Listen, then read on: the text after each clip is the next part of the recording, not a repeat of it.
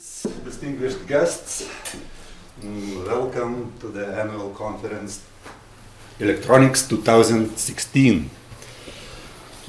It is for the 20th time we gather here to share our knowledge and our insights to something that we are all passionate about. And it is really great that each conference brings us tons of new ideas and inspires us to explore the fascinating world of technologies. We can easily calculate 100 presenters at the conference, approximately. Yeah? 5 pages long paper, approximately. It means 500 pages each conference, 20 years, 10,000 pages. Yeah? And these papers and these texts are not only the words, not only the pictures, images. These texts can change the world. They can create a new reality, and I think you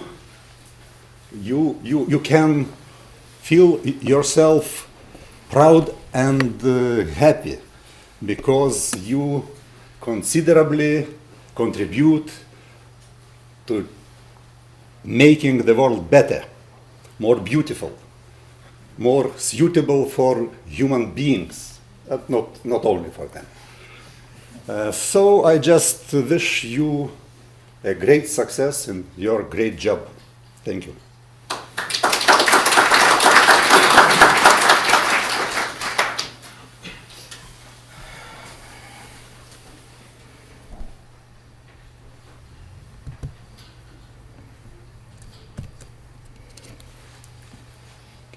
Good morning, everyone.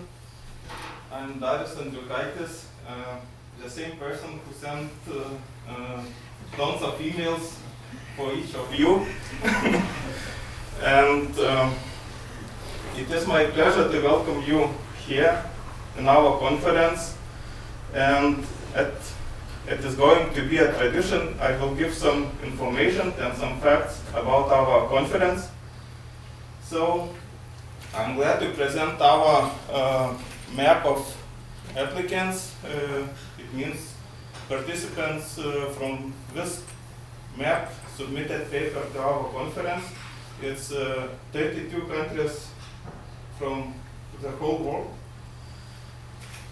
And this year we decided to show what is rejection ratio of our conference. In Palanga we started 5 years ago, and the rejection rate was approximately 43%. And at present time we have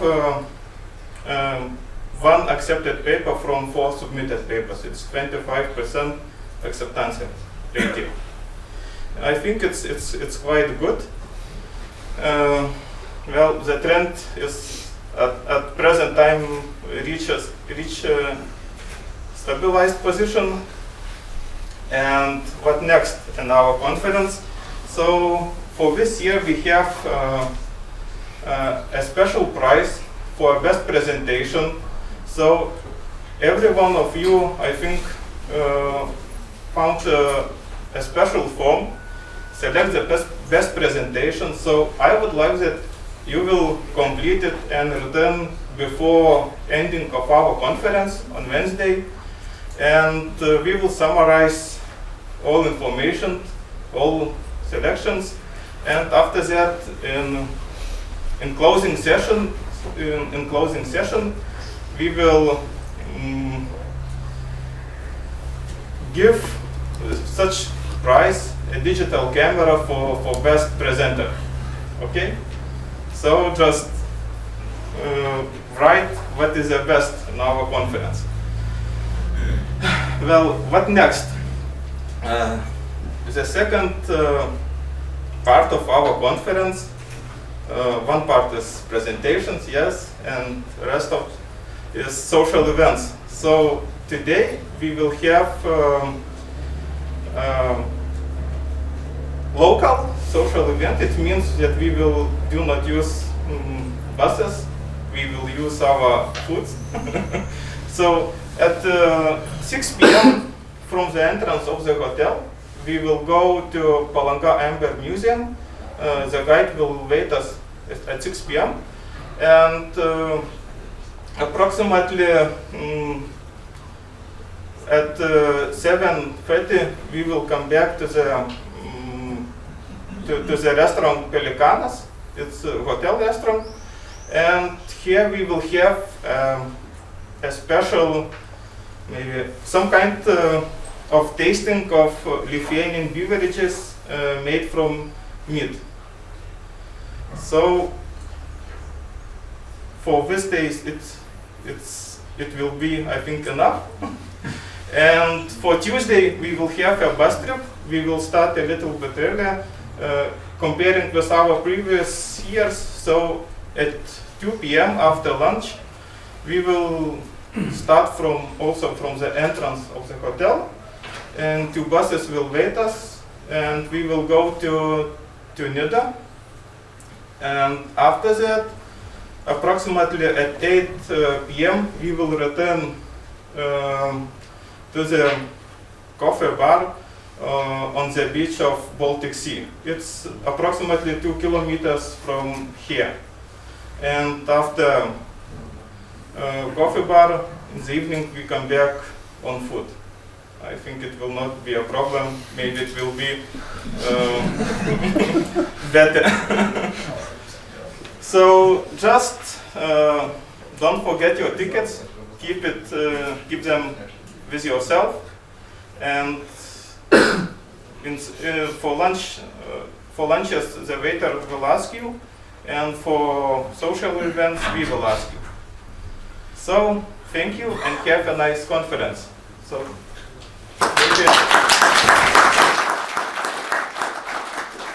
maybe questions about organization side of the conference. Okay, so if no, so you may ask me at any time. Okay. And I would like to invite our first invited speaker. In this conference we will have 3 invited speakers. Mindaugas Varanauskas from Lithuania, and other 2 invited speakers we will introduce after coffee break. So I would like to invite Mindaugas. Your words. Okay. And for me, it's really a pleasure to be here, since I graduated with university. I think it's right now almost 15 years ago, so it's quite a long time. I turn a little bit from the electronics to telecommunication, so it is not so easy journey. And what I would like to discuss right now, and my thoughts about the telecommunication development. And question what I'm raising is the telecommunication development is stopping? So far, overall, on the telcos landscape, we have some kind of quite known Moore law, that the transistors on the chip each 18 months double. So this is still valid, and this leads towards information growth. And the information growth, it's almost exponential. What we see right now, that within next 5 years, information what was sent via telecommunication networks will triple. So which means that we need a lot of bandwidth in our networks. And this growth looks even higher in not so mature markets, like Eastern Europe and Lithuania as well. So as you could see, average growth rate, it's something about 22 around the world, and in Lithuania, if you look on the future, it was 51%. On other hand, we have another huge obstacle. It's that the prices and decrease overall per minutes, per megabytes. And here you are quite luckily, here in Lithuania, we are the prices here in Lithuania is the lowest one in the Europe, in the telcos, both on the megabytes and both on the minutes. And somehow we need to deal with that to have the same revenue streams, despite, or it's not growing so much, and we have a lot of growth of traffic. Another thing what's changing with landscape is the OTT players. Google, Facebook. It's really hard right now to distinguish what is the real telco is. Is it a traditional voice, like call, or is it the Google Talk, Facebook chat, or Messenger, like Snapchat?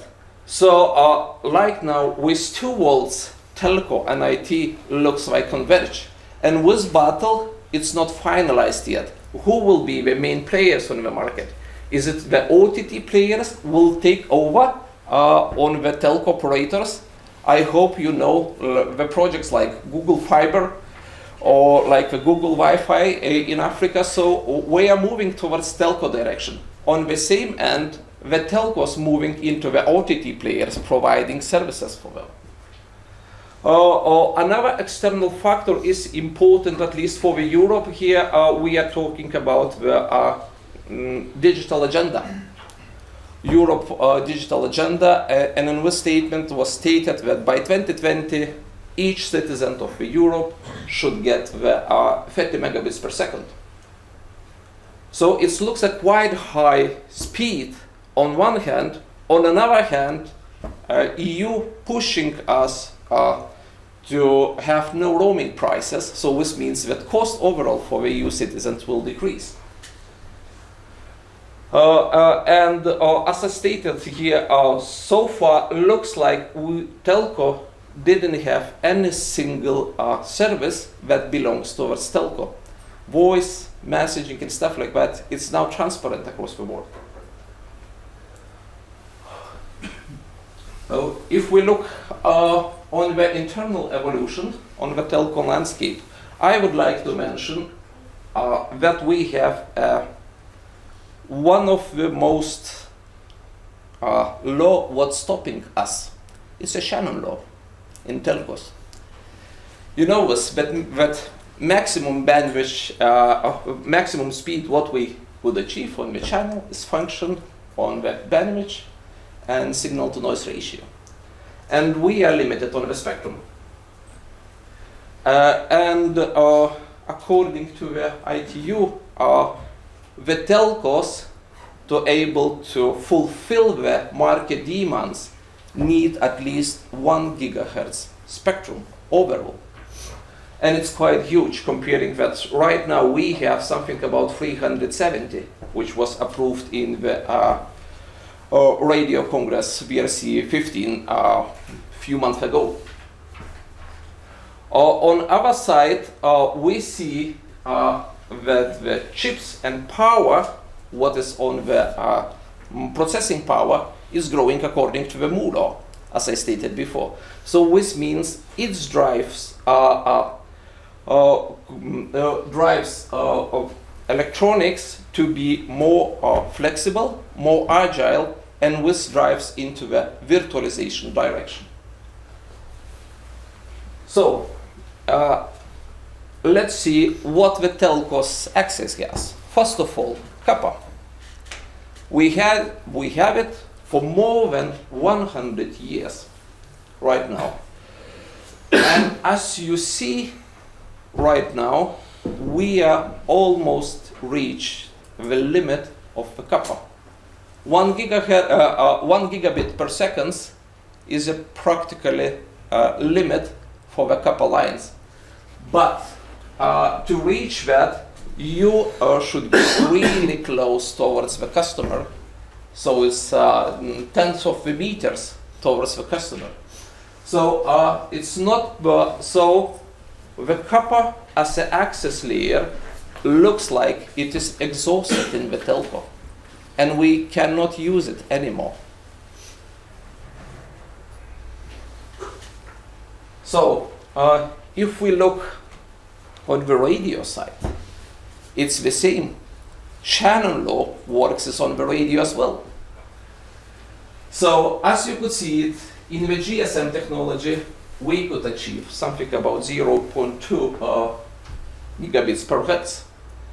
It was 8 QPSK modulation, and by that time, the telco and electronics moves further. So when we get new modulation scheme, new amplifiers and stuff like that, which helps a bit.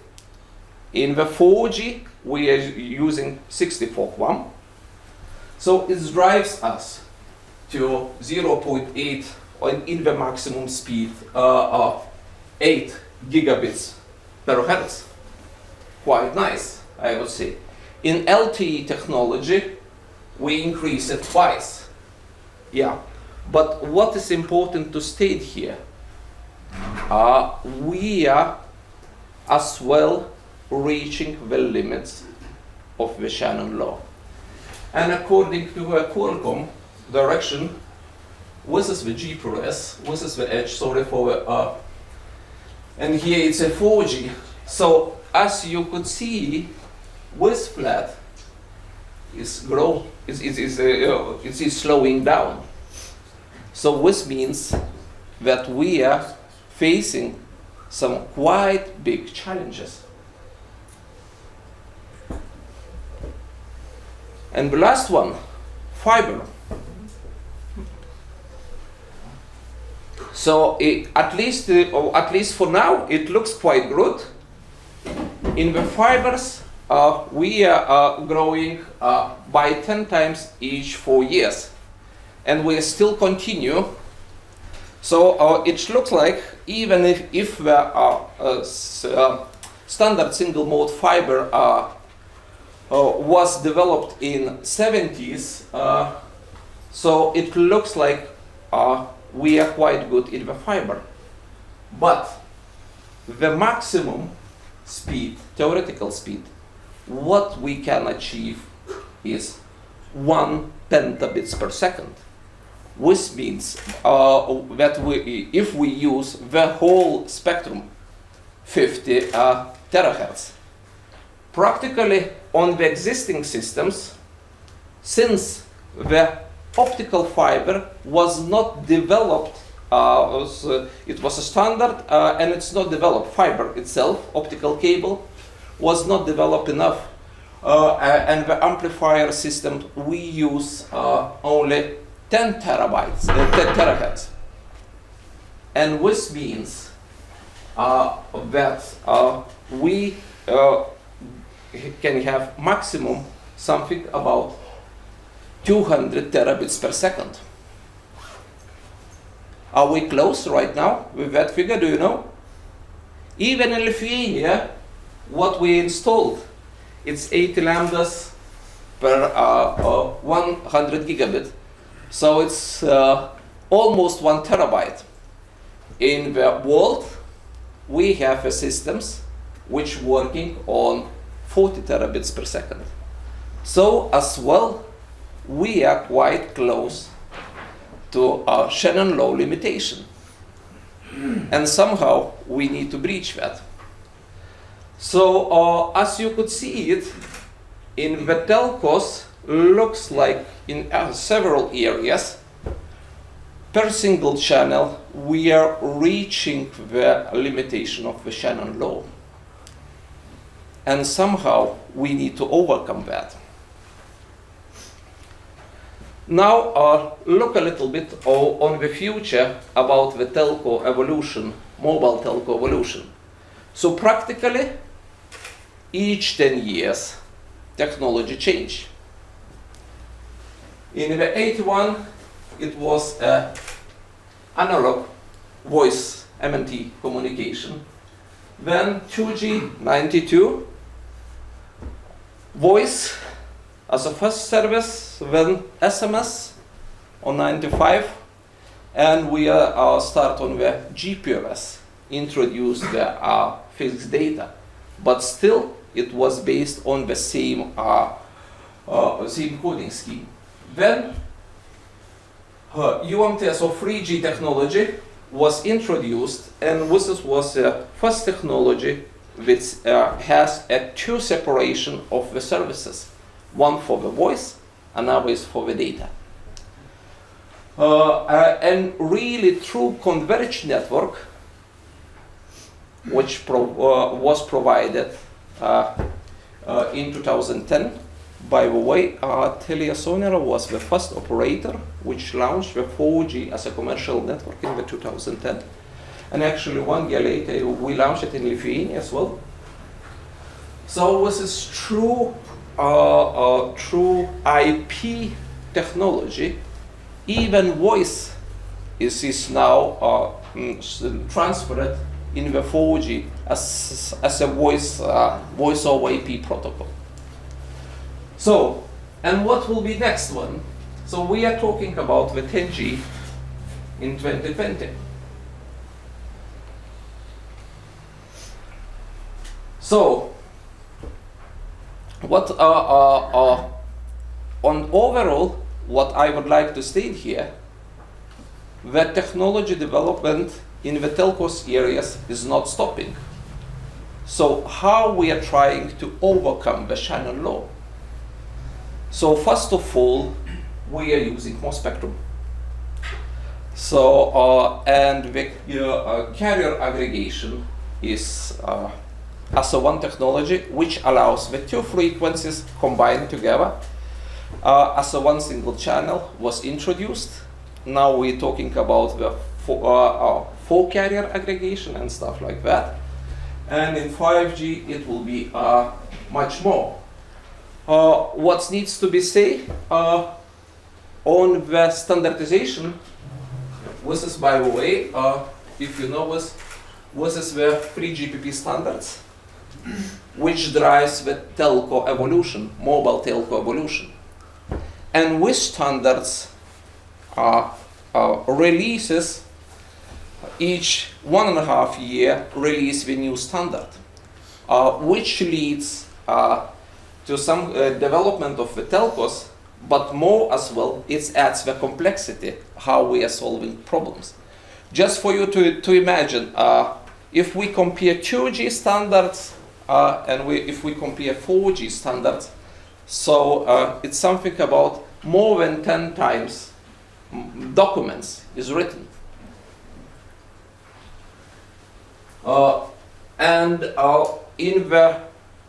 When it was invented 2G and when 3G standard was released, there was only 3 steps. It was introduced at SMS, and when introduces GPRS, and when introducing the edge.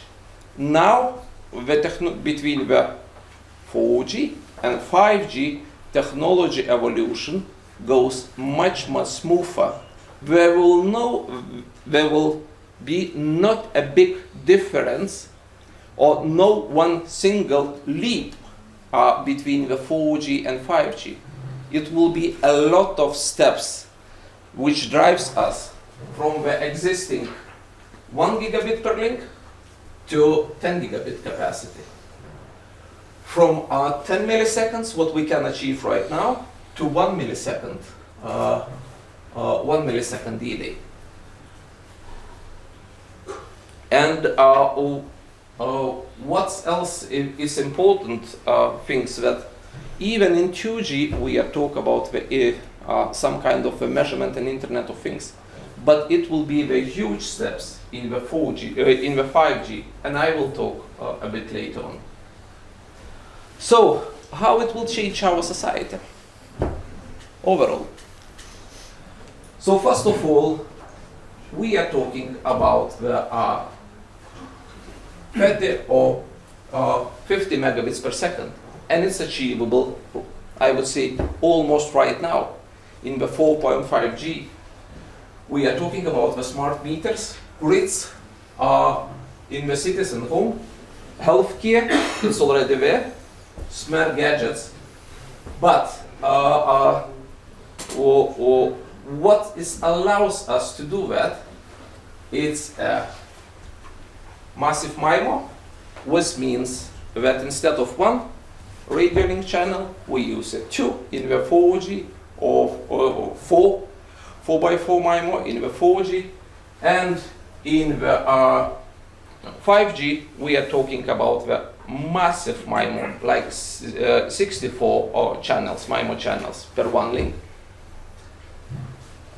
On the 5G we are talking about with tactical internet, which means that with the delay of 1 millisecond, you will not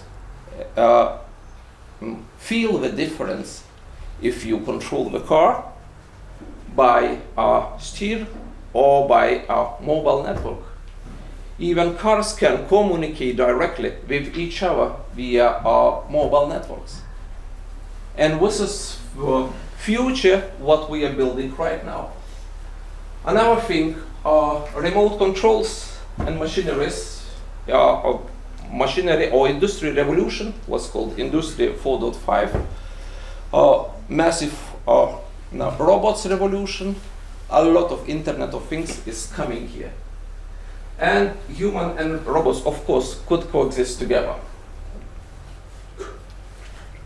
So, our market right now is under huge change. And which change leads by several components. First of all, the digitalization in everywhere. And in the 4G, we are talking that everyone is connected. In the 5G, we are talking that everything is connected. So this means we are switching from the humans to machines and boxes. So this is a quite huge steps in terms of we can imagine how we are interacting each other. It's hard to predict that some will not use the, in mobiles, in modern society didn't use the smartphones. So in next few years, we can hardly imagine that our gadgets is not connected towards the network. Another thing what is important, that customers is more and more bandwidth hungry persons. And what drives is of course is a video. We use the emails, in the beginning of the internet we use the emails, then some kind of a chat, web and stuff like that. Now more and more video consumption is driven. We are talking about the SD, HD or ultra high HD graphic, but as well virtual reality is coming, which will require more and more bandwidth. So we need to deal with that. And as well, as I said in the beginning, a lot of OTT players became part of the telco area. Or it's hard to distinguish where the telco begins and OTT player starts. So Google, Facebook, Netflix and stuff like that. Even in, I could share one example from my company, Theo. So we have two TV services. One is broadcast and another is video on demand, or it's recorded video. And what we see it right now, that broadcast subscription is going down, but tremendous growth, more than 20% per year is on the video on demand. So that people much more like to view the videos than we want, in which device we want, and it allows them to do it in quite flexible way. And as well, last but not least, which is related to my presentation, is the technology revolution. And what is mean with technology revolution? One thing is mean that in the internet we had everything connected, like devices. Now in the 5G we are saying that everything will be connected. Every device will be connected. According to the Moore law, the devices became smaller and more powerful, like smartphones. Now we are talking about the embedded chip and stuff like that, which drive the two things: virtualization on one hand. On another hand, we have a quite huge data channels, and this allows us, basically, we are starting to talking right now about the artificial intelligence. We have data centers with a quite powerful processing power, and we have almost real-time connection to everyone and everything.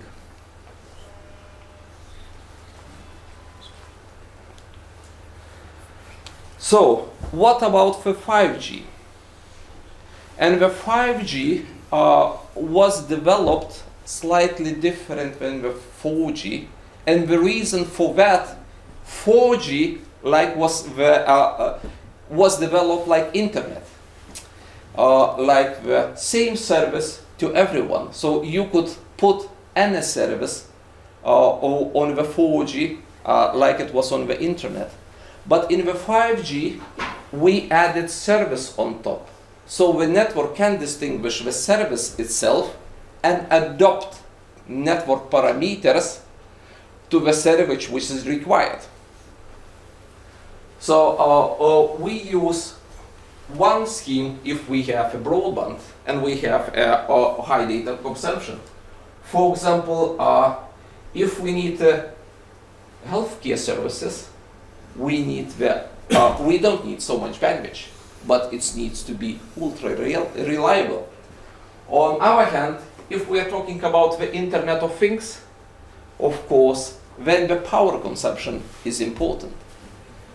And this drives us that for each with services in the 3GPP standardization, now we are developing the specific network parameters. So it's not like it was, as I said, it's not like before, the same service for everyone. Now the different service for different your service needs. Now I'm talking a bit about the speed. And overall, in the last 10 years, in the telcos area, I'm more than 20 years, in the last 10 years, when the GPU starts, the operators always compete with by the speed. We achieve at 56 kilobits per second in the edge, or we receive at 180. To 56 kilobits in 3G started when we have finalized 3G with the 21 megabits with a high speed downlink packet. When 4G came 100 megabits and stuff like that. And what I'm saying right now looks like the speed battle is as well slowing down. And the reason for that is that right now, in as a customers, we don't need so much speed. And the most speed hungry application is, of course, is video. But look at the video. If we're talking about the even Ultra HD, it's 18 megabits per second. If you could look at our regulator side, and our regulator measuring mobile operator speed. So I would say on average, Omnitel network was, I remember, is providing 36 megabits to customer right now in Lithuania. So this means that you could easily look even Ultra HD video on your mobile device. And Ultra HD video it's still coming on the TV set. Personally, I'm commuting quite a lot from Kaunas to Vilnius, and during that time, sometimes when I'm not driving, I'm watching HD, YouTube in HD, and I didn't discover even single stops when I commuting 100 kilometers per hour. So video on demand, it's not so growing. So what is important from our understanding and what we are discovering, the delay is important even more than the data speed.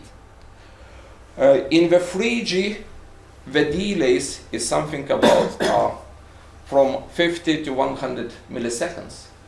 And in the 4G, you're going down from 10 to 20 milliseconds. And actually, even when you are requesting web page, which means that there is a lot of interaction between your phone and server, which leads you that if you decrease your delays 5 times or 10 times, so you will get much better user experience even on the slower link but with the low delays. We experience that even in our network. We launch a 4G in quite limited spectrum, which allows user to get only 5 megabits per second. But comparing with the 3G, which gets at 10 megabits per second, you have on the browsing, you have a better experience on the 4G. This is due to the delays, which much lower. And of course, the user experience is driven by the combination of the factor. It's of course it's coverage. Without coverage, you cannot get any user experience. When it's a sufficient speed, and I would say it's something about above 20 megabits per second. Then it's a delay, 10 milliseconds is enough right now. When we talk about the 5G, I think when we'll talk about the 1 milliseconds for the tactical internet. Yeah, so I mentioned was speed delay and of course network reliability. So this is important to its customer. And what we have in Lithuania right now, in Lithuania we covered it by population is covered 99%. We have the LTE Advanced Pro. I will mention about this. And what we achieved actually right now, this year was released the 3GPP released the standard called LTE Advanced Pro. It adds 4 MIMOs, which means the 4 separate input-output channel. It adds the 256 QAM modulation, which of course is better than the previous 64 QAM, and which allows us to combine the several carriers.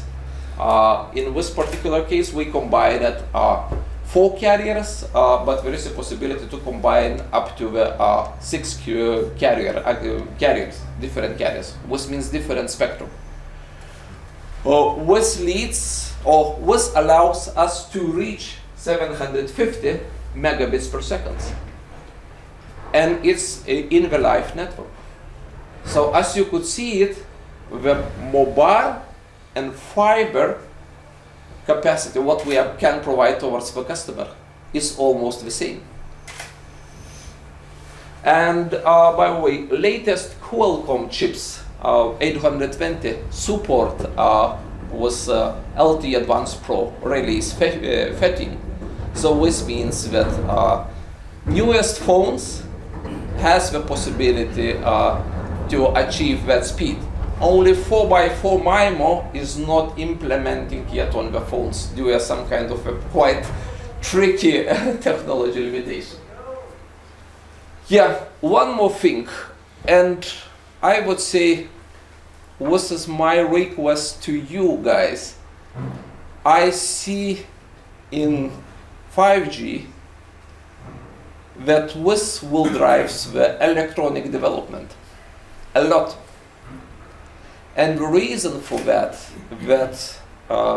we need to connect every device towards the network. So the standard will be released in July. So this means that in we have slightly different path than it was before before the 4G. As I said, one quite big step, and we are moving from a 3G to 4G.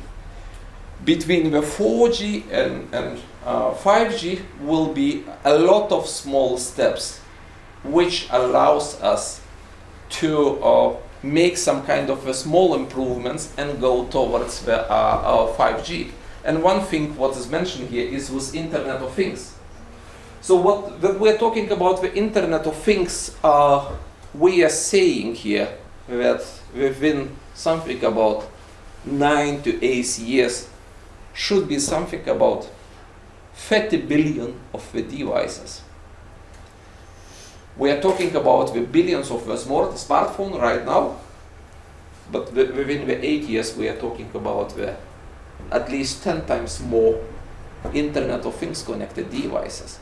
And what industry are trying to achieve is to able to have with 30 billions of devices.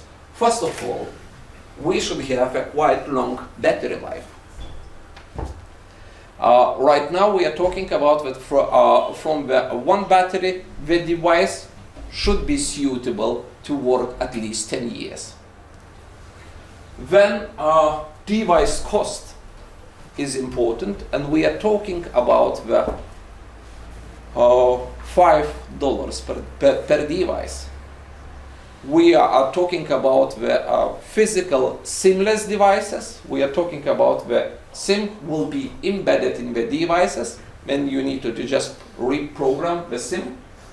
Low cost of the deployments is important as well, and we are talking that the devices will have the updates over the year. We will work for the 10 year, quite low cost, so it's no need to maintain them. And the most thing, what is important as well, is a coverage. So in the IoT, cellular IoT, there is several streams as well, depends on the application. We have one stream which allows us to use more bandwidth, like to up 1 gigabit, will be 100 megabits, but it will use more power and will not have coverage. But in other areas where you really need just small proportion of data, we are talking about the tens of kilobits. But by doing that, it's only metering sensor or stuff like that, but doing that using the existing 2G spectrum, you could have a more gain. And if you have a 20 dB additional gain, you will have the full country coverage in the areas where there is no 2G coverage, where there is no 3G coverage, or there is no 4G coverage. So we are talking about the, somewhere in the really deep buildings and stuff like that, that with IoT things can work. So, and you could see it where with Internet of Things could be applicable. What I predict here, it will be more the same like we have with the apps. If you have a device which costs $5, so and it will be standardized, so every one of you could develop and install, imagine, tens of the devices, and which application will fly, no one knows. But if you find was really good, how to say, it's like Angry Birds. No one knows. It's just develop the application and it's flies over the market. The same will be with the IoT of things. We don't know what it will fly. Is it the dog tracking, or is some kind of gas metering, or is, I don't know, something in the IoT on your fridge or in the car? But this allows us here to test a lot of devices, and it will not be the huge cost. So this means that everyone who has at least quite small knowledge in the electronics and in the IT then could build its own Internet of Things. So one more challenge what we are overcoming here is of course the fixed and mobile convergence. Last year here in Lithuania we merged mobility and telco operator was merged into one. And this is the same trend going across the world right now. And the reason for that is that we are not talking about the technology fixed or mobile. Now we are converging with the services. We are talking about the same services that are agnostic from the access networks. And what application allows us to do that? First of all is the core network. It's IP multimedia subsystem. It's called the EMS. It's developed for a quite long time, but this allows us in the telcos to have the same service on the Wi-Fi, 4G, on the broadband, I don't know, or on fiber link. So it's no different. Are you fixed or mobile subscriber? You could have the same network. On the other hand, to deal with challenges, we are talking about how to gain from the economy of scale. Because, as I mentioned, the standards and systems became more and more complex. So, and revenues is not growing up. So somehow we need to reduce the cost. And one of the cost reduction drivers or trend in the world is virtualization. It came into the IT area, and now it's coming towards the telcos. EMS was a first, core network which was designed to put on the virtualization platform. Then we are talking about the virtual evolved packet core, Cloud RAN. This is RAN with a radio access network. We are talking about the Cloud RAN, that you have only one, several brains in, for example, in the cities, and when radio units are connected towards fiber. By doing that, you achieving, because you can coordinate activities between the different RAN devices from the same central unit. Same central unit, you could achieve the lower noise or interference to each other, and this means higher speed towards the customer. So, to conclude, is telco development stopped? No, it's still growing, despite the Shannon law. We are still solving challenges, adapting, and surviving. We are like a living animal, according to the Darwin. So we are growing on the capacities. We see challenges on the access, but we know how to overcome them. Basically, when we are reaching the channel limitation on one channel, we just adding higher spectrum, adding additional channels. So this is how we are overcoming the channel law. And in 5G, challenges will be solved by more spectrum, massive MIMO, intelligent virtualization, and convergence. And revenues from revenues from telco seems stable. We are successful competing with the OTT players, and we are growing in adjacent areas like Telia grow adjacent in the Spotify, moving towards Spotify. We are moving towards IT, cloud virtualization. And to say, to finalize my presentation, I could say, it's what is really worth be part of the telco development in our world. Thank you.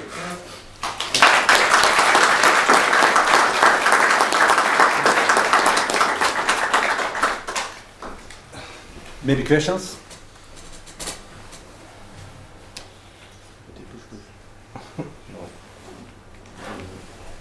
Thank you very much. Interesting presentation. I was wondering about the protocol level, especially in Internet of Things. Do you expect IP6 to take over of the largest part of this network, or it will stay as much heterogeneous as it now? Variety of local and even proprietary networks which connects these IoT sensors.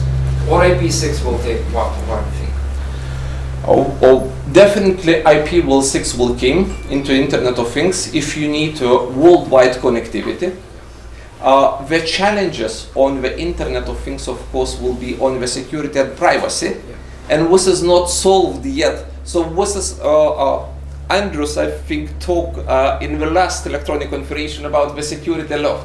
So definitely, I see that IPv6 will come here, but we need to solve the privacy and security issues. Okay. No more questions. Thank you very much. And as a tradition, a small souvenir for our presenter. Thank you very much.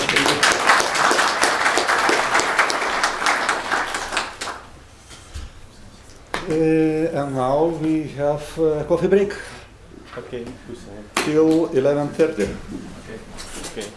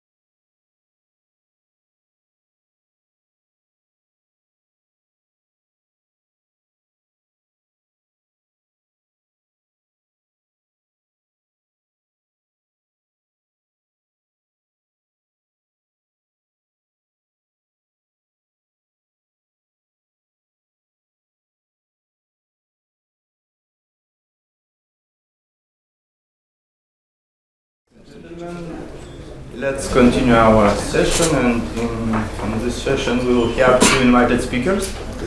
And first of them is Jose Carrasco from Spain, from EMSIS. Please welcome.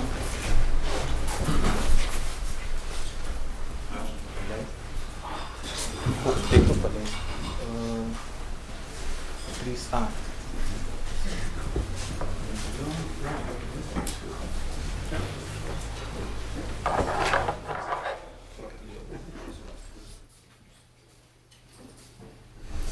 Thank you very much.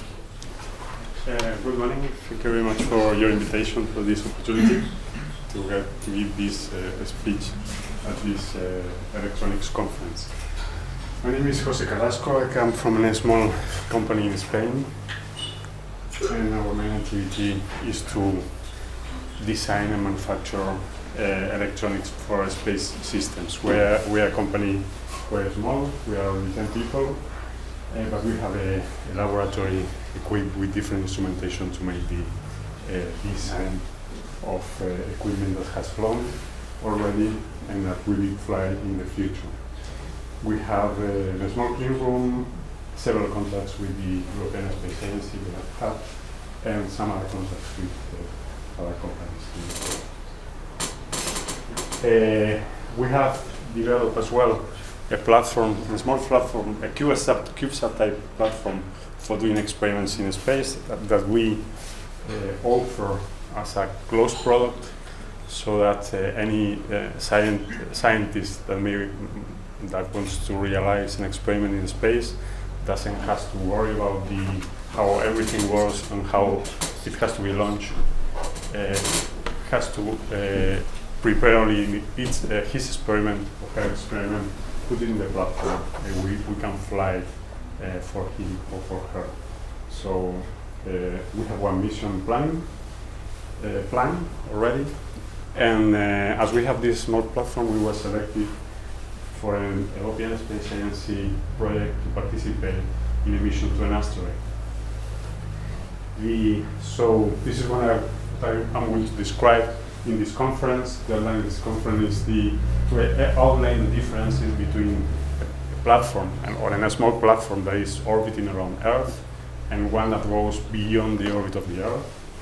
Then I will describe, as an example, a deep space scenario that we participated in, and I will describe a proposed small platform that may go outside Earth orbit, and then the topology of the platform, for the mission, in particular how the electronics has been tailored for fulfilling this mission. So the scenario that I'm going to describe is a mission that is being planned by NASA and the European Space Agency to visit an asteroid and to try to divert the orbit of it by impacting a probe that will travel from Earth directly to impact on the asteroid. This is part of the NASA mission. NASA will launch a probe that will travel on its own to impact on the asteroid. And on its own, ESA will launch a probe that will be orbiting the asteroid where the impactor comes and crashes on the asteroid. As part of the mission, so this is the impactor, and this is ESA's probe. The name of the asteroid is Didymos. I will describe it later. It's a binary asteroid.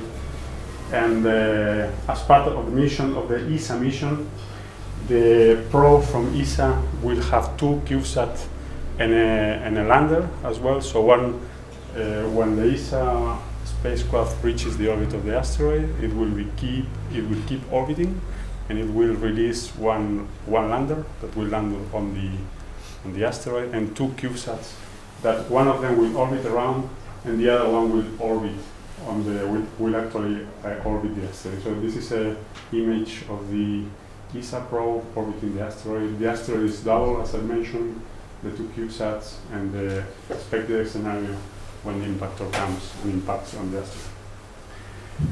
So what we want to do when we arrive into the asteroid is to study the basic properties of the asteroid. And the basic properties are what's the gravity of the body, does it have a magnetic field or not, and what are the properties of the soil? Is it solid or how it's covered? How is the regolith that covers the asteroid? Does it have a solid surface, or will the landers that go to the asteroid just bury deep inside the asteroid because the surface is not solid? So this is the part of the science that the ESA probe is going to do, the lander and the CubeSat. And of course, there are many players in the mission.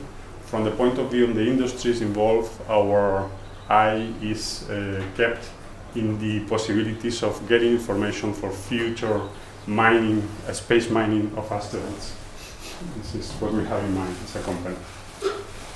But this is what we know. Practically what we know about the asteroid is just a few things, just guess estimations on how it behaves. This is the only image that we have, which is gotten using a radar from the Earth. And what we imagine is that the asteroid has this shape. It's a little bit elongating on its equator. This is the equator. It's binary. It has a moon orbiting around. And the plan is to actually land on the moon and on the real asteroid. Because if the assumptions are correct, the gravity of the asteroid is very, very, very low. The escape speed is just 6 centimeters per second. So if you have a very, very small speed, you will not, it's very difficult to land on it.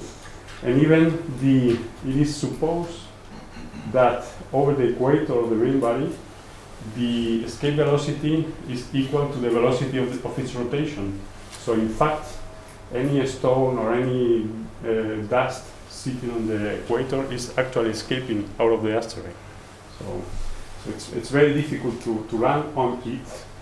If any possibility to land on the main asteroid should be in the poles, and so this is avoided, and the mission will land on the actual moon of the asteroid. So going to the even if the plan for our platform is to land on the asteroid just to being released. It's a very small satellites, CubeSat type. It doesn't have any propulsion, nothing. So if we are just released and trust on the gravity of the asteroid, there is some possibilities that we actually end up landing there. Although the possibilities are not 100%, because even being released at a very, very small speed, the CubeSat, the released CubeSat, will impact on the surface, will rebound several times, and there is some possibilities that after rebounding up to 34 times, there is some possibilities that it will actually be on the surface, or there are even some possibilities that it will go up, it will go out of the orbit of the asteroid. So if we end up in the surface, we'll have to cope with the extreme environment that is around the asteroid. From the thermal point of view, and this is a thermal modeling of the asteroid, just a model of what we suppose is to be the thermal environment around the asteroid.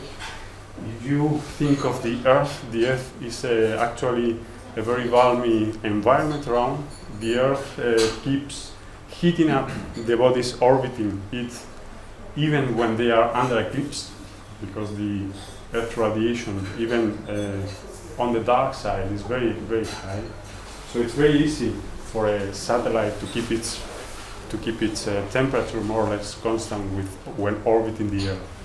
But for a body that is outside, for a small body that it's at 1 or 1 point something astronomical units of the sun, and for this particular, and this is true for any deep space experiment, the temperature, this is a model of the temperature when a satellite orbiting the asteroid is being under sun illumination, its temperature may go up to 320 Kelvin, so plus 40 degrees or something like that. And if it goes under the asteroid, if it's under dark, the temperature may go down to less than 200 K, so minus 80 degrees or even less than that. So it's not that easy to keep the electronics working under that extreme environment.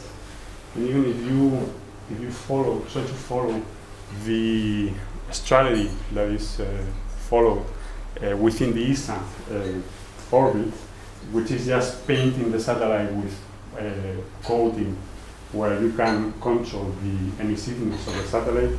If you paint it with black paint, for instance, you may get a very good temperature, 11 degrees when under the sun, but minus 130 degrees under eclipse. And if you paint it with aluminized Kapton that has very low emissivity, when you are under eclipse, it's minus 34 degrees, which is okay for the electronics. But when you get in sunlight, you go up to 100 degrees centigrade. So this is not quite good for the electronics point of view. Even for the electronics, normal electronics that you know it works from storage minus 65 to 105 to 50. Normal working nominal temperature is minus 42 plus 85.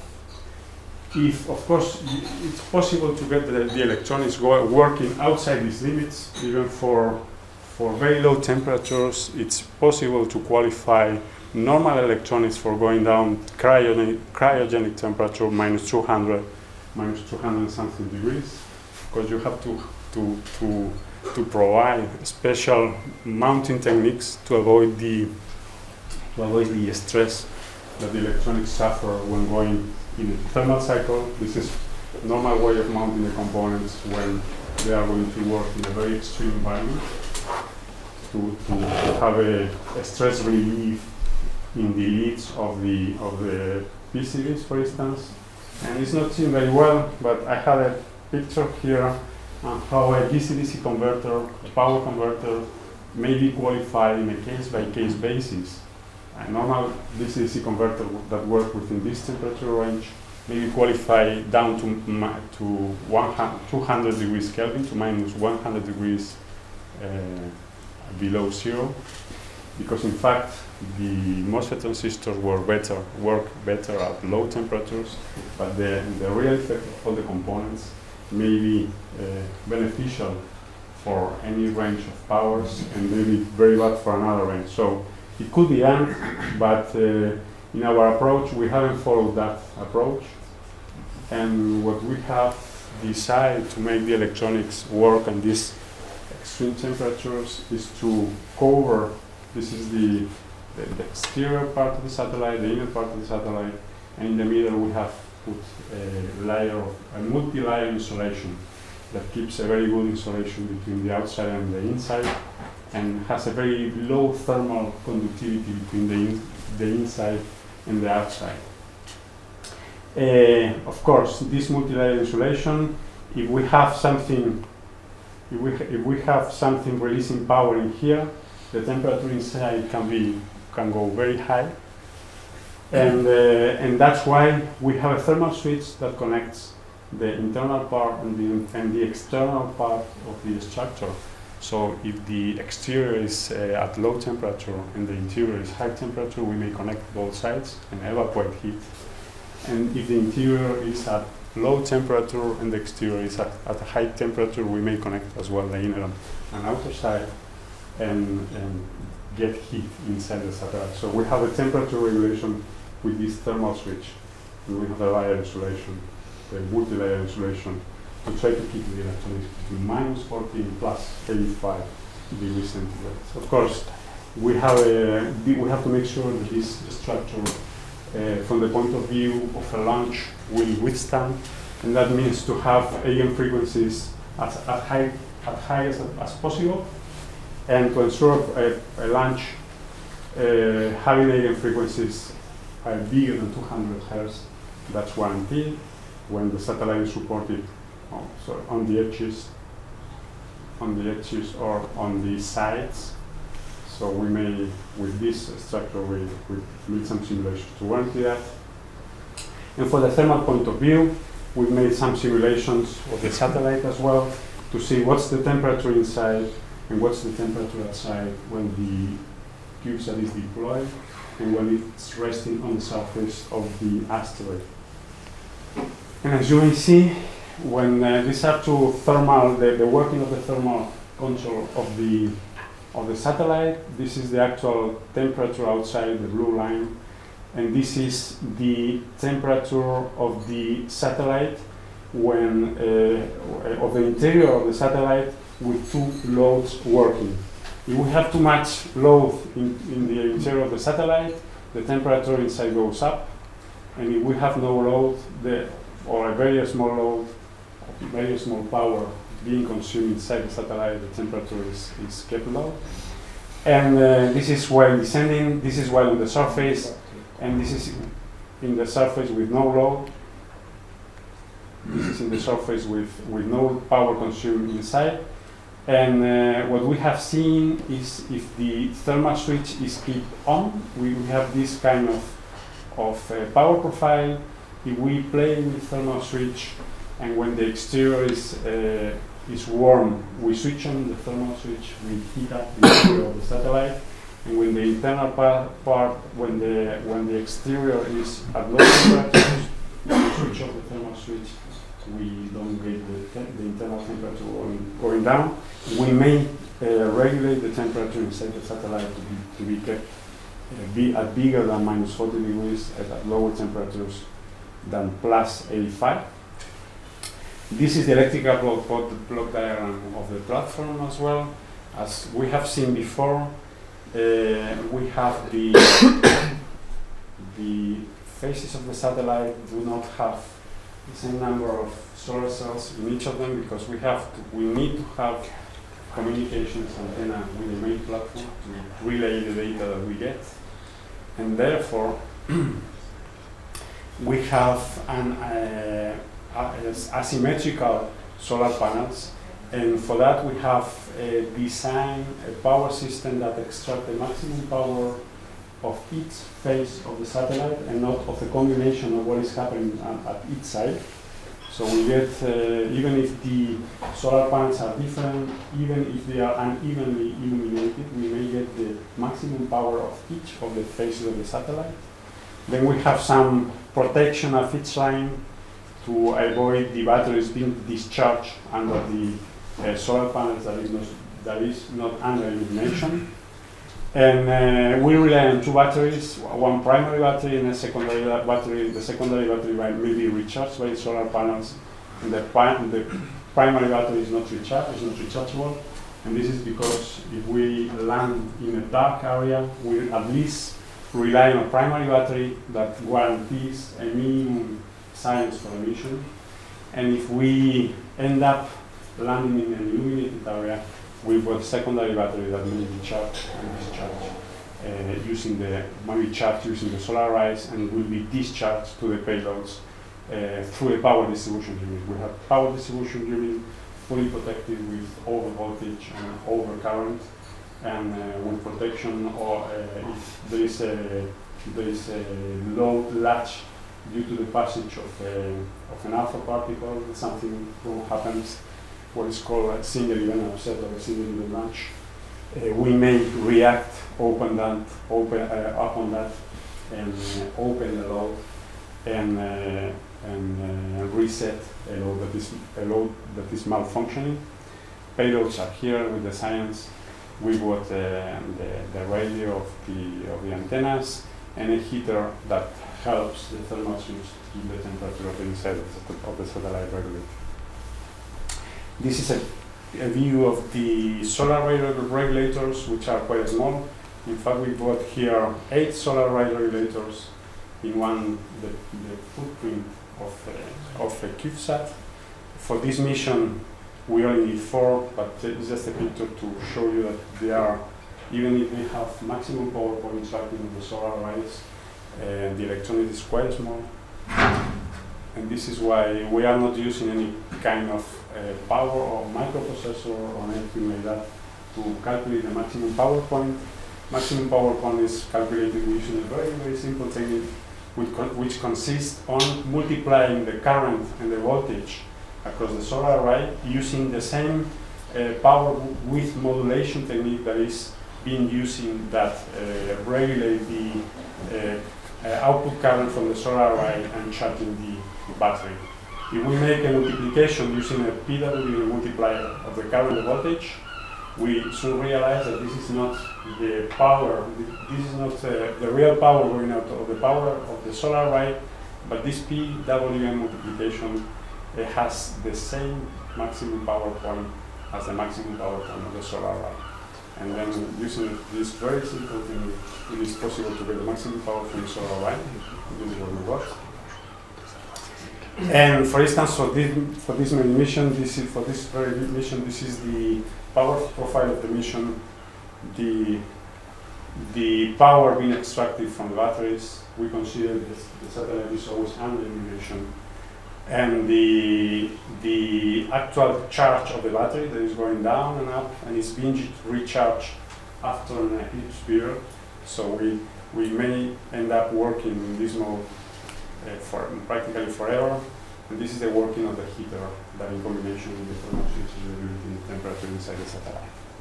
Of course, we are providing some, just as an example, some protections for single launch and single upsets of the payload going outside.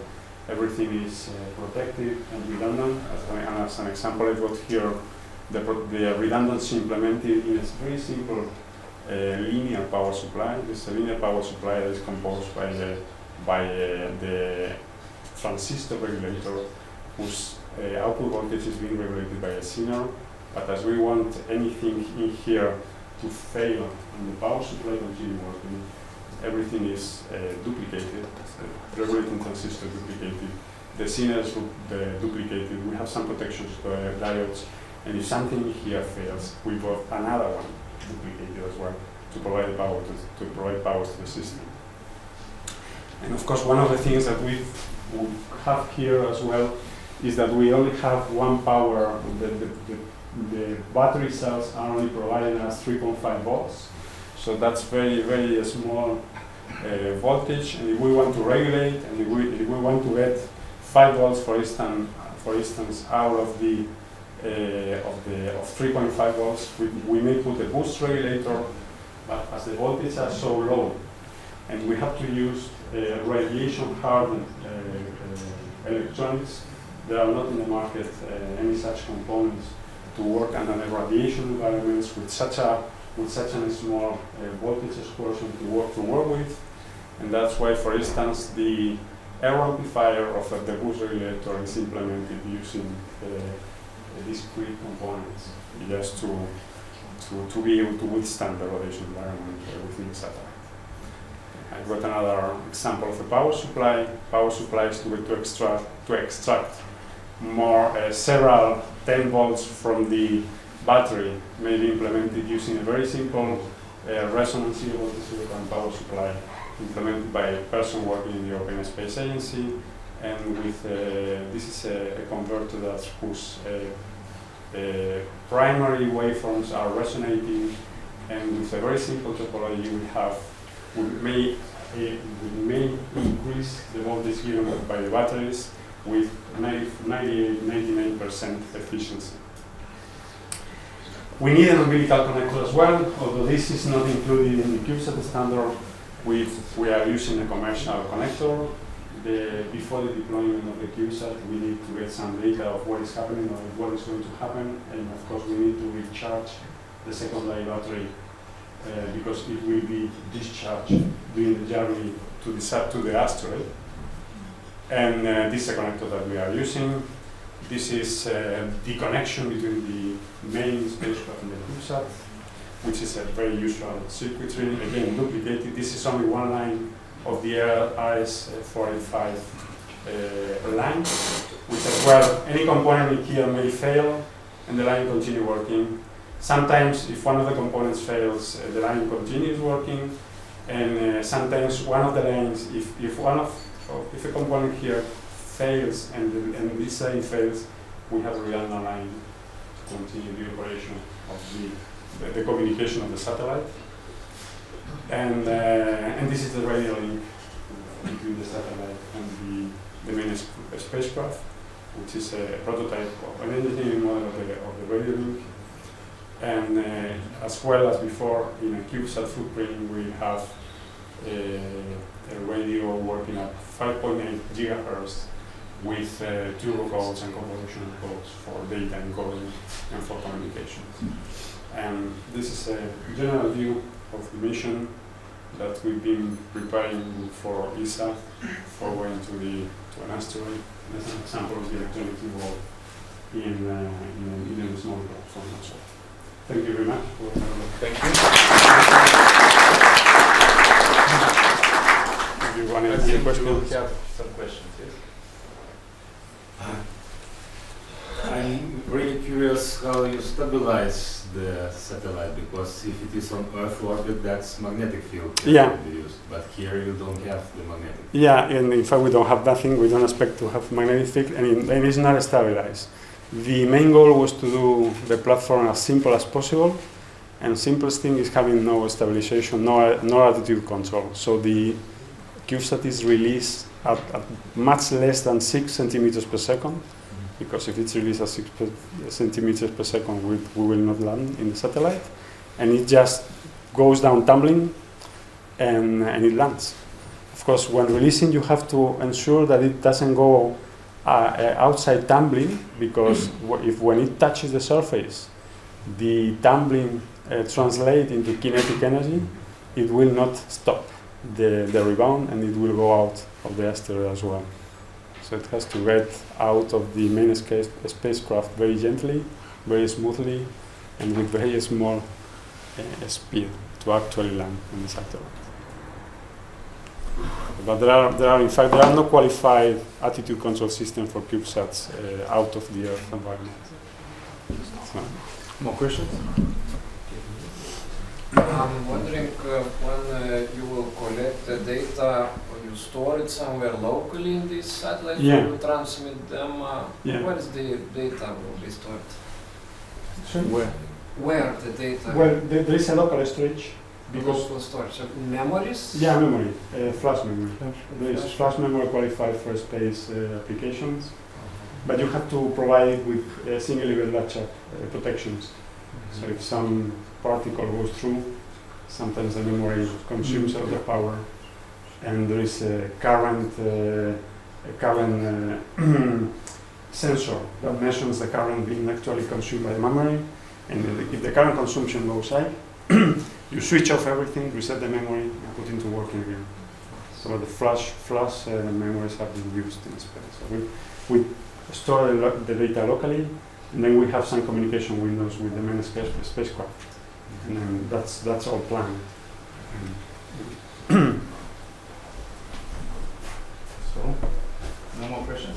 Yes. How long it's designed to operate out in space? Yeah, once we are released, it's 3 months operation, so we don't have to worry very much about total dose radiation, but we have to worry about the particles, the radiation going through.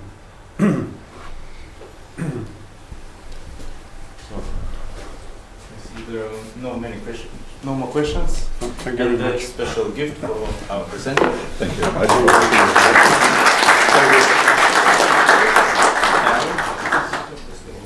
And now we have one more invited speaker. Is from NATO Energy Security Center of Excellence, Arturas Stadlis.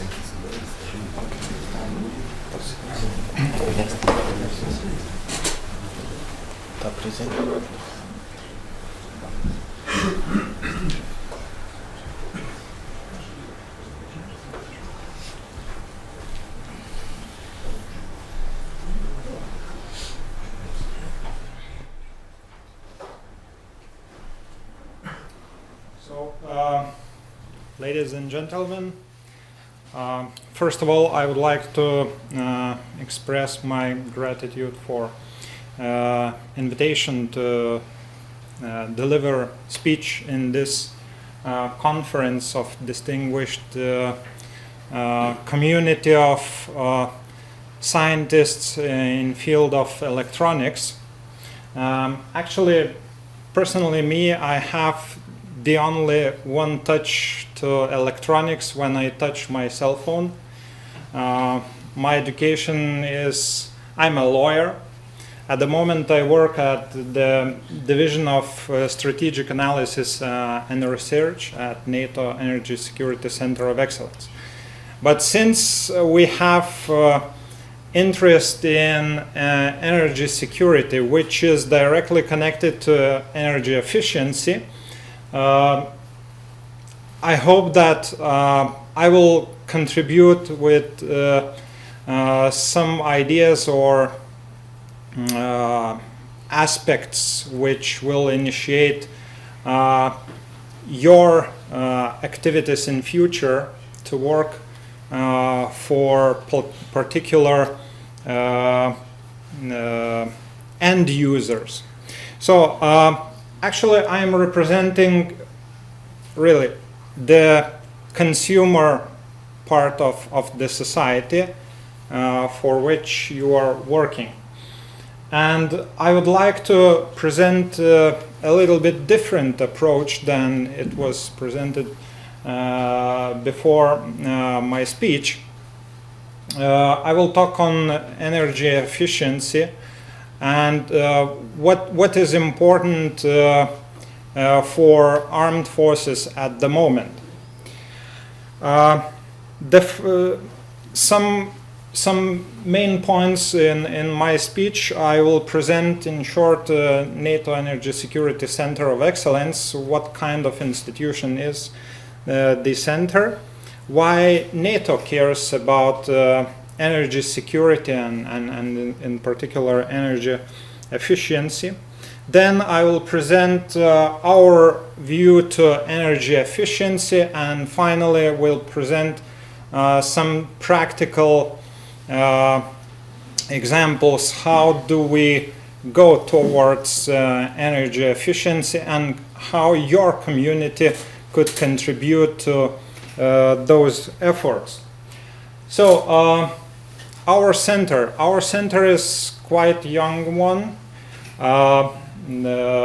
It was established in year 2012. Initially there were just 6 countries. Lithuania as framework nation, and the center is located in Lithuania at the moment. Other countries, Estonia, Italy, France, Latvia, Turkey, as sponsoring nations. What is important for us, we are granted the status of international military organization, our center in particular, and activated by North Atlantic Council in year 2012. Then inaugurated by Secretary General of NATO in year 2013, and so on and so on. What is, let's say, more relevant to this topic? We are not just young, we are quite small. At our center we have 10 experts and, well, 12 including director and deputy director who are representing the center as the highest level representatives. What is the NATO role in energy security? In year 2014, the Wales Summit Declaration identified 3 main areas in which we work as institution having expertise. The first one, raise awareness on energy development within security implication. I will not go in details with this. The second one is more relevant to the topic, enhance energy efficiency in the military, and with some contribution to environmental protection, which is at the moment very popular. Contribute to develop knowledge to support protection of critical energy infrastructure. So the second one is more important. Now, just few points to underline. First of all, NATO isn't energy agency. That's why NATO doesn't work directly in energy efficiency related issues like critical energy infrastructure protection. We just contribute by knowledge, sharing knowledge, educating entities, contributing to exercises, and so on and so on. In terms of enhancing energy efficiency, we have a little bit more space, and there is a science and technology organization within NATO. Perhaps you already have heard about this. This organization is an entity which can contribute to funding of scientific researches, which contribute to military needs. And why NATO should care about energy efficiency? We have at least three main groups of arguments. The first one, strategic level, it's not so much relevant to the topic of this conference, and it's much more global, like increasing role of energy in international relations with implied security implication. Would you like an example? Let's say Lithuania knows for sure Druzhba pipeline issues when oil supply was cut to Lithuania, and we had huge impact at that moment. Next example, prices for gas. Again, for some period Lithuania was paying up to 30% higher price for the natural gas than other European countries. So NATO doesn't order the particular nation how to act or how to behave, but NATO can support, for instance, support the country by sharing knowledge, implementing some policies together with particular country, and so on and so on. What is more relevant to our topic is operational and tactical level, and here we can feel how the practice is performing. First of all, we must realize that about 60–80% of resupply volume is fuel and water, and it limits sustainment alternatives. So fuel supply to operations, and we can find very complicated examples. For instance, about 60–65% of energy supply goes via marine routes. Marine routes which have so-called choke points, like straits, Strait of Hormuz next to Iran. So NATO is attempting to protect free flow of goods on one hand in those critical areas, on the other hand in areas where direct illegal activities are going on, like next to Somalia, when piracy increased 6 years ago to tremendous level. So NATO contributed to protect shipment in this area. Cost of fuel, it ranges from $4 for gallon to as high as 56 gallon $56 per gallon in operations in Afghanistan. You might ask, how can it happen? Doesn't market work in this area? No, because in some areas during operation the fuel must be delivered by helicopter, and it costs a lot. What is more important in this level, when we think that, well, techniques work and everything is okay, good. But when we come to a particular personal level, on average, one soldier died in every 24th fuel convoy in the US military in Afghanistan. During Iraq and Afghanistan conflict, about 3,000 troops died or were seriously injured just during convoying fuel. So it means that energy which is needed for, and energy I'm talking not only about fuel, but fuel is converted to other kinds of energy like electricity. Electricity is essential in desert where is plus 46-50 degrees Celsius. It's very difficult to survive for human beings. So cooling systems are running 24/7 and generators are running 24/7. So those systems require a lot of fuel. Tactical level, what we can identify, just interesting aspect. In World War II, which was just 70 years ago, 65 years ago, 1 gallon per soldier per day was used. Today, military armed forces, they need at least 20 gallons per soldier per day. So amount of energy required by equipment techniques has increased.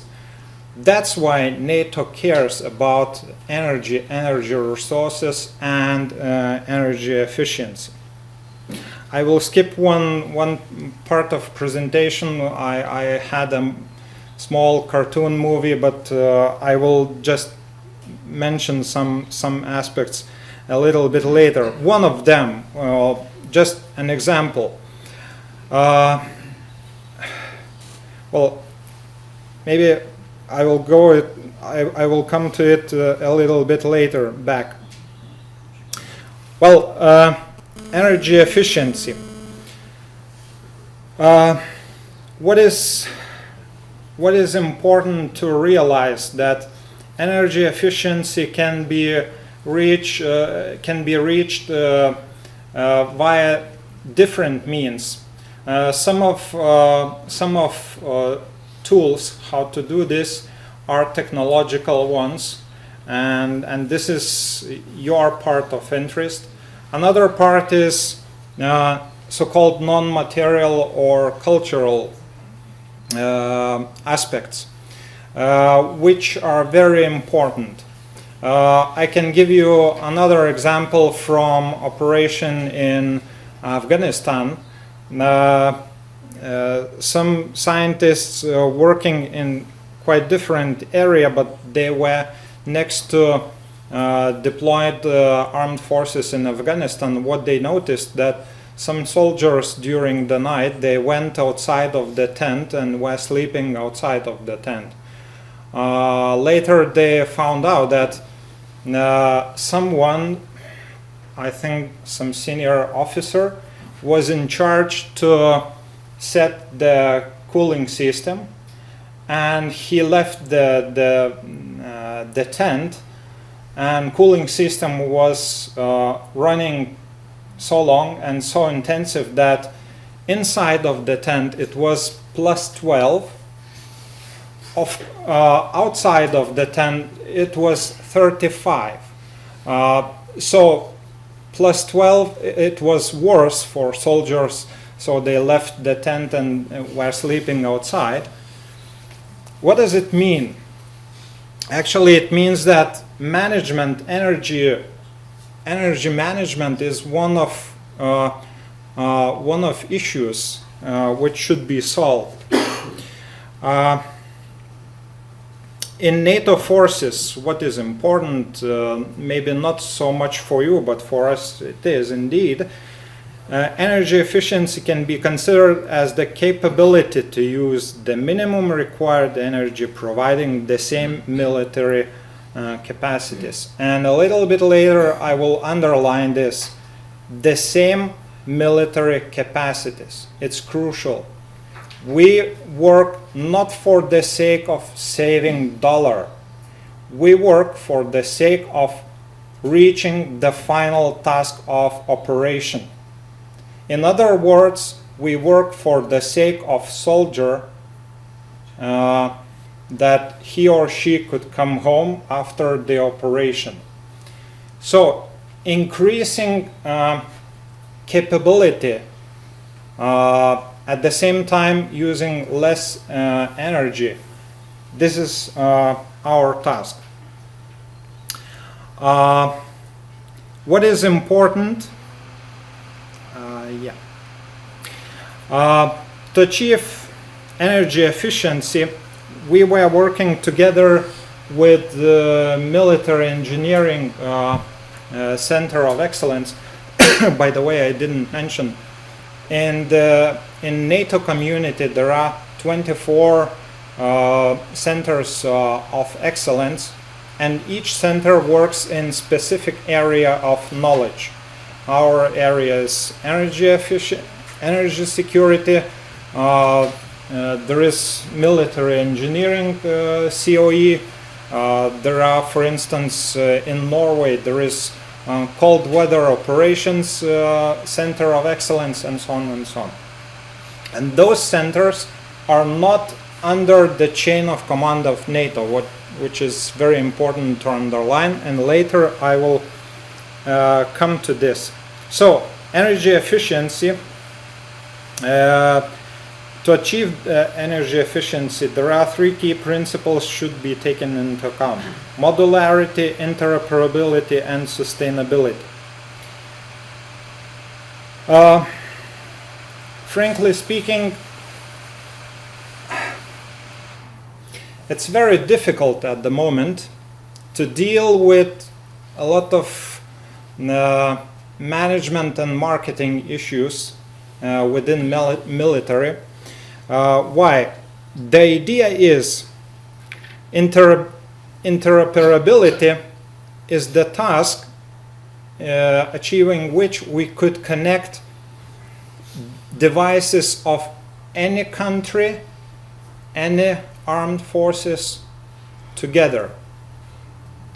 I can give you an example. During operation, British soldiers and soldiers of United States of America are deployed in the same area. Whatever reasons break the generator of British armed forces. British armed forces, they have the whole network which supplies the camp, but they don't have generator, but Americans do. So the main issue is interoperability, ability to connect these grids, to make them work together. And this is the real issue. Why? Because in civil life, marketing and competition brings to task make a little bit different, unique gadget. So this gadget could be managed just by one provider or supplier. In this regard, in military, we have to go towards interoperability, where Dutch soldiers could connect their cable to the generator of Great Britain soldiers, and so on and so on. So interconnectivity is one of main issues, and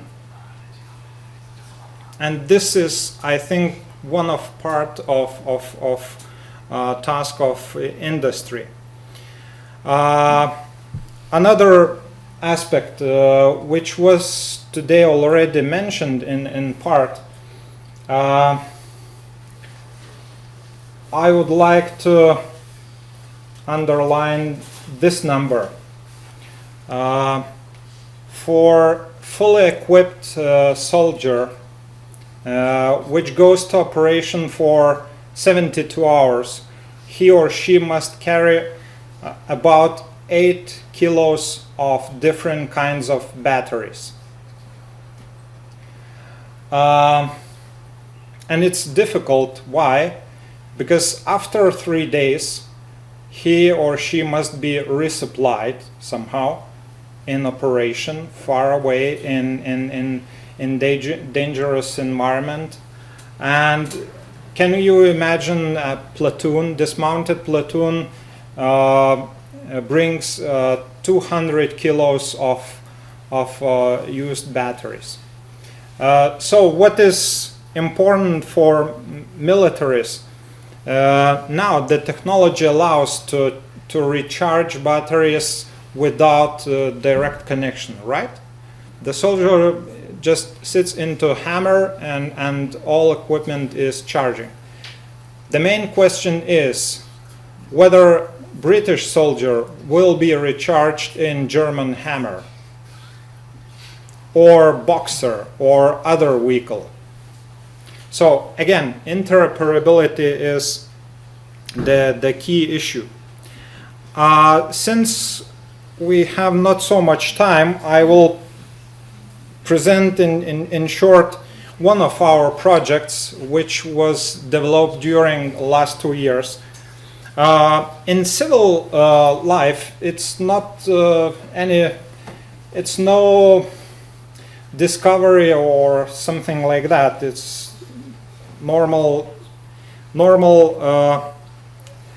daily technology. But in military, it is something different. Our center launched the procurement of hybrid smart power generation system, and it was equipped with power management system at the same time. The system consists of two containers, standard C containers, in which all solar panels can be fitted. There are 2 wind turbines and 2 conventional diesel generators. And this system is equipped with batteries, 100 kilowatt hour storage, and management system. And this is just nice show, user-friendly interface. And what is more important is this: the generator is already given to Lithuanian armed forces, and we are working on schedule of testing and experimentation. But estimate workload should look like this. What is here? Here we have the grayscale, the time of working of the generator.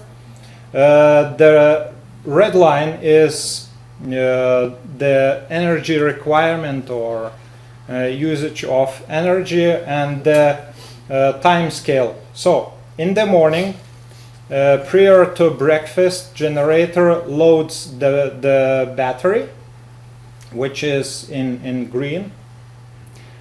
And what is most important?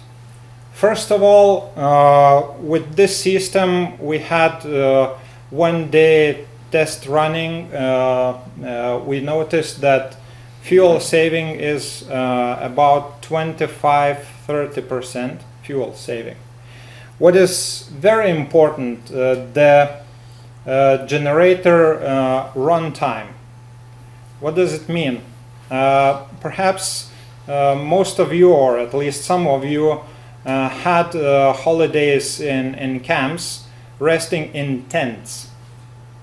And maybe some of you had pretty nasty neighbors who were celebrating birthday or whatever, so you can imagine the noise. Can you imagine the noise of generator which is standing just 5 meters away from your tent and running 24/7? Trust me, yeah, soldiers, they are tough guys, but it's real annoying and exhausting. So the system and which allows generator run 3 times per day and can supply 100 soldiers. This particular system, it's something different. By the way, the system is going to be tested in any environmental conditions. It's very important for military. It's deployable. It can be deployed or constructed within 4 hours, so it's not so long time. Some data on fuel saving, but since I'm running out of time, some final sentences. First of all, energy efficiency, energy and transition is capability enabler. It reduces energy dependence, reduces logistic footprint. You remember those 3,000 soldiers which were convoying the fuel, reduces risk, costs, and this is not very politically correct, but reduce carbon footprint. Believe me, for soldiers, the main task is successful operation and way back home, not the environment, because if we start calculate what damage for the environment, create bombs, rockets, and so on, so the fuel isn't the main issue. Summing up, this year in Vilnius we organize conference and exhibition. It's called Innovative Energy Solutions for Military Applications. And we try to connect military, industry, and academia to call those 3 entities or areas to collect in one place, have discussions, and find solutions for innovative and efficient energy usage. So if you will have any questions, you can address to me during lunch. After lunch I will have to leave, so I'm sorry very much. But be sure that this is the best way to implement all your excellent work which you do as scientists. Why? Because here science meets the practice. So finalizing with this, here this is the real practical application of your knowledge, which is required by the way, most of funds which provide financing for scientific projects. So thank you very much for your attention. If you have any questions. Thank you.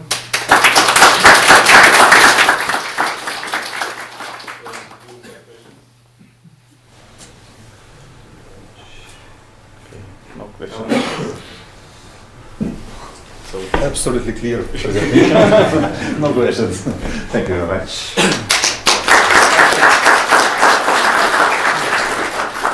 So now we will have lunch. Lunch will be served in the restaurant of hotel. I think you know where it is. And we will meet you after 1 hour.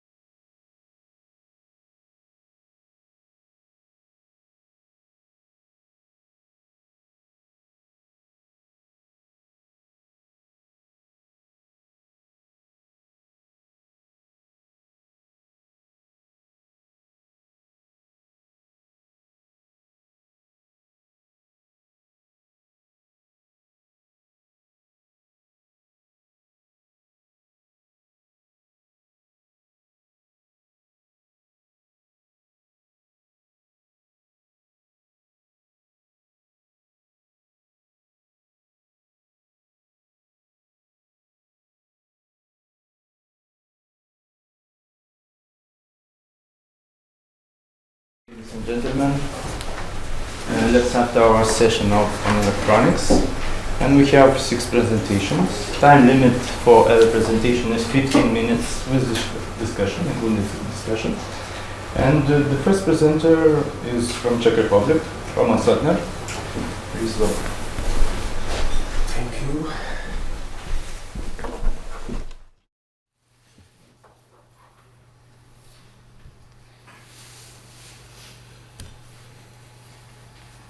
So, my name is Roman Sotner. I am from Brno University of Technology from Czech Republic. Our field of interest of our research group is in analog signal processing, amplifiers, filters, oscillators, IC design and so on. So in our contribution we are presenting voltage control current feed follower differential transconductor amplifier.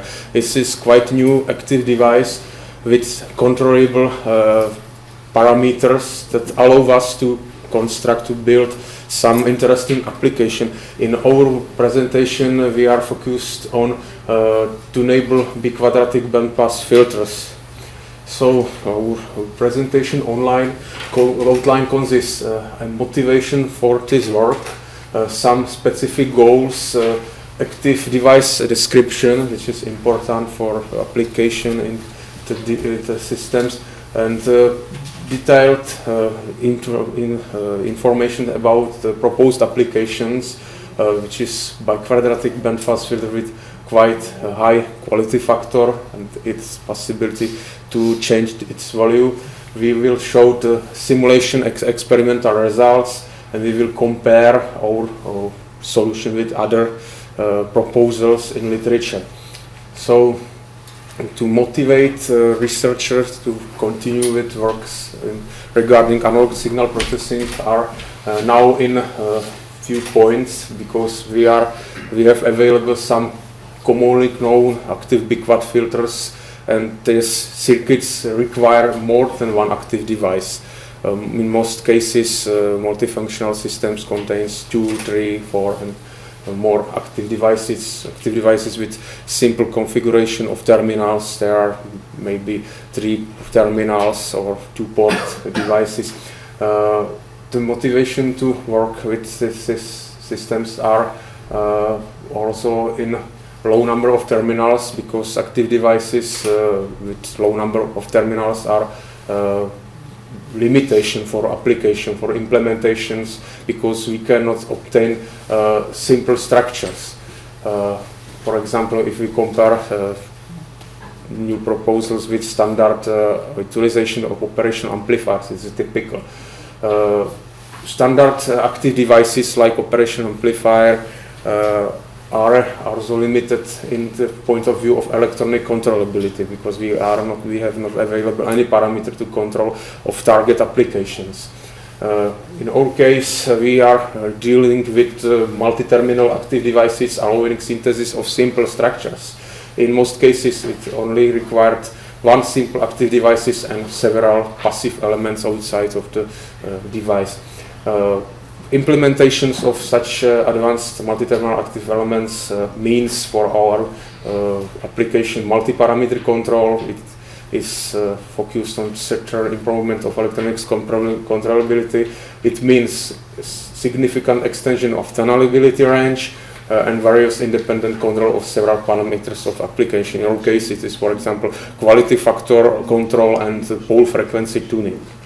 So, all goals in such specific design are focused on simple active bandpass filter synthesis, included electronically controllable pole frequency and quality factor in wide range. The second goal is independent control of pole frequency and quality factor. This is common requirement. Now we are expecting grounded capacitors in structure, no external resistors in the structure, and high impedance in terminal. So we proposed active device, active element, quite complicated in the internal structure, but not so complicated for IC design, called Z-copy voltage control current follower differential input transconductor amplifier.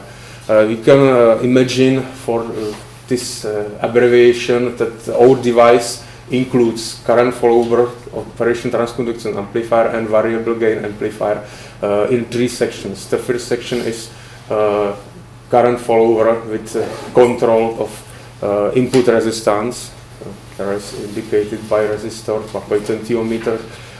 Then there are some current mirrors which are providing copy of input current and its inversion.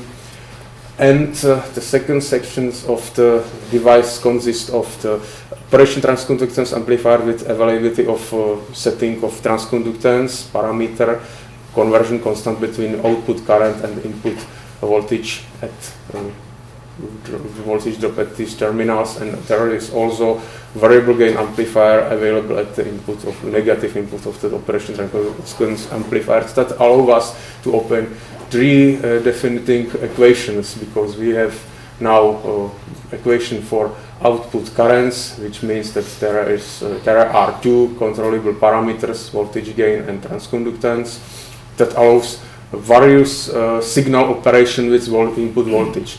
There is also definition of the voltage and current at the input terminal through the input resistance, and also we can express the relation between input current and output current from the voltage follower, and also copy of the current. This is only auxiliary terminal providing copy of the current with some specific polarity.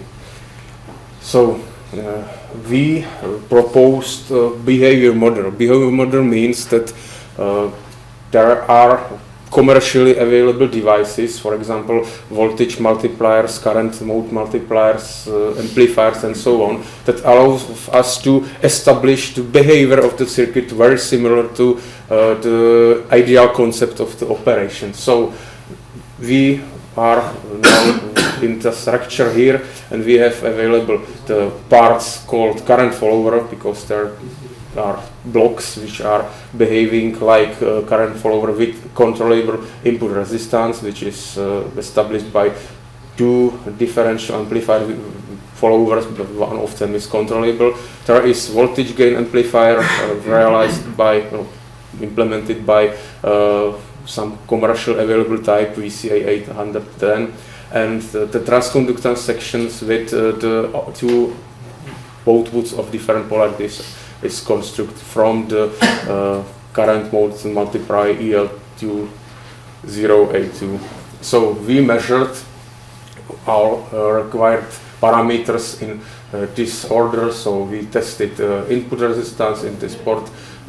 Is available to change the value from 485 ohms to 2.8 kilo ohms if we are changing the control value here from 0 to -2 volts. The gain here, A, it was measured from -40, almost -40 to 39 dB if we change the value for control from 0 to -2 volts.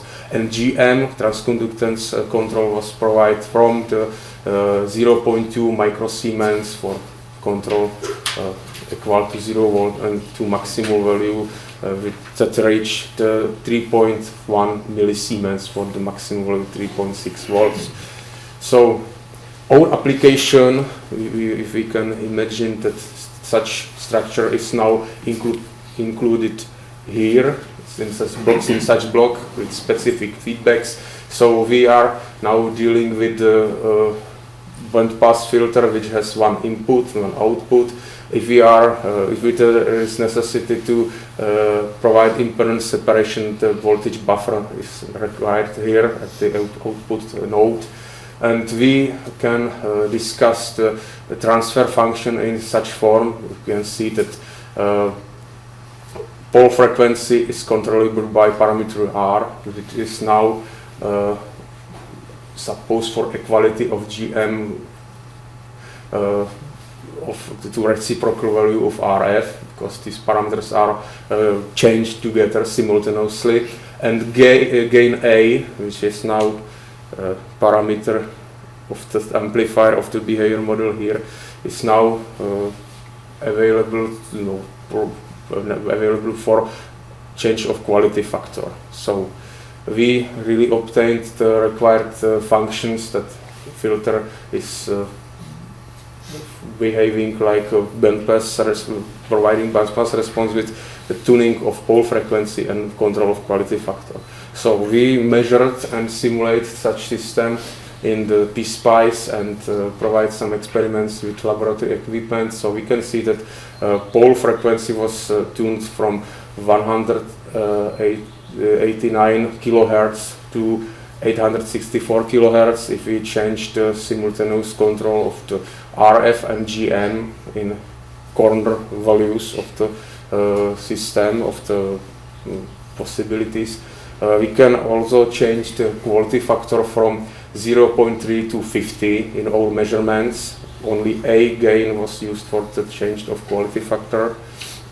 At frequency 800, I think it is 864 kilohertz at the highest frequency for the design. And we also tested the possibility of change the pole frequency while the bandwidth is keeping constant, unchangeable. In such case, we were using only RF value to control it.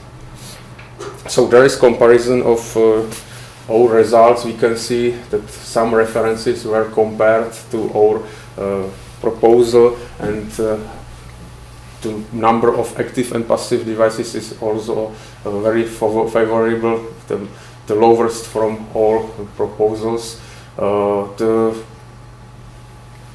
most important parameter is also controllability of the frequency, because the previous versions are not, I think, controllable or are controllable only by change of passive elements. And important is also evaluation of the obtained quality factor, highest quality factor value. Theoretical proposal is 80. The simulations yields 62, and estimation from parasitics, because we provide extraction of parasitic infrastructure, provides value of 45, and real measurements returns value 50. So we can conclude that our structure provides simple electronic control of required parameters by control of GM or RF. It is a control for frequency. Quality factor is adjusted by DC voltage in wide range, reaching quite high values at 1 megahertz, because 50 is at 1 megahertz is quite high value for such circuits. We have minimal external passive elements in the block, and the negative aspects are in completed active behavior model will be solved. I will show the last slide of the presentation. And the interesting problem, or for some cases important problem, is non-linearity of control of some parameters.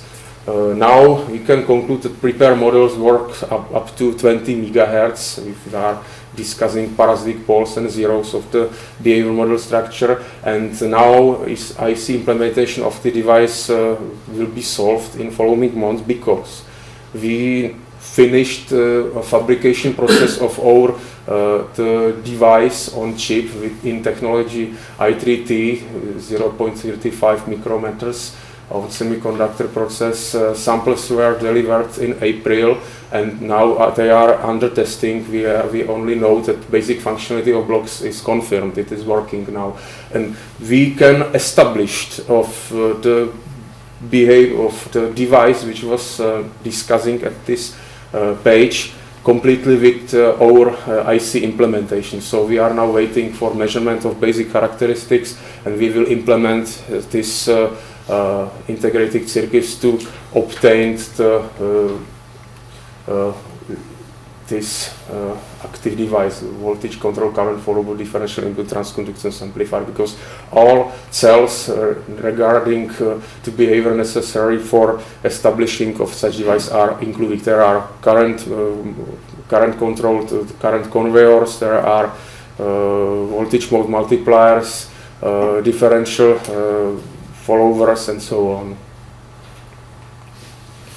Thank you. Please ask your questions. questions. I would like to ask one question. What typical applications for your device could be applied? For filter. Yeah. Because it is filter working in base band and intermediate frequency bands, so we're supposed to implement it like some parts of some RF chains, RF signal processing, base band and intermediate frequency bands. Okay, thank you. No more questions? Okay, thank you. Now we'll have a presenter from Denmark. Yeah. And Mr. Paul. Thank you.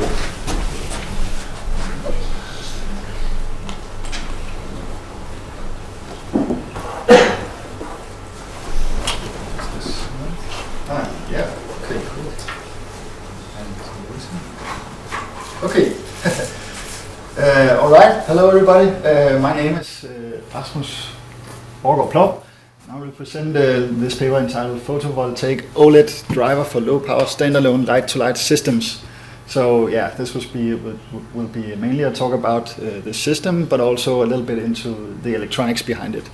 So, the agenda is I will briefly explain what is an OLED, what is that, then present the light-to-light system, and then go on with system specification, which topology we have selected, and implementation results and conclusions. All right, so OLED, that stands for Organic Light Emitting Diode. So it's a kind of lighting device, and essentially it consists of various layers of organic materials, of which when you apply current to them, they will excite light. And it is widely used in displays, in various displays in the moment for mobile phones or even televisions. But companies are trying to penetrate this technology onto the lighting market, so like making one big pixel that can illuminate light. And the big difference from, for instance, LEDs to OLEDs is that with OLEDs you have like the perception of an illuminating surface instead of an illuminating dot or point that you know from LEDs. Light is coming out from the surfaces. And I've included some pictures of some commercial products. You can see here, this is like a surface that is illuminating. You can put it into nice lamps or funky lamps, or you can even make them bendable or transparent. So there's a lot of funny opportunities for designers to play around with these OLEDs. Okay, how to electrically drive these OLEDs. The luminous flux of OLEDs is proportional to the operation current, not the operation voltage. Well, in essence it's linked, but mainly to the current. This luminous flux degrades with operating time, as also the static resistance increases with operating time. So for stable operation and longest lifetime with minimal degradation of the luminous flux, constant current control is suggested for OLED panels, typically in the range 100 to 300 milliamps, but that is also dependent on the specific panel. You might have a big panel which require more currents, but we work in this area for this project. And then it's electrically a diode, as the name implies. And I've made an IV measurement of one of the commercial available OLED panels, and you can see a diode characteristics with the forward voltage around 7-8 volt, where it begins to illuminate. All right, light-to-light systems. Light-to-light systems is essentially a system that converts light into light. So in this case, solar light into artificial light, and with some kind of energy storage device. So as you can see, the project is to make this electronic converter that converts energy from the solar panel down to the battery during the day, and during the night it should convert energy from the battery to the OLED to light up dark places. So the application for this is small self-powered lighting devices for the urban environment, and the big benefit is that we don't need any grid connection for these self-powered devices, and this is a big cost when establishing new roads and stuff like that. So apart from a green footprint, we also have savings in connecting to the grid. And system-wise, we have this 3-port converter, 3 ports, with 2 single input, single output operating modes. And if we make a design choice that the battery voltage should be lower than both the PV operating voltage and the OLED operating voltage, we can derive that during the day when the sun is shining, we have to set the voltage down in a buck configuration, of course maintaining maximum power point tracking. And during the night, when illuminating, we will have to step up again using a boost type converter with constant current control. And moving on to the challenges in making such a system. The big paramount challenge is that we want to have reliable lighting, also on the days with low solar irradiation. So I've included here a graph that shows the solar irradiation during a year.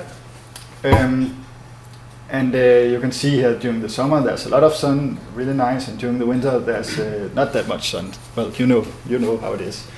And also there's also a big difference from day to day. Like one day you can have really a lot of sun, and then the next day there will be almost no sun at all.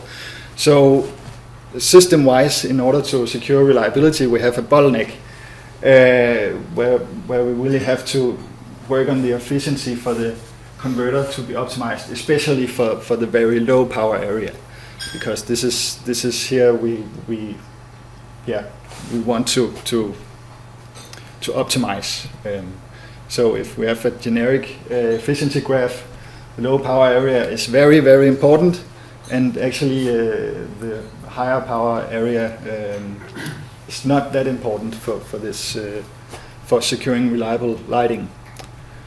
Okay, moving on to some specifications. For this self-powered device, we are only working with PV power up to 10 watts, so it's very low power device, this one.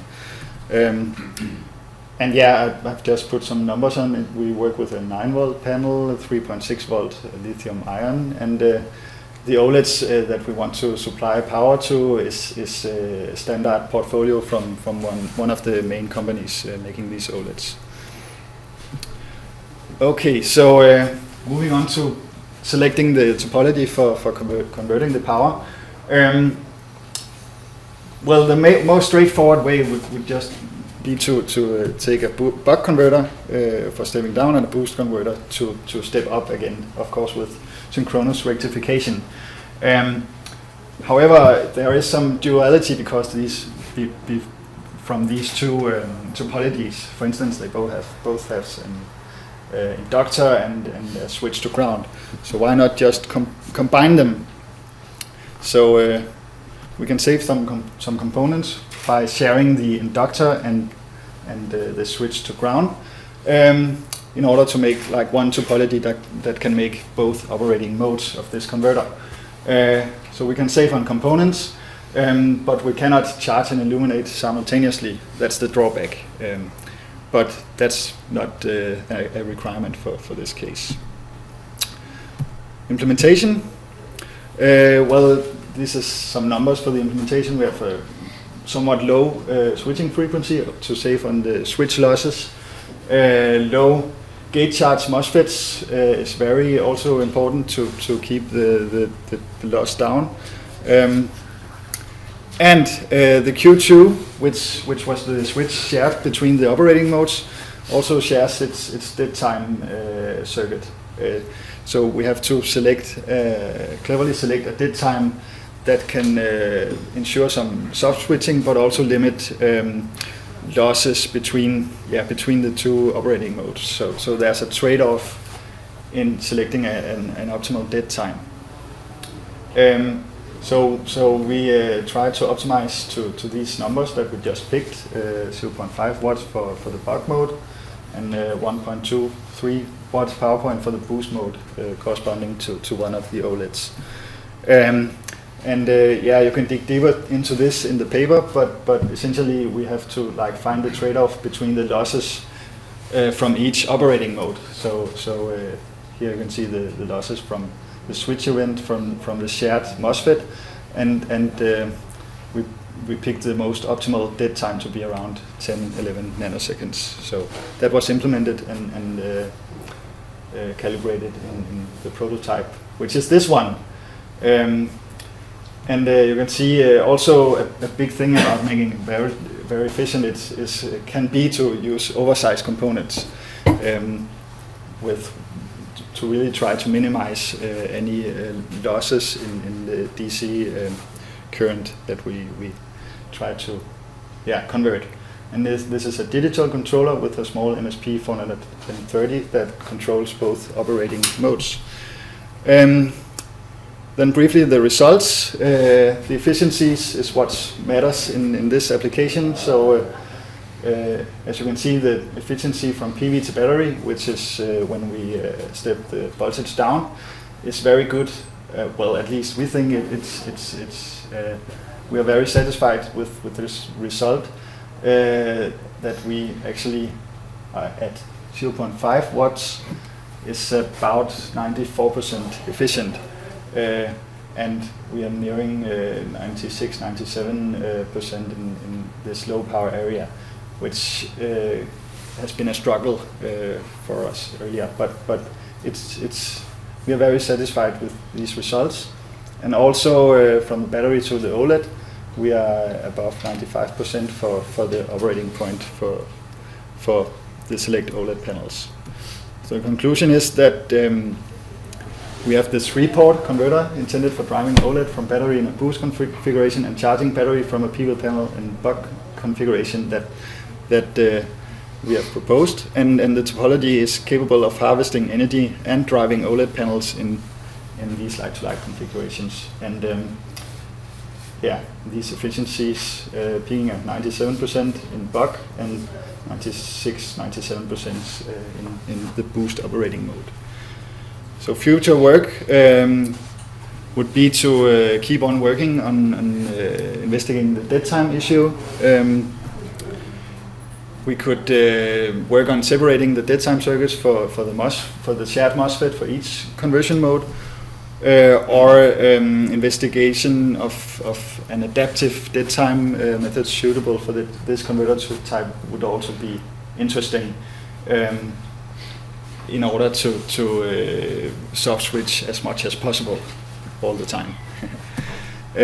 So that was what I have to say about this project. So if we have time for questions, then that's it.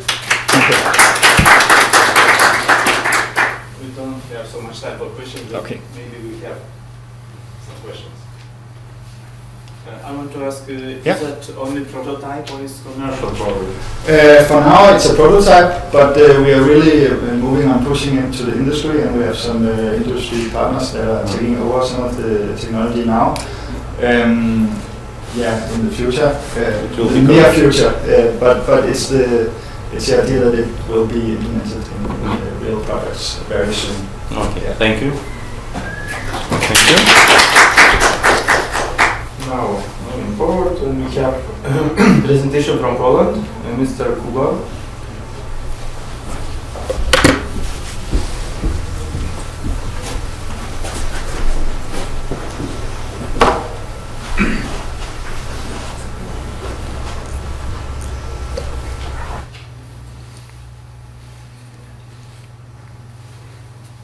Ladies and gentlemen, my name is Samir Kubal.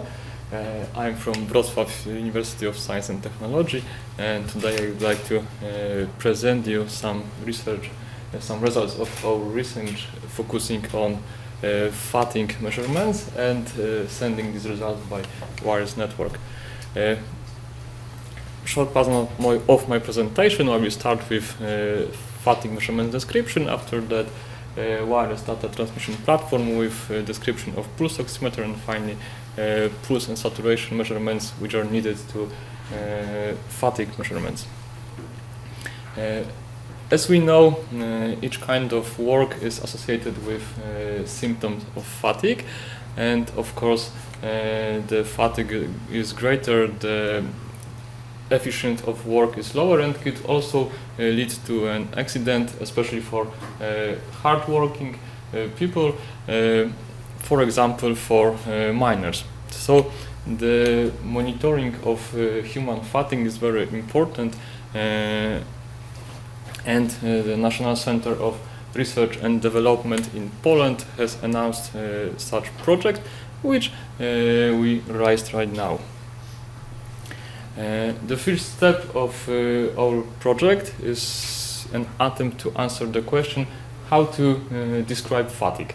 This part is realized by our colleagues from Medical University, and according to them, fatigue could be determined by two well-measurable parameters, pulse and saturation, and of course very important parameters is also age. They try to perform such tables which consist pulse ranges in reference to saturation and age. As we can see here, here we have some example of such tables.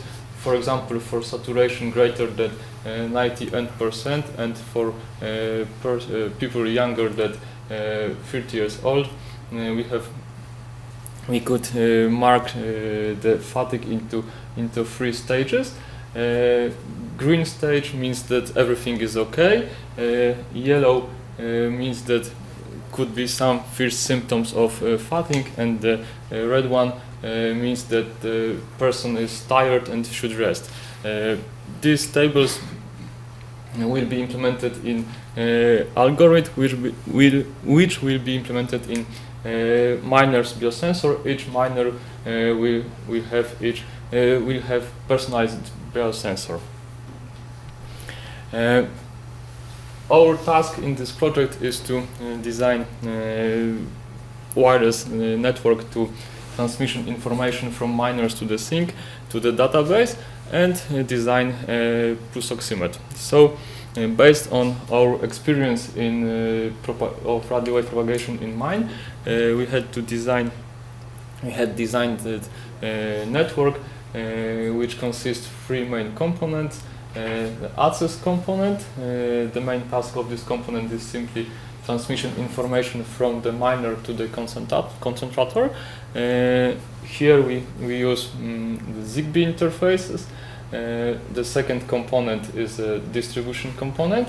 In the main task of this segment is the transmission information from this concentrator to the sink.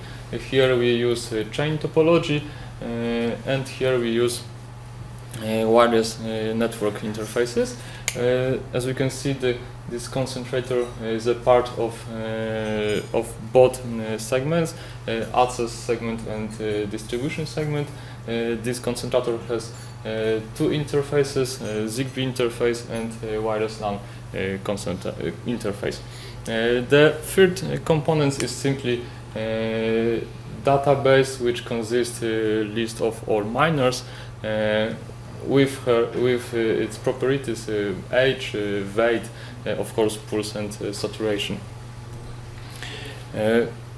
To measure fatigue, we had to measure pulse and saturation. How to do it? Pulse and saturation are usually measured based on transmission method, and to do it, usually the finger clip is used.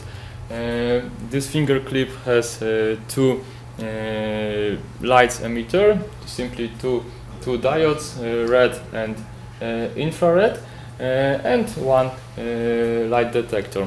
Emitters and detector are located opposite to each other, and the tissue, usually finger or ear, is located between these emitters and detector.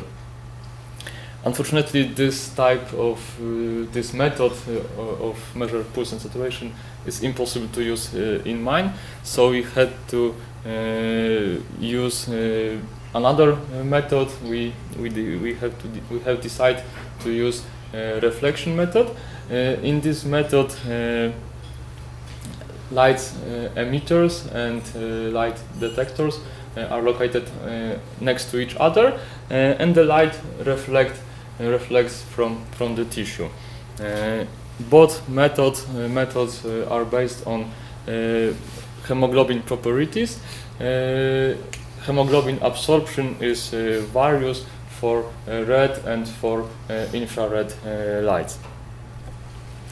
Our pulse oximeter is based on WASP mode platform.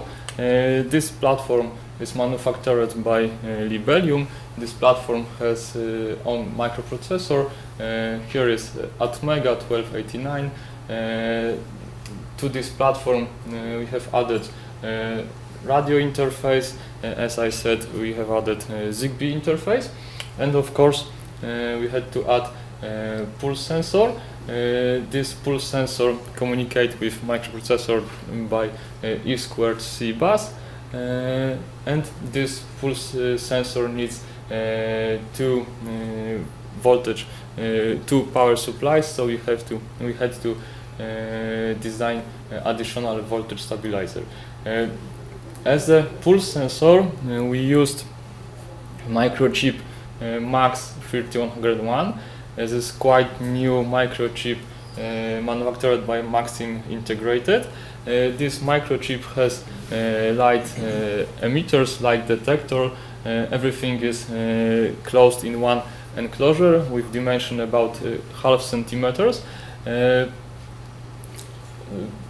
This chip, as I said, is quite new. We have got some samples from Maxim, and we are some kind of beta testers of this chip. Maxim is very interested in our results. Here are some pictures of our pulse oximeter. Here we have a typical finger clip to measure pulse and saturation. As you can see, here is dimension of this finger. It's really hard to imagine that the miners could work with something like that on the finger. So we have to use another solution. Here is our pulse sensor. As we can see, dimension of this is much smaller in comparison to the finger clip. Of course, our sensor could be used also on the other part of the body, not only on the finger. And here we have prototype of our pulse oximeter with Zigbee interface, with battery supply, with additional stabilizer, and also with the platform with microprocessor. To measure fatigue, as I said, we need to measure pulse and saturation, and to do it we have to save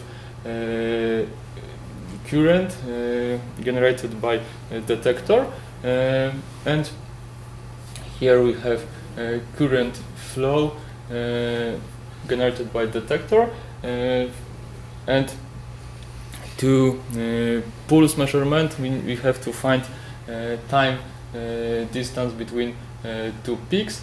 To do it, we calculate the derivative of this function, and we try to find places where the sign is changed. Of course, to do it, we have to be sure that the function of this current is monotonic between two peaks. So we have averaged this function according to moving average. To saturation measure, we have to find minimum and maximum value, of both currents from infrared and from red emitters, and after that we calculate this ratio R, which is in the next step directly used in such equation This equation is empirical equation accepted by medical environment. It is assumed that for R value equal to 0,4, the saturation is equal to 100%, and for R value equal to 0,4, 0,6, the saturation linearly decreases to 60%. So it's easy to estimate this function, which we use to saturation measure. Concluding, as I said, the fatigue could be determined by in a simple way, I hope so, by two parameters, pulse and saturation.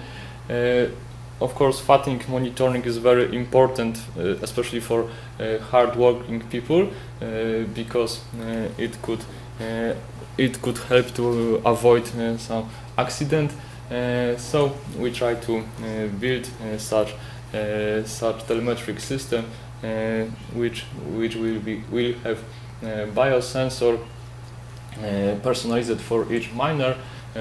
Also, telemetry network will which will send information from the miner to the database, and of course the third element, it's a prediction element, where will be this developed algorithm implemented, which calculate the fatigue of miner online.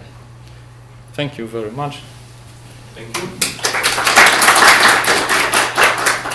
So, please ask the questions. Can you go to the signal from oximeter? This is the this one was obtained with your sensor? Yes. To which part of the body it was attached? Here was on the finger. But you just told that finger is not convenient because... Yes, but right now we test our solution on the finger because our colleagues from Medical University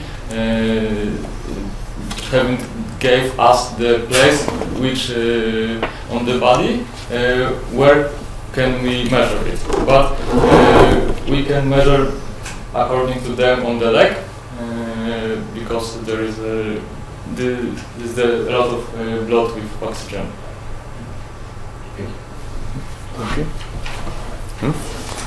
I want to ask, you use it now in the miner? No, right now it's only prototype. The building of enclosure which could be used in mine is it's terrible, so we can't do it alone. So it's only prototype.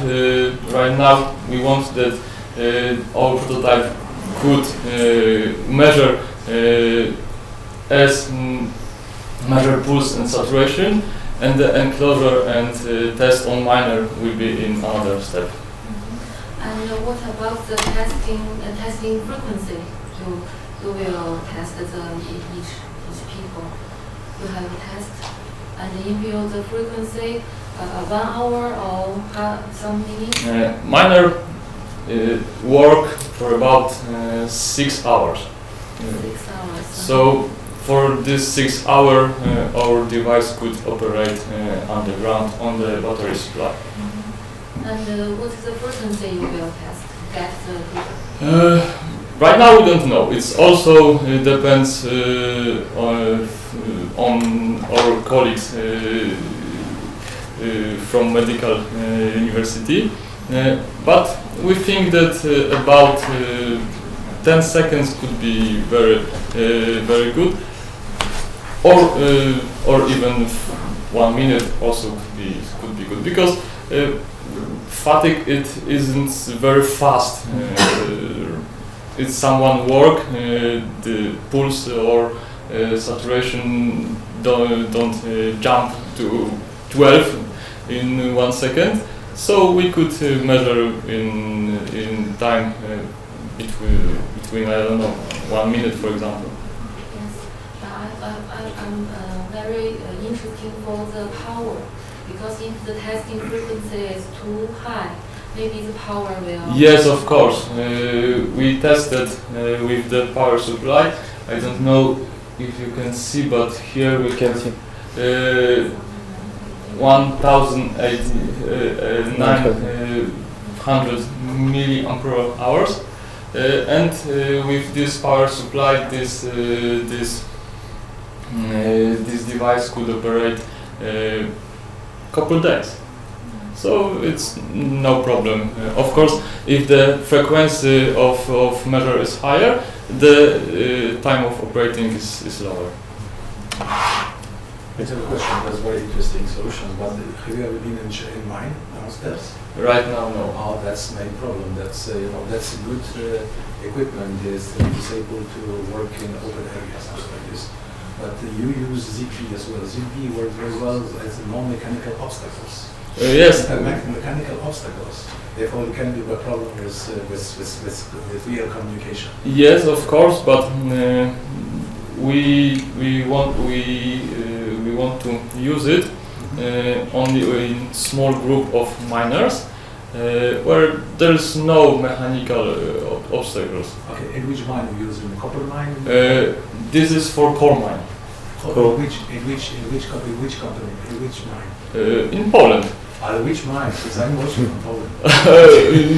I don't know. There's a lot of mines, but on the Silesia. Okay, thank you. I'm also from Silesia, and I work in the Institute of Mining Technologies. Oh, you should talk later. No, it's okay. Idea is okay. But Okay. I think I'm afraid about the real application. Yeah. we will see. No more questions? Okay, thank you. So next presenter will be from Czech Republic. Mr. Jaroslav. No, he doesn't know how to do it. Don't give it.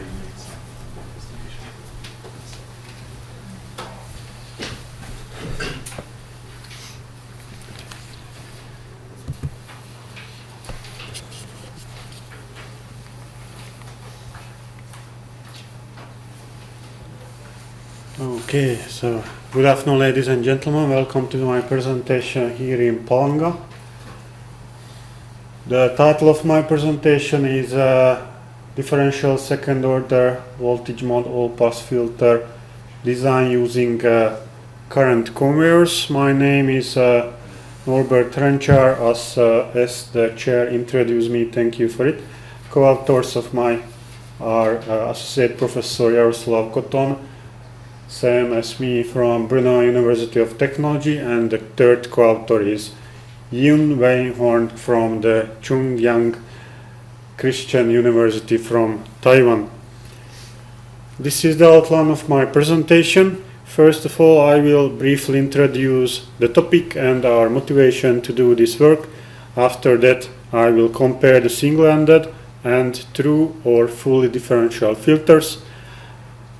During our design, we have used two kinds of active elements, so I will also introduce them. This is the second generation current conveyor and the difference current conveyor. After that, first time in the literature, we will introduce the so-called pseudo-differential filters and the design methodology for it. After that, the designed filter itself. And we have provided within this work some simulations and also measurements. Finally, I will conclude my talk. So, all-pass filters are widely used for phase equalization and frequency-dependent delay design, while the amplitude of the output signal over the desired frequency range is kept constant.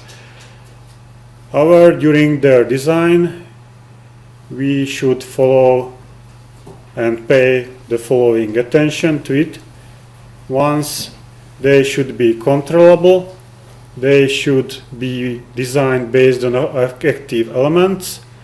They may consume low power, and also they should be supplied by low voltages.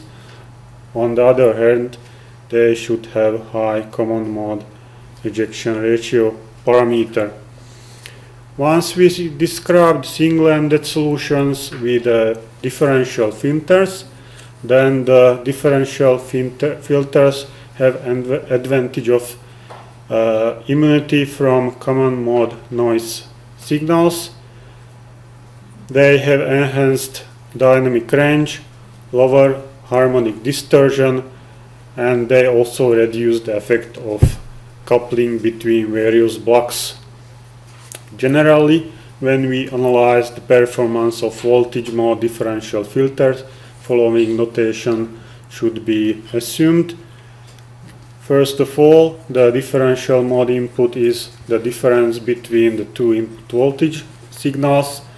The common mode input voltage is the average of the two input signals, while the differential output voltage can be expressed as sum of differential gain times differential mode input voltage plus common mode gain times common mode input voltage. By knowing these parameters of our filter, we can evaluate the rejection of common mode signals in perform to differential signals. Therefore, we are able to express the common mode rejection ratio of R, or in general of any solution.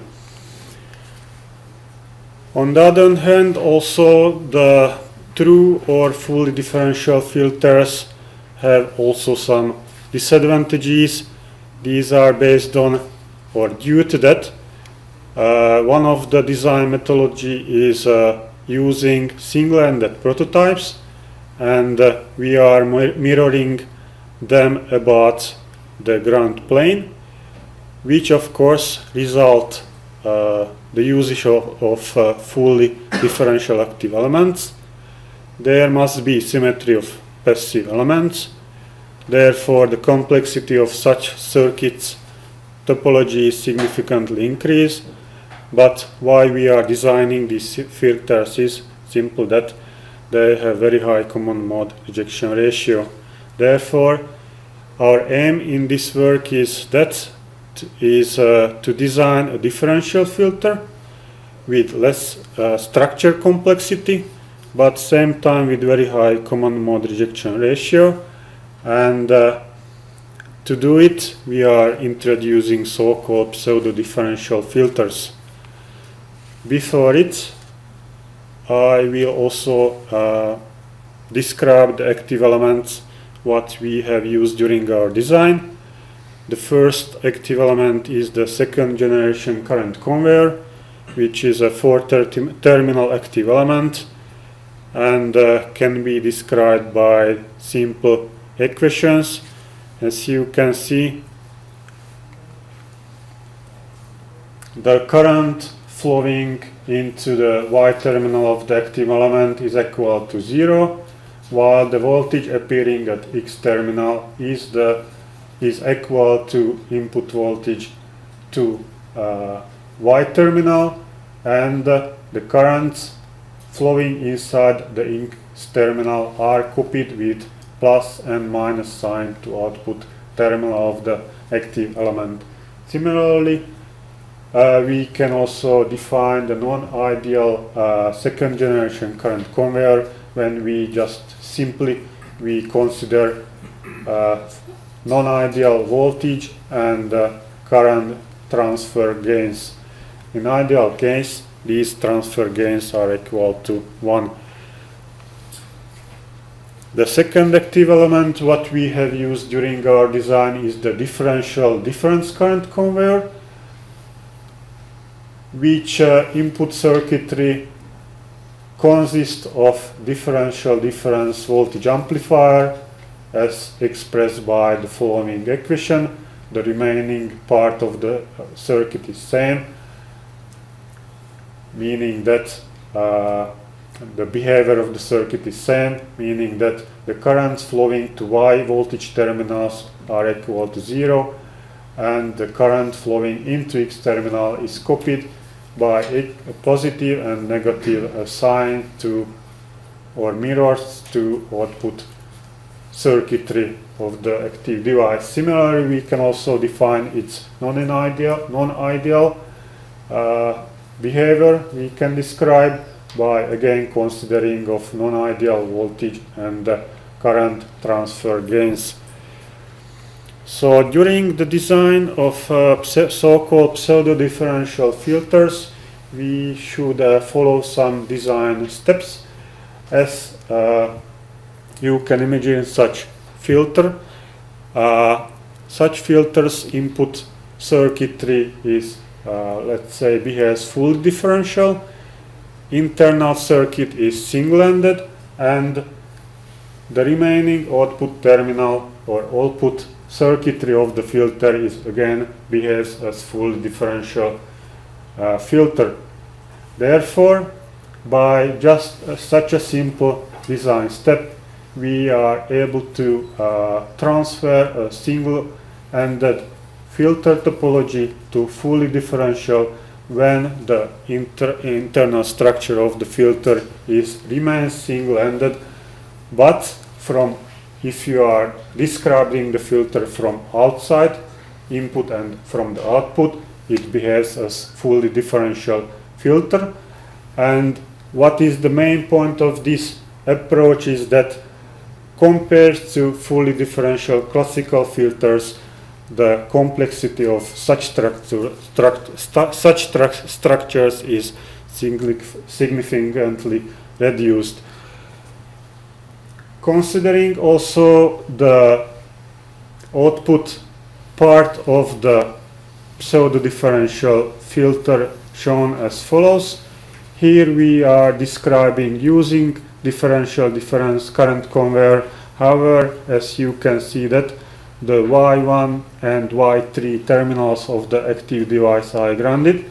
Therefore, even further we can reduce the complexity if we consider the output part or output active element as inverting second generation current conveyor, which is has much simpler structure than DDCC.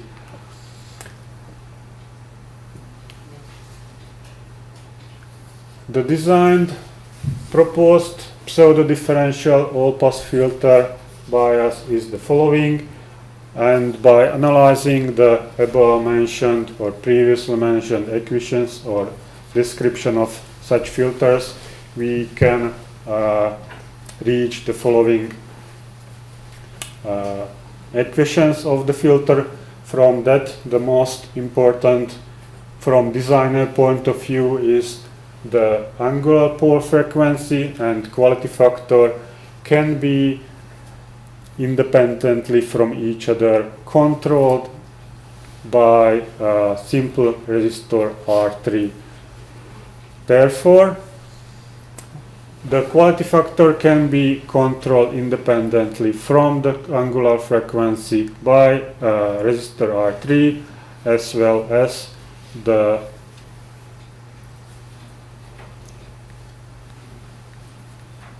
angular pole frequency can be also tuned without their affection. Once we are also considering our active devices as non-ideal, previously shown design equations turn to be the following forms, which will have the most meaning during showing the experimental measurement results. During the simulations, we have used the readily available third level model of the universal current conveyor designed in cooperation with ON Semiconductor, which by measurements shows the following performance. So during simulation we have used the third level model. Once during the measurements we have used the chips itself. Our all-pass filter was designed with the following passive values when the capacitors were considered as 1 nanofarad and the resistors equally 1.6 kilo ohm. The pole frequency in this case is 100 kilohertz. During the measurements, we have faced with some issues that we have solved by designing a single-ended to differential voltage converter as well as differential to single-ended voltage converter. These converters have been designed by readily available, commercially designed by Analog Devices company. And the simulation and measurements results are the following. On the left part, we are showing the magnitude and frequency response in ideal simulations and measurements.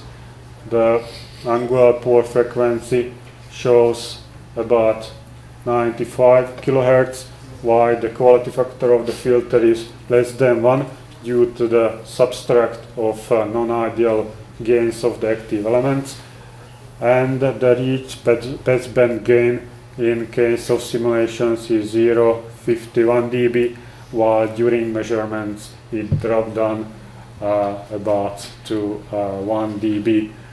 On the right side, we are same time also showing the phase response of this filter when we consider 3 values for quality factor. These quality factors were changed by interchange of resistor R3 in the structure during measurements.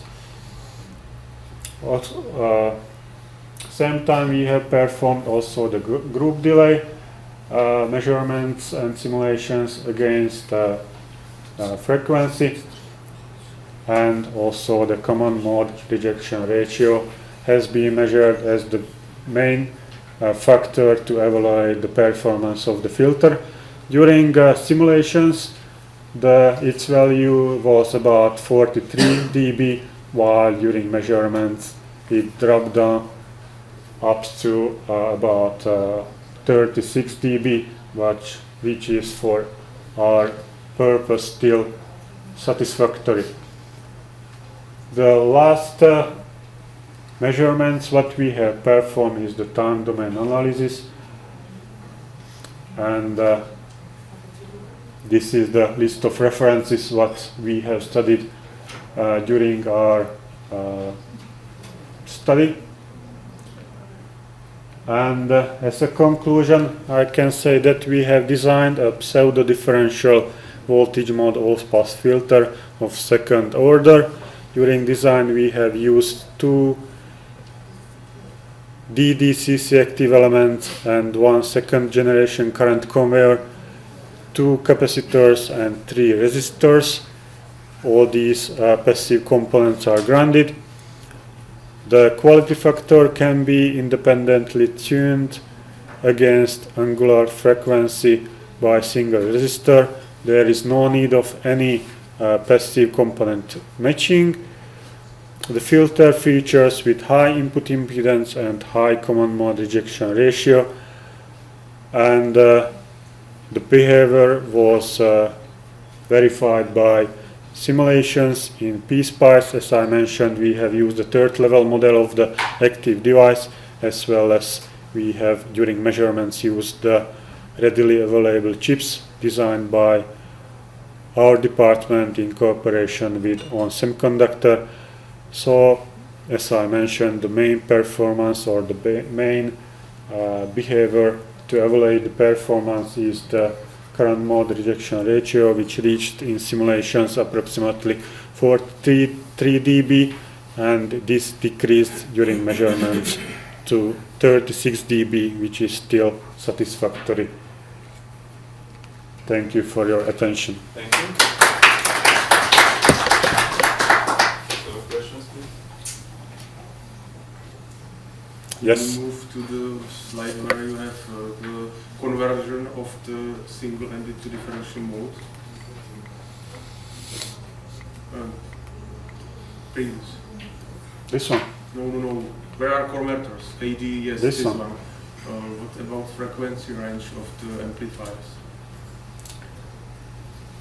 Frequency range are since we are working in intermediate frequency up to 10 megahertz. For this purpose, these active devices are very satisfactory for us. Thank you.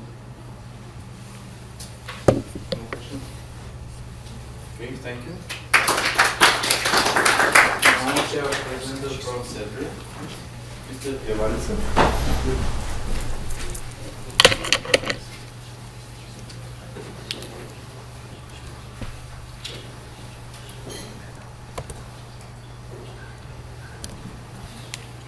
Dear Mr. Chairman, dear colleagues, it's my great pleasure to be here and to try to give first public presentation of our recent research work. In general, we are coming from the University of Novi Sad, Serbia. The topic here which is presented is experimental detection of transformer excitation and symmetry through the analysis of the magnetizing current harmonic content. But in general, I'll try to be focused and through this presentation just to try to give the most important system level overview of the problem and try to highlight our novelty level, which is, let's say, the most important part of our research, and absolutely we will go through the experimental results and analysis and also the further directions for our research. In general, this topic, practically, which is defined here, could be much easily defined as the problem of detection of DC voltage offset level inside of power grid. So, generally, when we are talking about low voltage power grid, in most of the continental Europe, we are talking about 230 volts effective value AC, and the main question is this pure sinusoidal wave?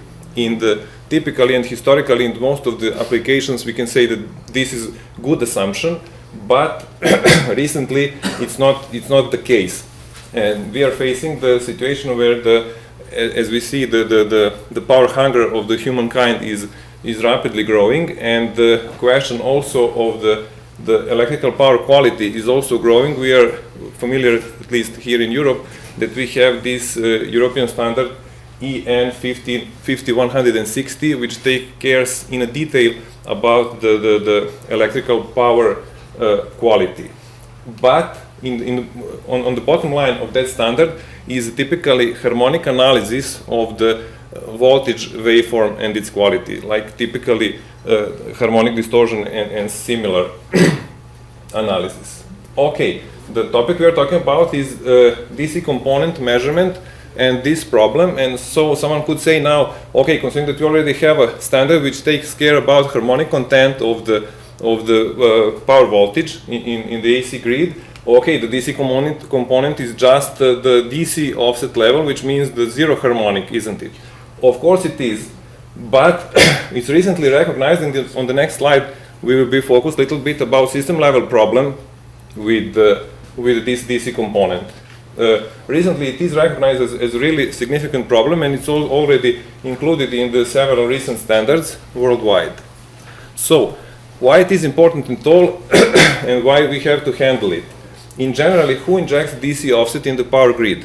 We have isolated here let's say, three most significant, let's say, the aggressors from the point of the DC offset in the power grid. On the first place, those are solar generators, which are more and more used worldwide. Let's say on the second place we can say that those are switching power supplies, which in general they are not so guilty, but if we have switching power supply which is ideally symmetric from the point of power grid connection, which means the half period and low period, which means upper switch and lower switch inside are perfectly the same, in that case the problem does not exist. But in reality it's not the case. Also, the third one, but last but not the least, is geomagnetically induced currents, which are present especially during the solar storms, and those affect very much the power transformers of all the voltage levels. So, what is the generally DC offset level that we are trying to hunt and to measure? We are talking about extremely low offset level in the range of millivolts, which appears in the AC voltage level, which is in the most of the continental Europe for now about exactly 230 volts effective level. So we are talking about maximum peak-to-peak AC level of 650 volts, and we are trying to chase practically 1.5 ppm level of DC offset inside of this AC voltage. So from the point of measurement, it's really critical challenge. And especially having in mind that we have the pretty significant presence of noise in the AC grid, this problem is very, very critical. What do we have here? As the direct measurement would be really, really problematic, we gave here one proposal which is recently introduced in the literature. This is practically, we are trying to take a benefit from the so-called saturable reactor, which is in general inductance with the iron core, but in our exact case we also introduced secondary coil, so practically we created the transformer. What do we have here and what is the main goal? I try to be focused on the main idea by skipping the details. The main idea is, as you all know, if you are looking to the hysteresis curve of the practically every ferromagnetic core, we have typically this unshifted hysteresis curve. What we can say right now for that one is that this curve is perfectly symmetric. Okay, and the center of symmetry is the 0, point on the BH curve. What happens if we introduce DC offset from the side of the magnetic field? If we introduce DC magnetic field, which would be very low, what happens? Okay, on the first side we could think, okay, we know how the hysteresis curve looks like, and if we introduce some DC offset, we should probably just shift the curve right or left, if depending on the polarity of our magnetic field offset. But it's not the only effect which happens, because the effect of the hysteresis is highly nonlinear. So there is no pure shifting of the BH curve, but we have very significant disturbance of the curve shape. And this is the practically effect we are chasing and using to have, let's say, amplification, equivalent amplification of the output of the introduced DC offset. Okay, here is our experimental circuitry in which we introduced also the novel approach, which means we have separated the primary side, which is emulating the AC grid. For our experiment, we use 100 volts AC, let's say similar to the US, which is easier to handle in the lab. And on the right side, we have separated the block which injections the DC offset from the side of the magnetic field. And this is the also significant novelty level. Why we did it that way? Because with this decoupling choke, it's really easy to have precise control of the injected offset level. So we have really nice experimental setup, and we can easily trim with the basic laboratory power supply level and units, and also with the DC measurement block on the right side, we can very precisely measure the injected DC offset, while on the left side we have perfectly matching and the injection of this hysteresis shift on the primary side. Okay, when we are now talking about what happens with our magnetizing curve, if there is no DC offset injected, we see the green one, which is marked here with 0 milliamps DC offset. So what we can see, okay, this is common if someone has used transformers and played with the chokes with iron core. This is something typical. In case that we include offset to the positive side, we can typically see, okay, it's easy to take a look. If we have 100 milliamp offset introduced, we see that the positive peaks are much higher than the negative when the offset is on the positive side, while on the opposite side we see the same, but the negative peaks are much higher from the level. Okay. Now on this slide we are focused on just a single period, which we use the power grid, so it means 20 milliseconds per one period. We are looking to the one period of our AC excitation, which means magnetizing current, and this is the blue one. Our novelty of our approach is practically very interesting, the composition of this signal into two components that we have introduced. Those are unhysteretic and hysteretic components. Why we are using that? I think it's more important now to be focused on this because this is most important. when we are talking about hysteresis, we can think about it from this point of view. If there will be no hysteresis, but if there is iron core anyway, we would have this curve to be practically very narrow and passing through the zero. So we would have the rising slope passing from this point to that point through the zero. And when we are going on the falling slope, we would go exactly through the same path. Okay? That would be the case if this is not hysteresis. In that case, we would have only non-linearity of the magnetic core. But we do have hysteresis. And now, what is significant for us? As we have just highlighted now, that hysteresis means the difference between rising part and the falling part of the function. We said, okay, let's decompose this complex signal, the blue one, excitation, to the hysteretic part, which will tell us just exactly what is the difference between rising slope and the falling slope. As we can see here, the blue one, rising slope here in this range is around 0, but on the falling range here is below 0. So we see that there is this difference, and the falling slope is different. And if we decompose this signal to the unhysteretic component, this would be the component if the hysteresis is completely narrow and practically eliminated. In that case, we would say, okay, we have signal which has the rising slope and the falling slope, which are completely the same, which means that we have symmetric signal, and this would be the axis of symmetry, which means we have even symmetry of this signal. On the other side, we have this hysteretic component, which is odd symmetric, and this is the center of the symmetry of the other component. Okay. This part that I now explained on the, let's say, more intuitive level, it's written here mathematically, and in the paper itself it's much deeper analyzed, so I wouldn't spend more time on it. What is next important part? It's this harmonic content of this analyzed magnetizing current, and what we can see, as we know, the even harmonics will give us information about the symmetry level, and it's very interesting to look at the experimental results.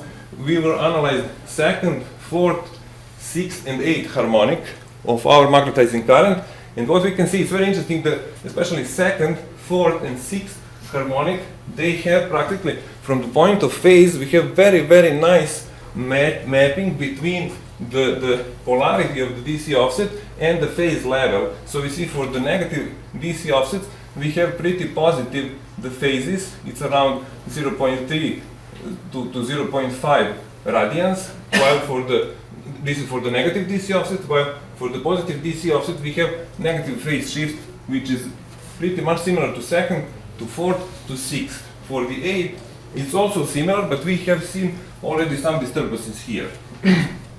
So, and just to be consistent, each marked point here, blue or red, equals this harmonic phase minus first harmonic phase. Because it is also very important in these experiments to be consistent what is your starting point for the measuring single period and what is ending point. And because of that point, we just define, okay, let's be consistent, and let's say that all the phases we are typing and generating in our work will be just difference between that target harmonic phase minus first harmonic phase. Okay, similarly we presented the amplitude details, and we can see here that we have much better linearity when we are talking about amplitude levels if we are focused only on the unhysteretic current component. And why this is the case? This is the case practically just what is important for us when we are doing this shifting. Most important part is that if we have shifting, we can see also here when we have this, which on the oscilloscope it looks like some sort of teardrop which is pushed up right or down left. We see that this upper edge is much sharper and longer than the lower edge when the offset is positive. If it's negative, then it's symmetric, but centrally symmetric. Okay. From that point of view, yeah, we have seen that practically concerning the amplitude level, which gives us exactly the level of the offset, is much easier to be obtained from the unhysteretic component.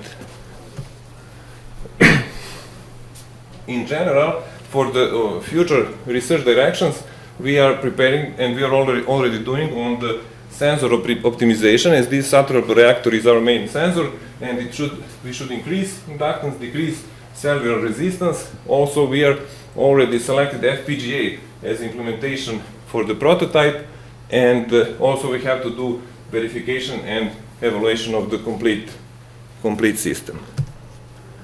As a conclusion, yeah, that was the initial experimental proof of concept, and especially this topic significance of topic will rise in the future as the energy and the problem of energy management, measurement and quality is more higher and higher will be in the future, and especially this should be probably included into industrial solutions for the DC offset control, typically in the systems with a lot of solar generators and such stuff.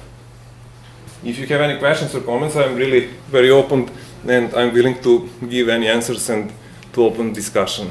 Okay, thank you.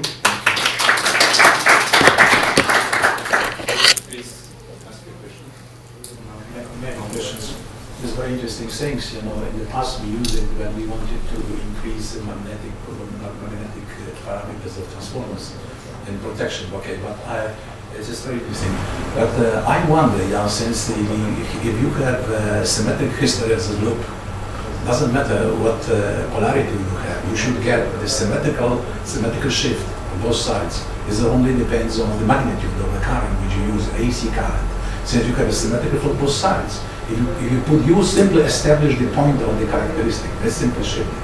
And then you have the same things, and down you should get the same thing on 6 down. I'm trying to highlight this. Okay, in general, in the circuit that we have used, which should have to be good enough, and it is, for emulation of the real problem. It's absolutely, from the point of the magnetic core, it's absolutely the same. If we are, for example, introducing the DC offset voltage level on the primary side, which will in general increase and define DC offset through the magnetizing current on the primary side. This is typically what happens in reality.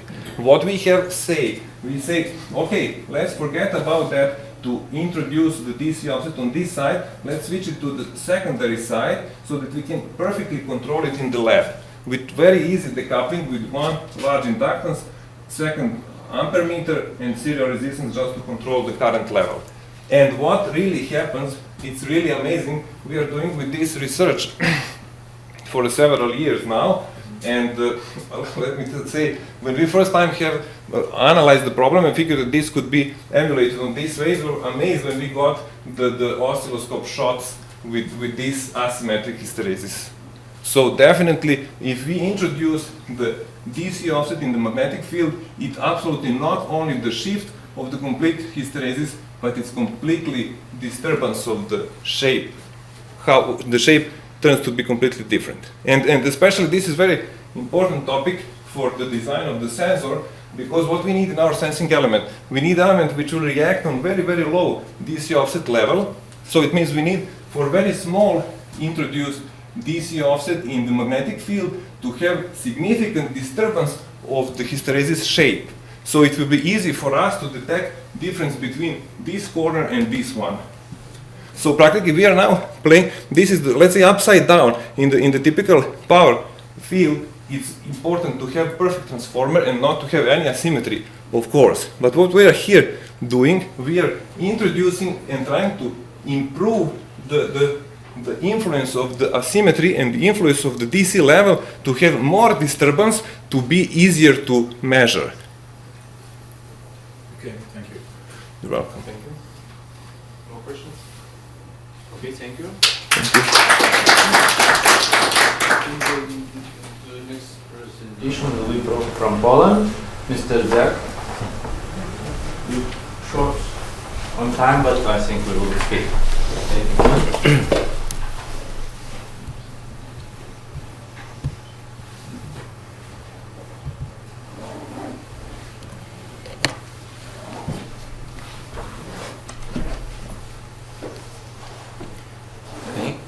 Hello, my name is Damian Dziak, and together with my colleagues Bartosz Jakimczyk and Wodek Kulesza, we form a group, multi-sensor group. Me and my colleague Bartosz Jakimczyk, we are from Kaunas University of Technology, and our colleague Wodek Kulesza is from Palanga Institute of Technology. Our focus of our interest of our group is localization and monitoring of people and things, and we prepare for in our research we prepare an article entitled "Wirelessly Interfacing Object and Subject of Healthcare System: Internet of Things Approach," which I have a pleasure to show you today. The outline of my presentation is as follows. First, I will define the concept of wireless sensor networks in Internet of Things domain. Then I will present our design methodology of healthcare system and our energy efficient algorithm for root node selection and clustering formation. At the end, I will conclude my presentation and present future plans. Wireless sensor network consists of many different physical and virtual devices called things. Each of these devices is able to monitor the surrounding environment and send the information directly to the base station or indirectly to the base station. Next, this information is sent via internet to the user computer, tablet, or smartphone. However, such solution is complicated, and often some of the aspects of this system are missing, and the applicability of this system is decreased. Therefore, we propose a design methodology of healthcare system consists of 3 main steps: needs definition, functionalities and constraint determination, and appropriate technology solution according to the needs and functionalities. The first step is the needs and needs definition. In this way, stakeholders and future users are able to determine their needs to the system designer, and in this way indirectly affect the final structure of the system. Another step is the functionalities and constraint definition. For in our case, the functionalities were vital signs monitoring, the fall detection, people and thing tracking, and behavior recognition. The constraint of our system was the user comfort, privacy preservation, and most important, long operation time of our system. Based on needs and functionalities, we proposed a wireless body arena network based on Arduino technology. We used a polar heart rate monitor in order to monitor the vital signs of the monitored person. The accelerometer was used in order to detect the falls. A GPS module gives us information about the monitored person outdoor localization, and we use Wi-Fi node to send all this information via base station to the final user. The most important constraint of our system was long operation time of the system, so we proposed an energy efficient root node selection and clustering method. It begins with defining number of the cluster. In our case, it was 3 clusters. Then we select initial cluster head. In this way, that at the beginning we estimate the initial energy and the distance of each node to the base station. Next, the energy needed to transmit kbytes from each node to the base station was calculated in this way, and then based on initial energy and the energy needed for the sending the information, we calculate the residual energy, and the nodes with highest residual energy were chosen as the cluster heads. The next step of our approach was estimating distance of each normal node to each of the cluster heads. And the cluster head node closest to the cluster head was chosen to this cluster. This step was continued for each of the nodes, and this way we form final clusters. As a result, we compare our method with geographical clustering method. As you can see, in our approach, the depth of the first node was occur the 6th time later than in the method where clusters were formed geographically. Moreover, our system was able to continue work almost 2 times longer than in the comparison 1. Our research indicates that the proposed design methodology is valid, and as an outcome, we present an Arduino-based wireless body RNA network for supervision. We also proposed in our research an energy-efficient algorithm for root node selection and efficient clustering formation method. As a future plan, we would like to implement our design system in real-world scenario.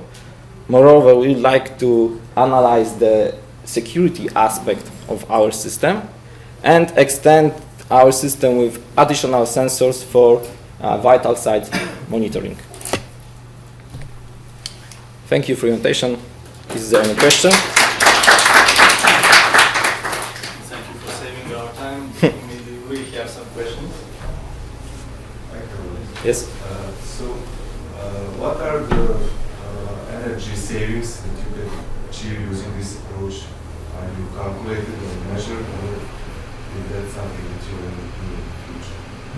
We would like to do this in the future when we get the final equipment. Now we are waiting for it because our research indicates that it is. Do you estimate? You know around what are estimations? I don't know now the real numbers yet. But your comparison, they were on the simulation. Those graphs. It's only simulation results. Yes. Or it's practical, experimental results. Yeah. These are simulation results. Simulation. It's an epic comparison. Yeah. So, no question? Yes, I want to ask. You said you use GPS, yes? Yes. But how do people use GPS inside in the room? Because the old people used to make it in the room. Okay, our experiment was here presented was with the people outside the building. We would like to localize people inside the building using the accelerometer, gyroscope, and magnetometer as a pedestrian death reckoning method. So how to know the location of these people? Inside or outside? Inside. Each node. Here we present the GPS outside the building. In the building, we would like to, as I said, use the pedestrian death reckoning method for interlocalization, and there will be X and Y Z coordinates sent to each of the node.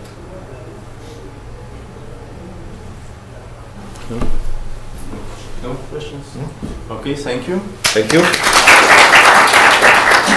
Okay, thank you all presenters and all listeners, and now we will have a coffee break.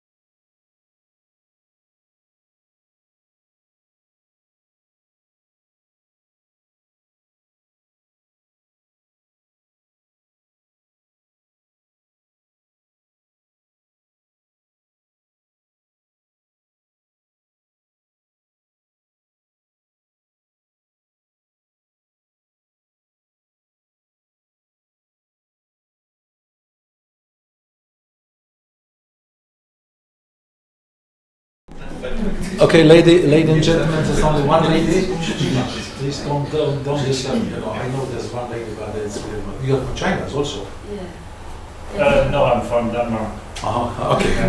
Okay. Nice to meet you. Okay. But please, since the time is going very fast, and today in this session we have unfortunately one paper more.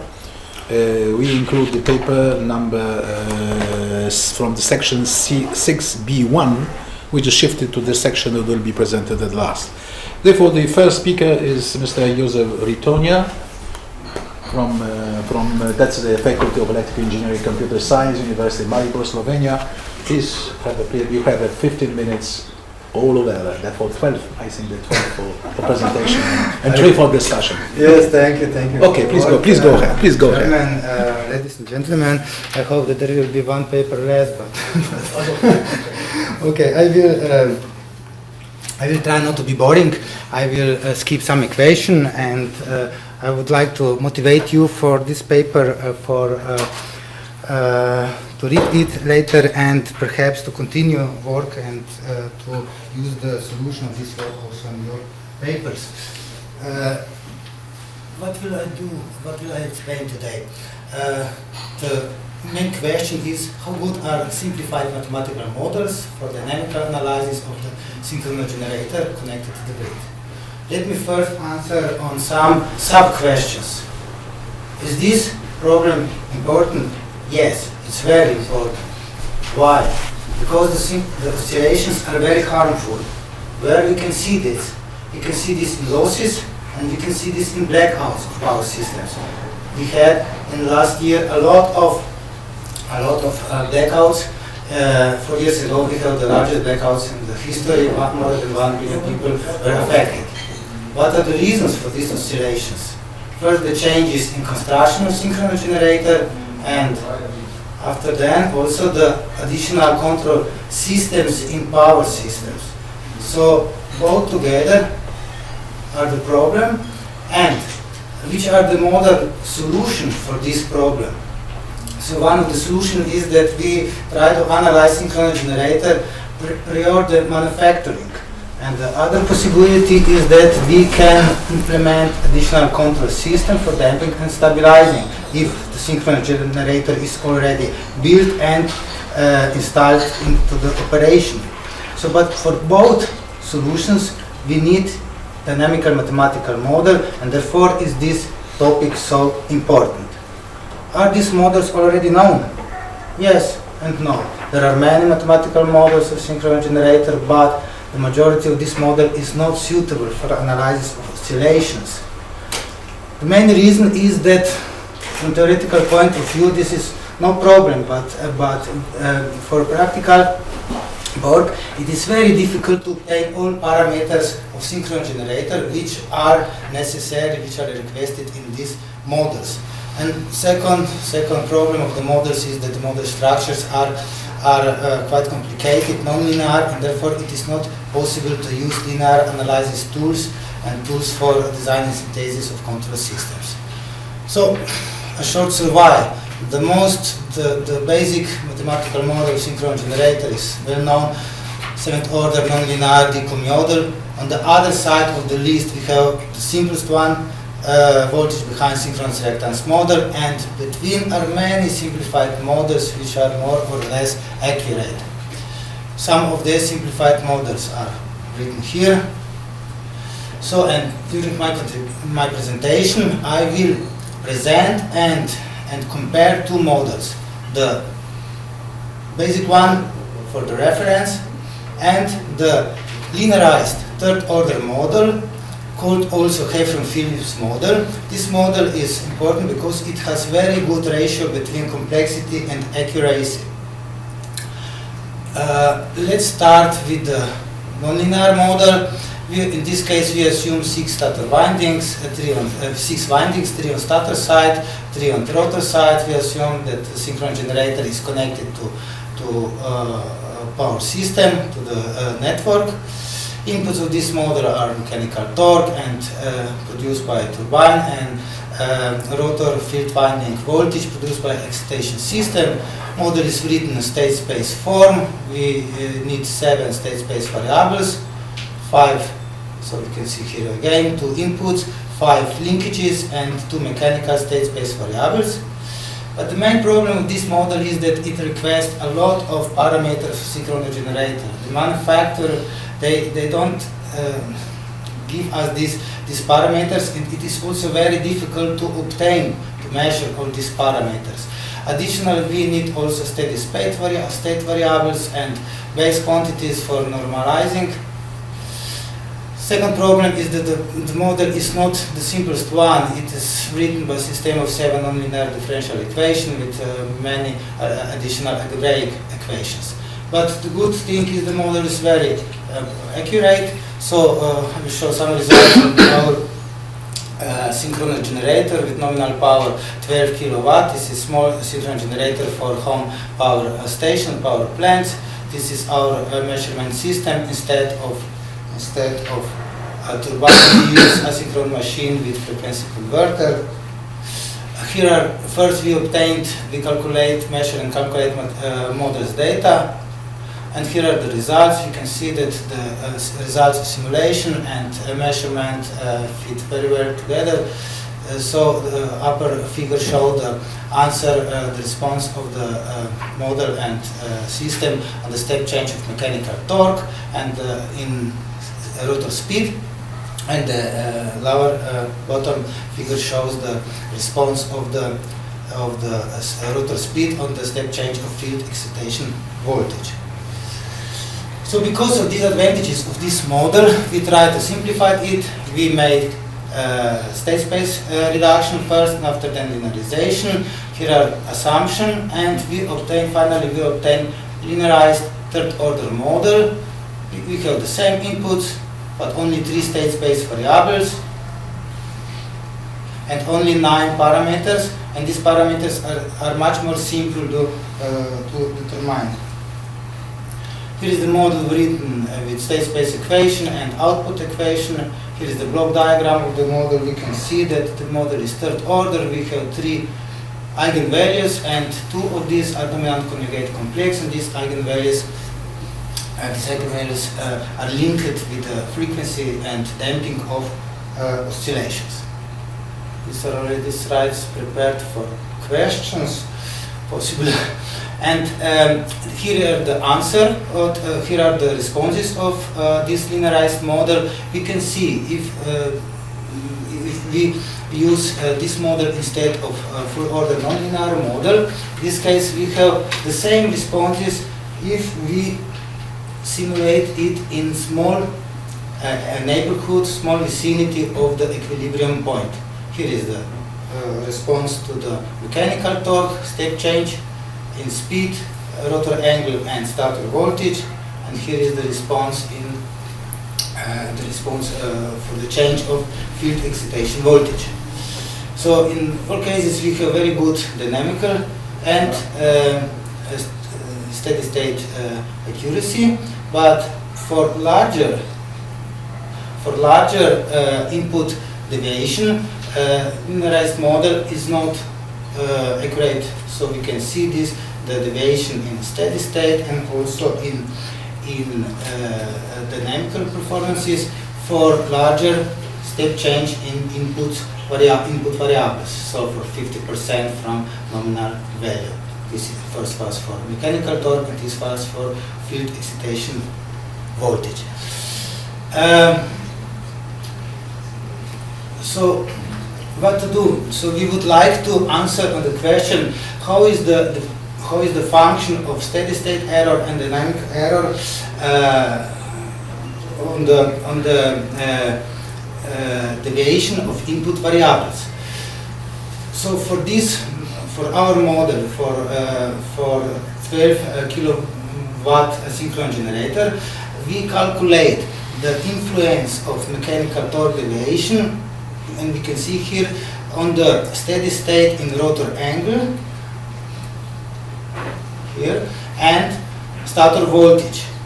So we can see if we change mechanical torque in the range from minus 0.5 pu till plus 0.5 pu, our steady state error is changing in this area. So if we will stay in this range plus minus 50%, the steady state error in rotor angle will be less than 15%.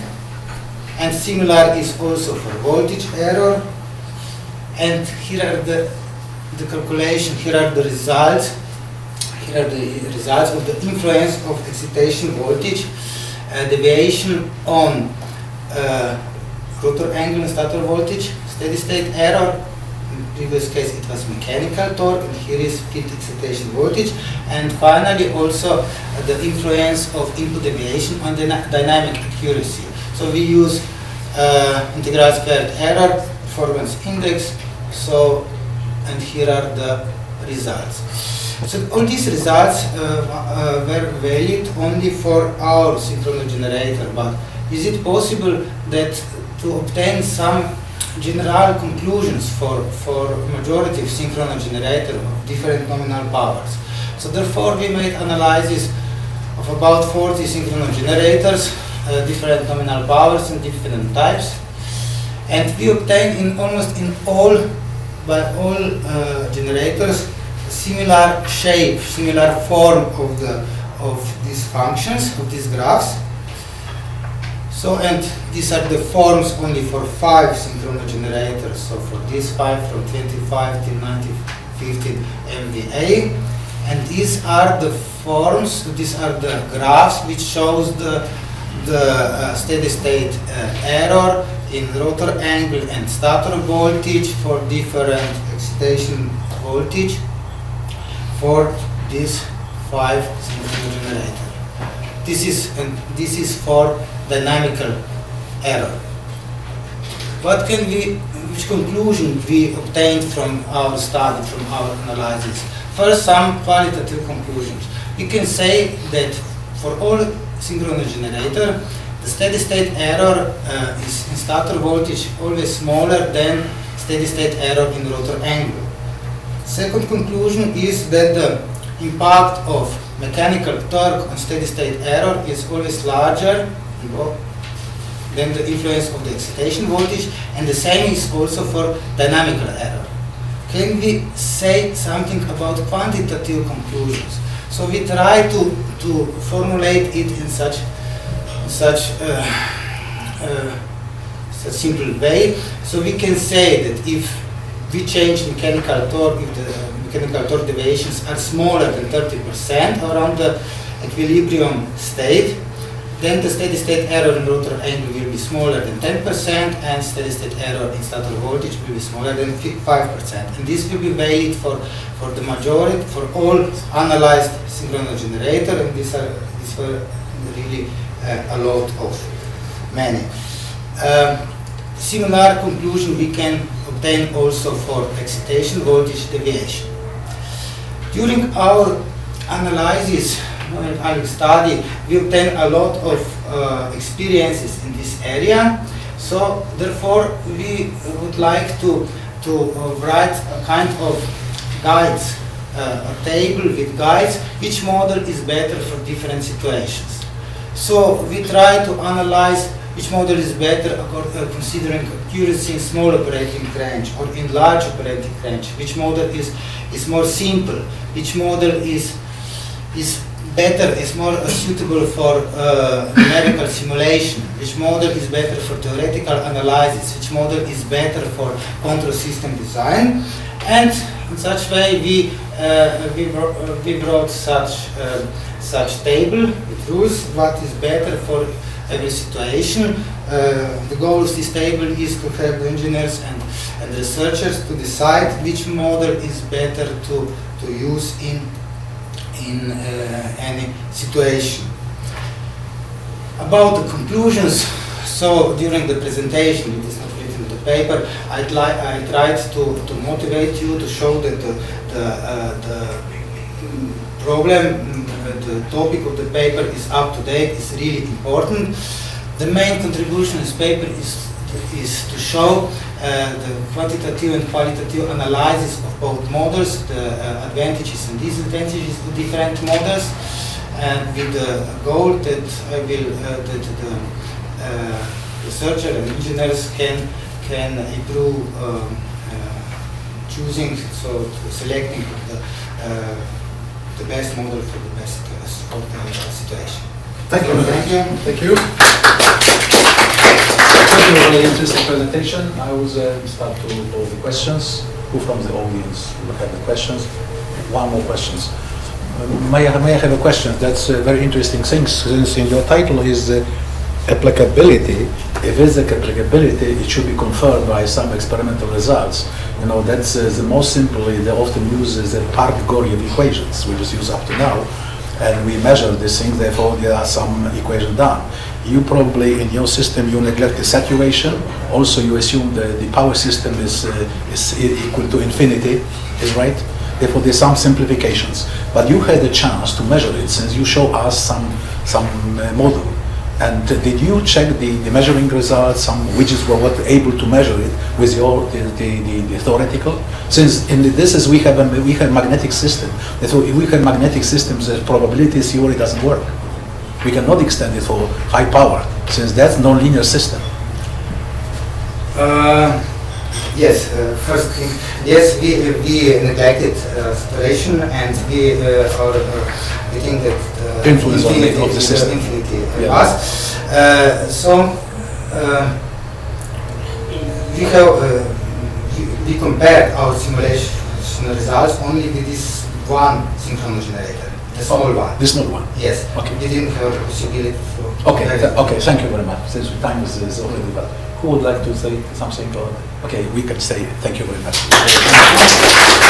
Okay, the next speaker is Professor Chap, was I not wrong? Okay, and with being a new method for the load compensation used during creation of post-blackout start-up pass and power system. Please go ahead. 15 minutes also.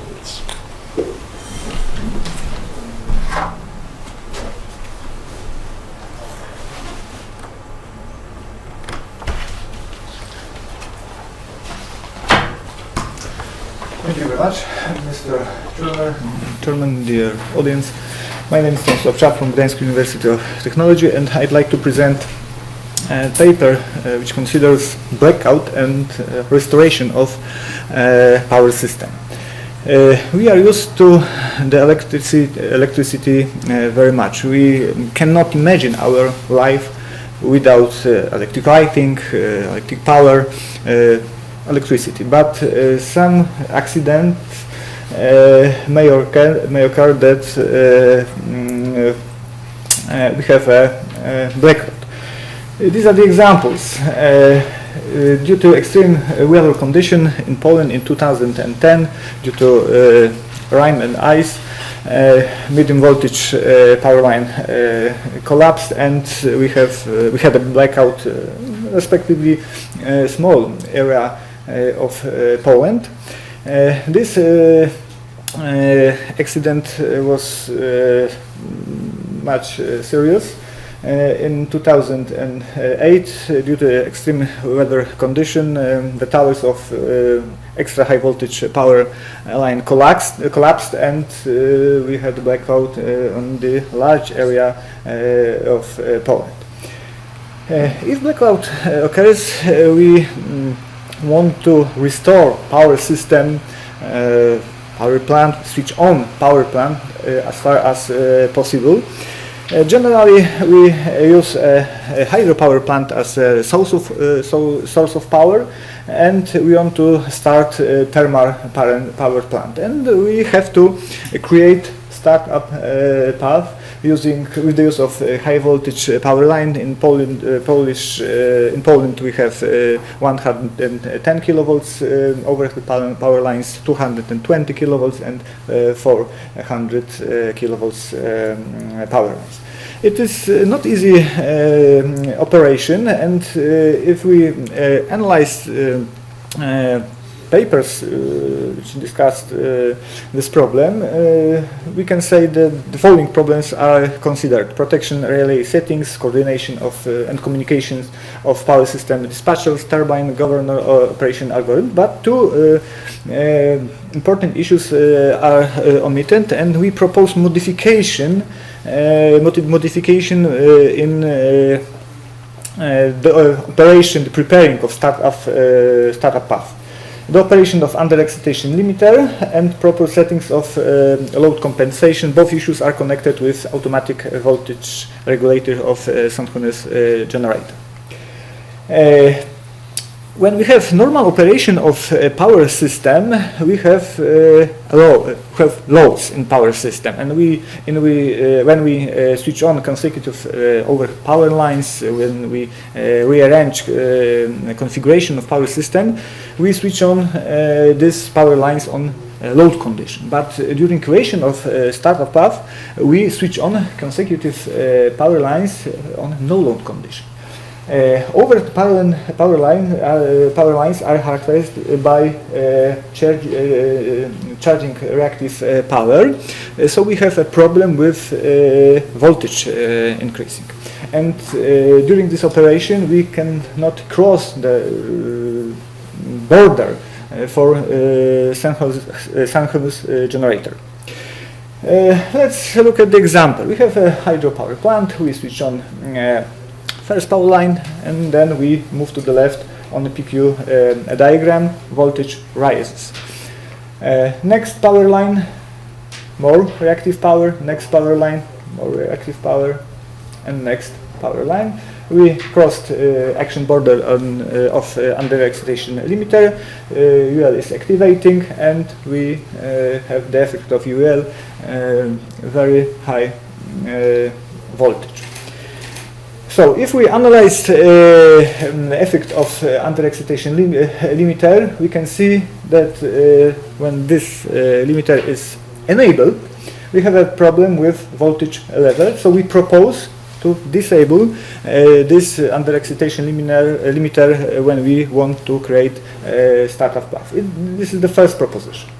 The second proposition is in load compensation. In normal operation of power system, we try to keep voltage in the proper level at the generator terminal. During creation of startup path, we should keep this voltage at this place. So we want to compensate impedance of power unit transformer, and signal introduce a correction of the reference voltage value. So we considered two possibilities. Load compensation is enabled, is our proposition, and load compensation is disabled, is a conventional approach. When load compensation is disabled, it means that impedance of this power unit transformer theoretically is equal to 0, but if it is enabled, it is higher than 0, it is equal to impedance of this transformer. The same example, these figures present voltage profiles during creation of a startup path. The blue traces represents values of voltage when load compensation is enabled. According to our proposition, it is favorable level. So at this moment, you should ask me: are our proposition advisable? Are correct? The best way to check this is to perform power system experiment. This experiment has been performed in Polish power system. And we propose following modification: under excitation limiter should be disabled, and load compensation should be enabled. We used Żarnowiec pumper storage power plant as a source of power, northern part of Poland. The rated power is 720 megawatts, and we started Koźnice thermal power plant, 1 unit. This is the largest thermal power plant in Poland, 2080 megawatts, and we created startup path The length of this path was over 600 kilometers, and during this experiment we had to keep voltage within the permissible level. For 400 kilovolts power line, the lowest permissible value is this, and the highest permissible value is this, and for 220 kilovolts power lines, respectively 205 and 245 kilovolts. Let's start. We switch on Żarnowiec 0 megawatts reactive power. We switched first power line. The voltage in the next node in Gdańsk was 381 kilovolts. Everything is okay within the permissible level. Then we had to transform to the system with the voltage 220 kilovolts. Next power line, voltage is okay. Next power line, next node, voltage is okay. In this node, we had to desynchronize transformers working in parallel in order to consume reactive power in this place. If we did not this, the voltage at the end of the startup path would be 280 kilovolt, is much higher than permissible level. We have local consumption of reactive power, and at the Kozienice we had 238 kilovolts. It is within permissible level. Voltage profile in Żarnowiec, and at the end of the startup path we had 240 kilovolts. It is within permissible level without load compensation.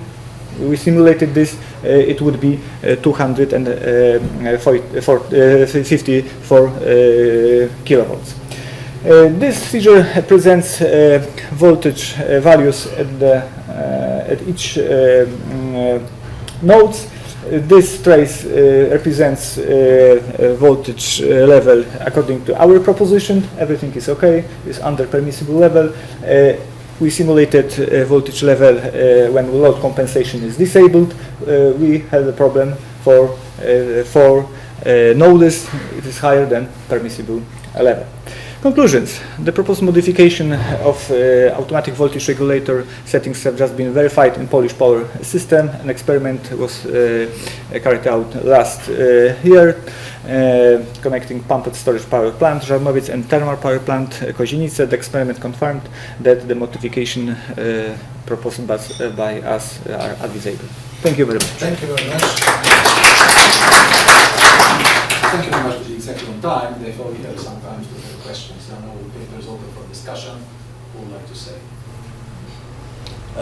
That's a very interesting experiment, but talking about the load compensation, you are thinking about the reactive power compensation, right? No, because load compensation, it is artificial compensation, correction signal in voltage, automatic voltage regulator. So we compensate artificial compensation of impedance of power unit transformer. Okay, thank you very much. It's very interesting, interesting experiment, and it's not easy to do that. I know. Yes. I know very well. Okay, who would like to say something? Okay, thank you very much. Okay, the next presenter is a gentleman from Estonia, Imre Doftar, but I'm not wrong, is right? Yes. Okay, and the paper is on the demand side management and the small power system, the Estonian case study, is right? Yes. Okay, please go ahead. Also 15 minutes and 2 minutes for discussion. So, ladies and gentlemen, my name is Imre. I come from Estonia, from the University of Tallinn University of Technology, and I will present a 2-year research project results carried out with the Estonian transmission system operator. The outline of the presentation is a short introduction, then I will give a glance why demand-side management, then the benefits of small power systems such as Estonia, and then the results of the case study that we carried out. And in the end, there is a small conclusion with the insight to the future work. So, if you talk about today's power systems, then we have a large share of renewable electricity coming into our grid, which is usually weather influenced. At the same time, we also have open electricity market conditions where everybody has to compete on an equal basis. And at the same time, the renewable energy targets are also pressurizing the fossil fueled power plants to be shut down.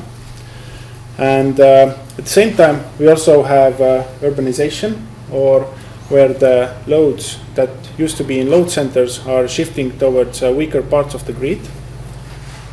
And we have a question with the distributed and versus centralized operation. So in the beginning, the power system was built for centralized operation, so that power was transferred from point A to point B. But now we are in the situation where we can have generation almost from every point of the grid. And with the increasing these stochastic variables in the system, we also increase the need for these short-term balancing power to balance out these fluctuations. And if so far the balancing has been carried out by these large power plants, then by closing them down, we start to have a deficit of this balancing power. And we carried out a research project to map the Estonian consumers' potential to provide this balancing power to the system operator. We carried out 4 measurements at different sites, at 2 office buildings, 1 shopping center, and also 1 industrial site. So why demand side management? We have various measures that we can use. The most simplest and maybe known to everybody is the static demand side management that is organized through regulatory laws, and it is aimed for long-term energy efficiency and conservation. But if we talk about balancing, then we talk about dynamic or short-term demand side management. And here we have 2 possibilities. One is through the system operator with a contract who can activate them, and also active participation from the customer side who is doing some actions according to some external signals, for example prices. And the impact is not so much on energy efficiency or energy conservation, but rather market efficiency, of more efficient market operations and system control. And for the customer, this gives a new business case to optimize their costs. So the demand-oriented and driven power systems are outdated. So we cannot consider that demand is fixed and we have to plan according to demand. Everything demand is actually quite flexible. We have these loads in the system that are actually unused.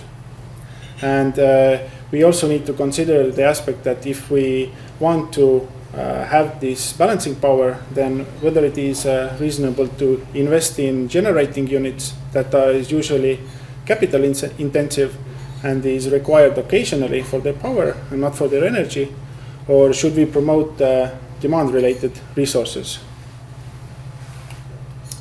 So benefits of small power system.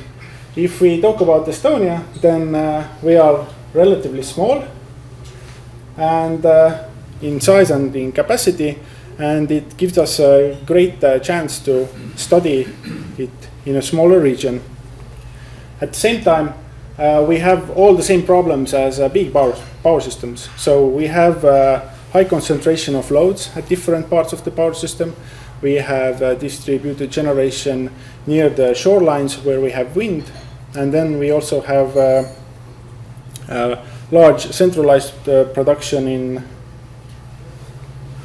in the eastern part of Estonia. At the same time, the balancing services capacities in the last couple of years have mainly remained below 40 to 60 megawatts. It's quite rare that we need higher capacities for balancing or for system services. And we also have extra motivation from the energy-intensive customers, because if we take, for example, wood industry, then they have to compete on a global market, meaning that if the energy part of their product is higher, then they are less competitive on the market. So here is an example, the additional cost in addition to the electricity price in comparison between Austria, Sweden and Estonia. And we can see that in Estonia, the total additional cost for electricity is much higher than, for example, with other countries where the wood industry has to compete with. So the consumers are motivated to find new solutions how to lower the energy part of their production cost. If we go to the wood industry in Estonia, then it can be described as a high share of induction motor load. More than 95% of the load is induction motors. Then the continuous manufacturing process has incorporated several intermediate storages, which can be used as a sort of energy storage if we want to shift certain parts of the loads. This gives them a certain level of flexibility. And the main constraint from the industry comes from the final production output, which has to be constant. So if the demand-side management action would harm this, then it is not very motivating for them. But at the same time, additional flexibility comes from the fact that they have 20 to 27% of reserve capacity in their production lines, which is not used. So even if we turn off a certain part of the production line, they can increase its power output or electricity consumption after the demand-side management action, and therefore a bit catch up the production quota. And we determined, based on the interviews with the paper industry, who was not willing to participate in this research project, but was kind enough to provide us information. And we did extensive measurements at the wood industry, and we determined that the total paper and wood industry would able to provide for the system operator in short term up to 30 megawatts of regulating power. And if we extended the same assumptions to the rest of the industry, we got a 35 megawatt potential. However, it should be researched further, because we don't know their limitations and restrictions. If we go to office buildings, then the two types of office buildings that we analyzed one was a 24/7 type office building, meaning that people are constantly there. There are 8-hour shifts or 12-hour shifts. And this type of office building also incorporated a small data center. And the other office building was a more traditional, like that is where the work is from 8 to 5. These buildings can be explained that they have large share of heating and ventilation systems. And the proposed demand-side management solution would be to control temperature or airflow in the rooms, either according to market price or if the system operator requests. And actually the only constraint that comes from here is the employee comfort. So we have to consider that if the room is too cold or too hot, then the employees, the work output is much less. And we determined that with a duration time of 1 hour, the 8 to 5 type office building could provide up to 72 megawatts of load, and the 24/7 type of office building 14% of load. The data center in this case was not considered as a controllable load, because its service was essential.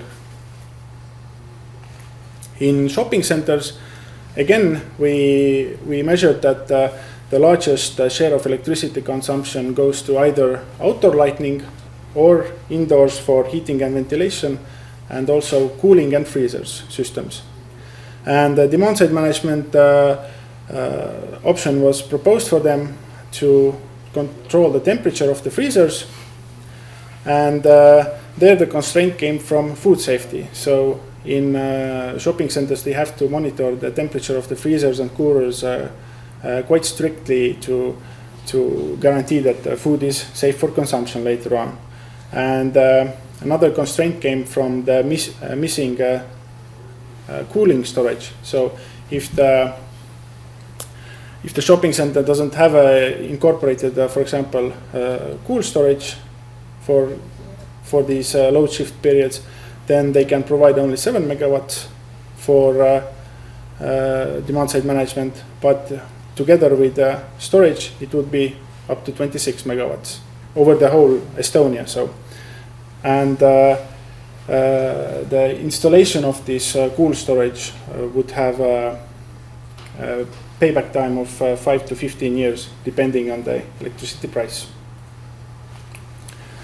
So if we talk about the conclusions, then we can see that the loads can provide a high durational and also variety of services for the system operator.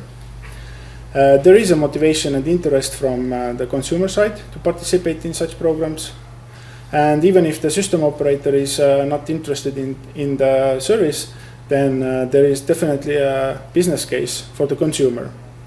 And actually, pilot projects similar like proposed here are already in action in Finland.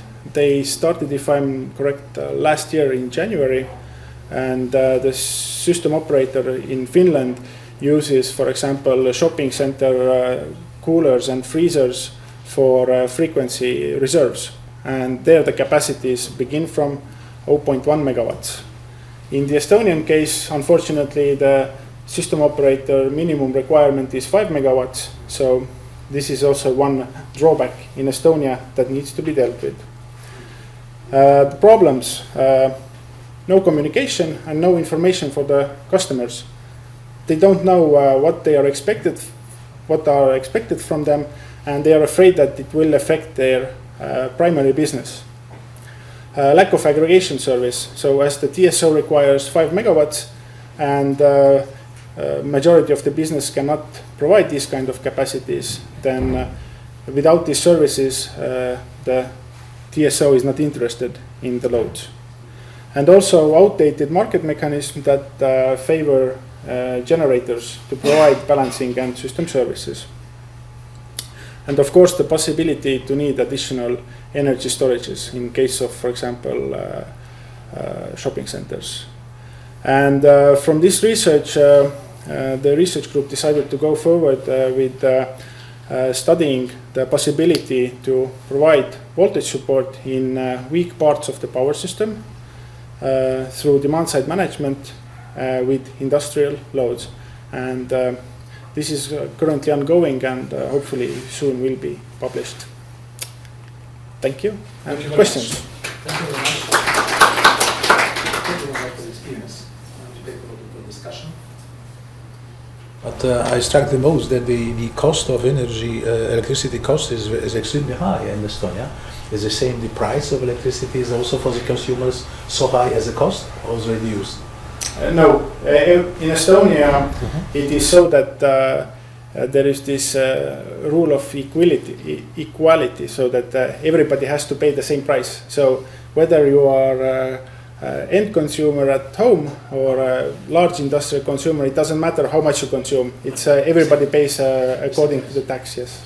Okay. And you based on your own energy with the power plants, or do you have to import energy from somewhere?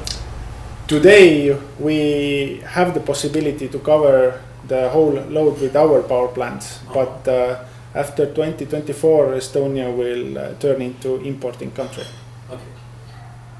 More questions?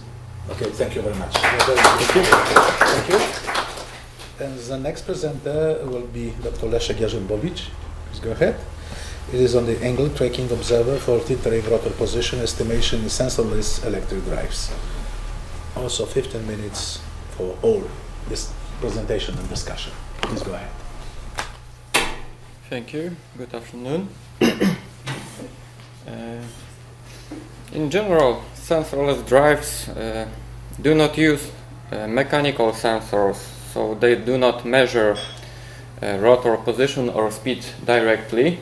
Instead, they have specialized algorithms to compute these parameters. And these estimation algorithms in general use other measured quantities, typically motor currents and sometimes motor voltages. And if we have some disturbances, some errors in measurements of these electrical quantities, these errors are reflected onto the estimated position. So, for instance, if we have some random error in electrical measurements, it corresponds to some noise in the position computed based on the estimation algorithm. In general, the estimating algorithms can be divided into two groups.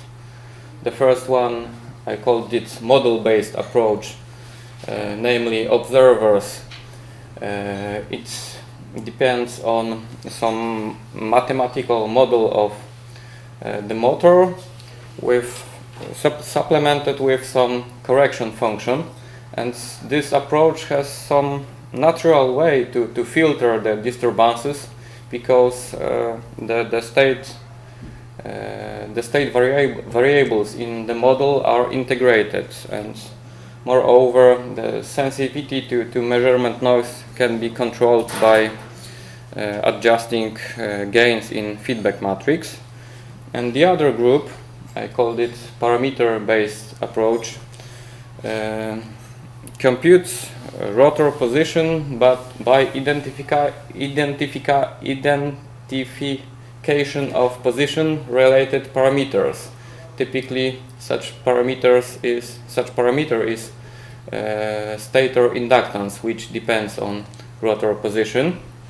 And in this case, position is derived directly from single identification. Therefore, these estimators are sensitive to measurement noise and require some kind of low-pass filtering of the outcomes.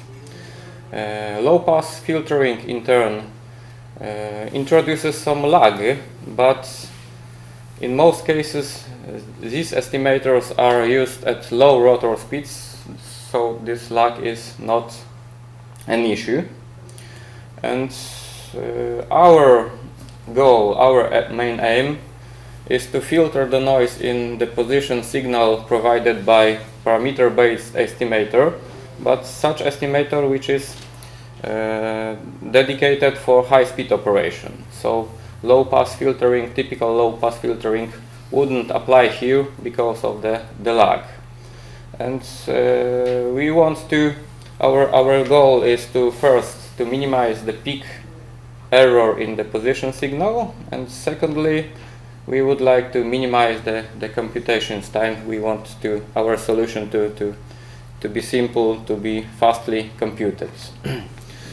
And we have proposed to replace low-pass filter, typical low-pass filter, with so-called angle tracking observer, shortly ATO. This solution is well known, but in different field.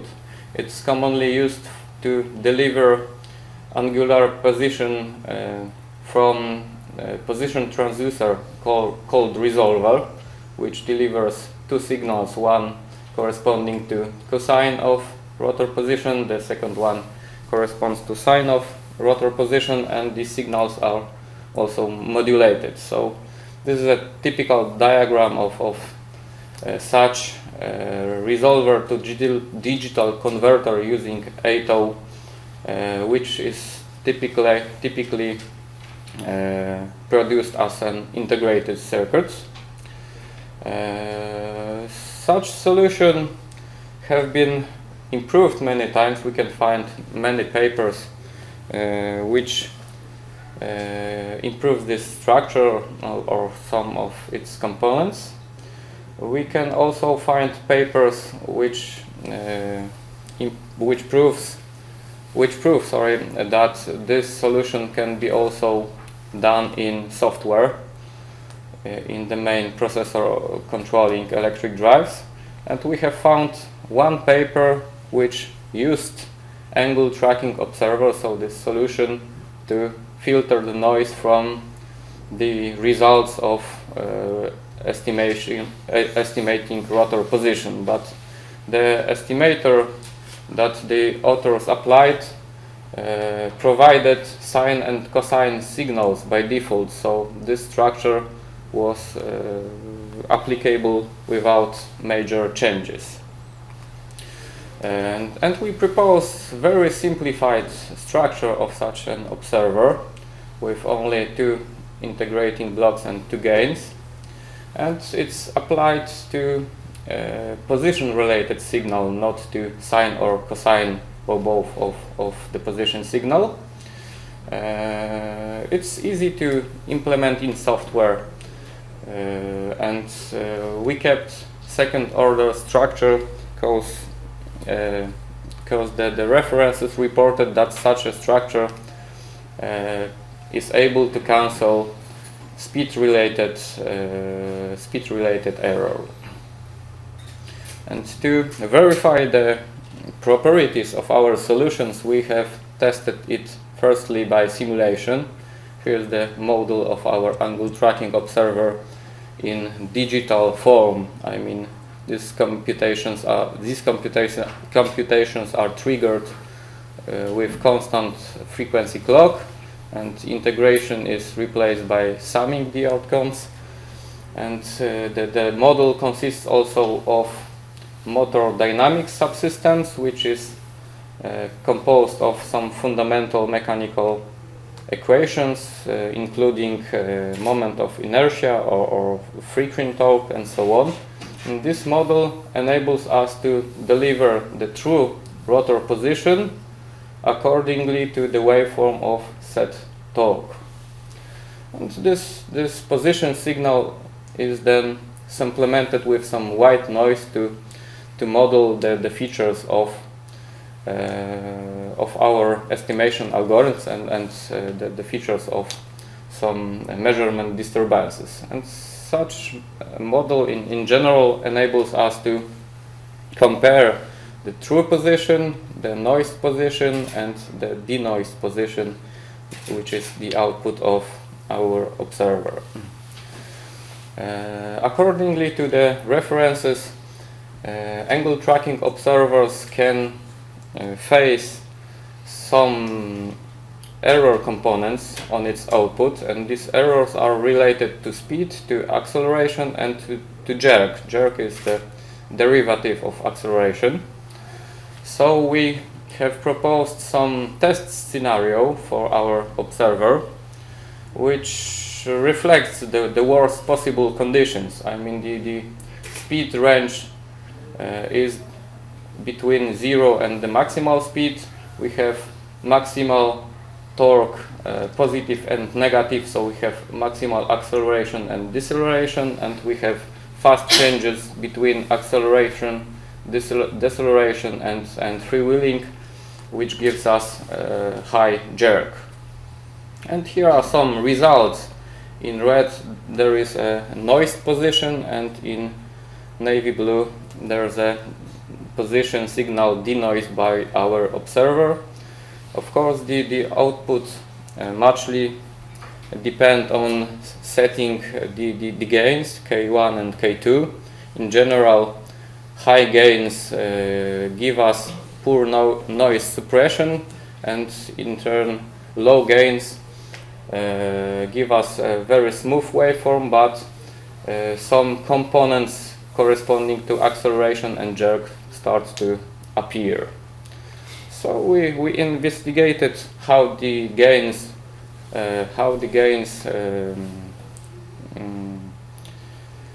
correspond to the peak error.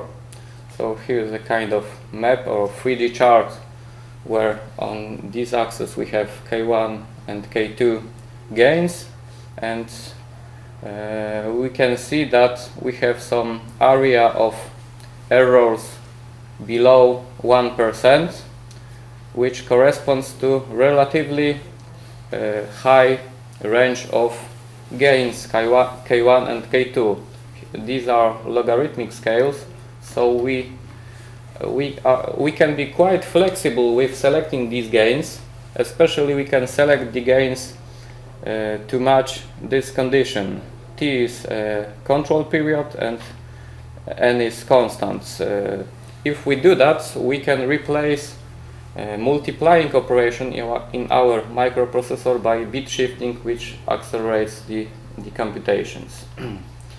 And we also have compared our solution with some typical low-pass filters, boxcar and sync filter.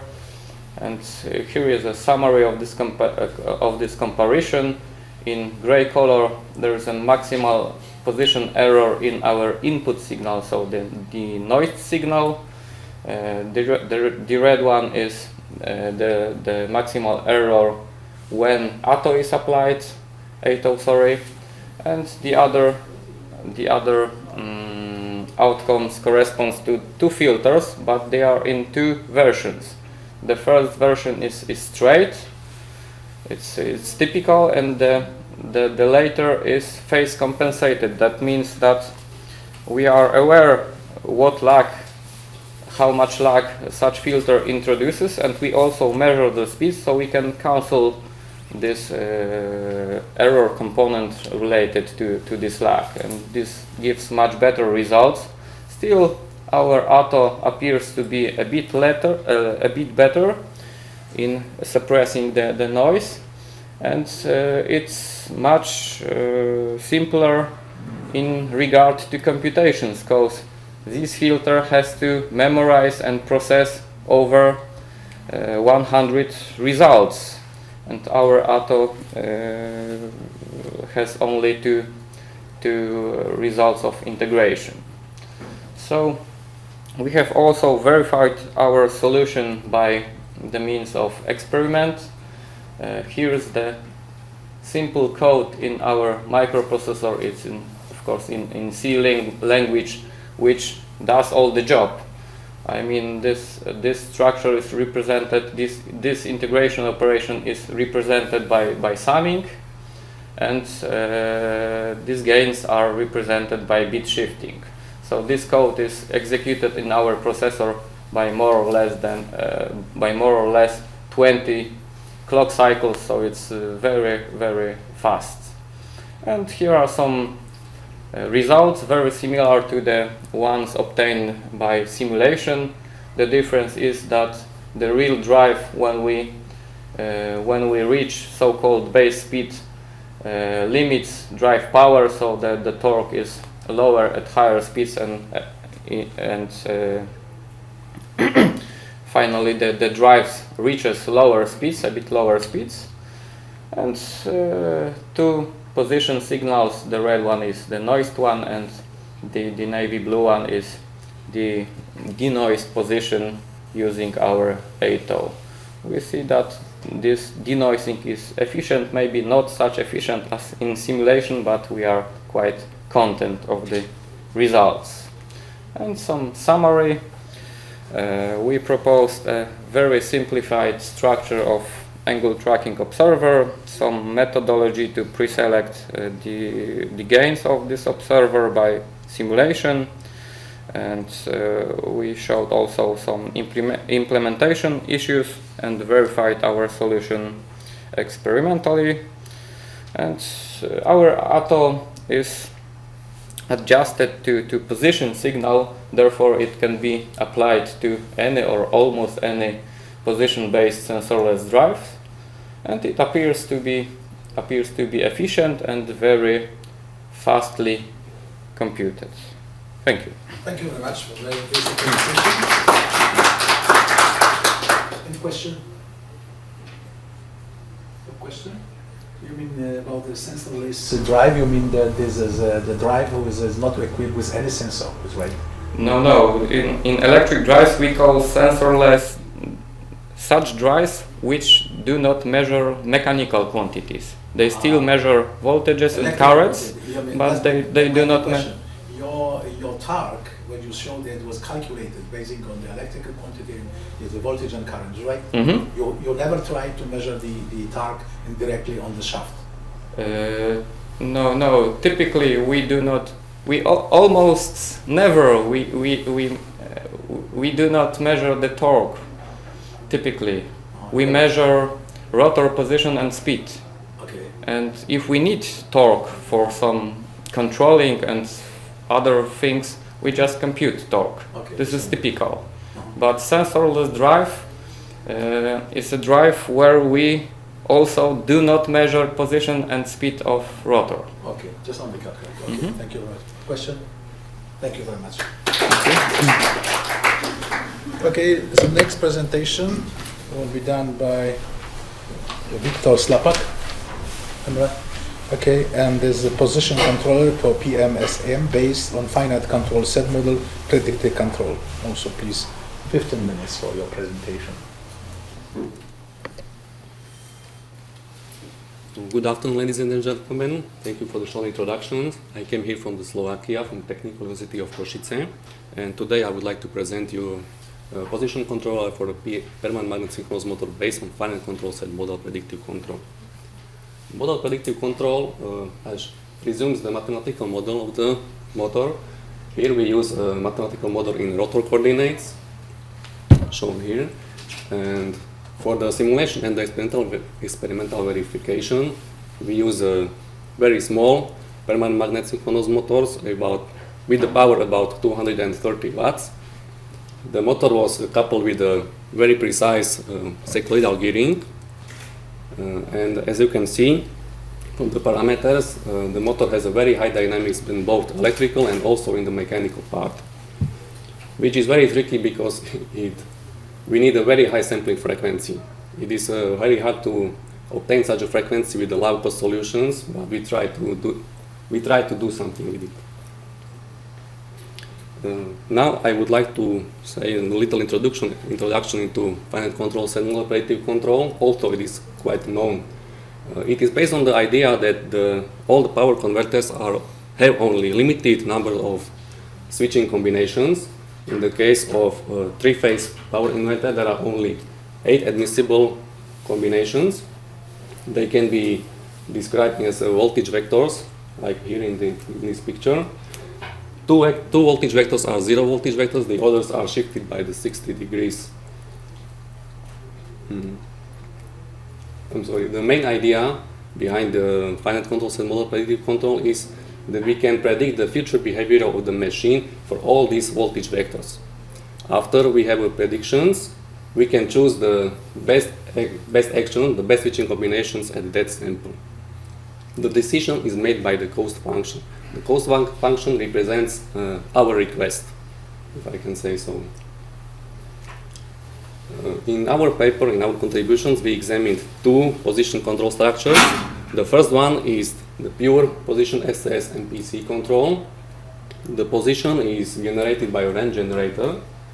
And if we have a position reference by the range generator, we also have angular speed reference and also the angular acceleration. The Kalman filter used in this control structure filters the measured values and is also used to estimate the load torque, because in the predictions we need the load torque to properly estimate the future state. The second control structure is the combination of the PI position controller and the FCS and PC controller. The advantage of this structure is that it needs less computing time, because we do not need a prediction of the position. We only need the predictions of both current components, angular speed, and we need estimated load torque. The cost function itself is very simple to understand. It consists from 5 terms. The first term is express the position reference following. Next is the speed reference following, the current control, torque per ampere maximization, and the speed and current limitation. The limitation is a nonlinear function that gets a very high value when the speed or when the predicted speed or predicted currents are very high. over the maximum currents. So it means if this is very high, the whole cost function is very high, you get very high value, and the controller doesn't choose this voltage vector. The current control reference is made from 3 components that are very well known in the cascade PI control structures. They are described. So the low-torque compensations, this one is not very typical, but it is used to reduce the oscillations in the current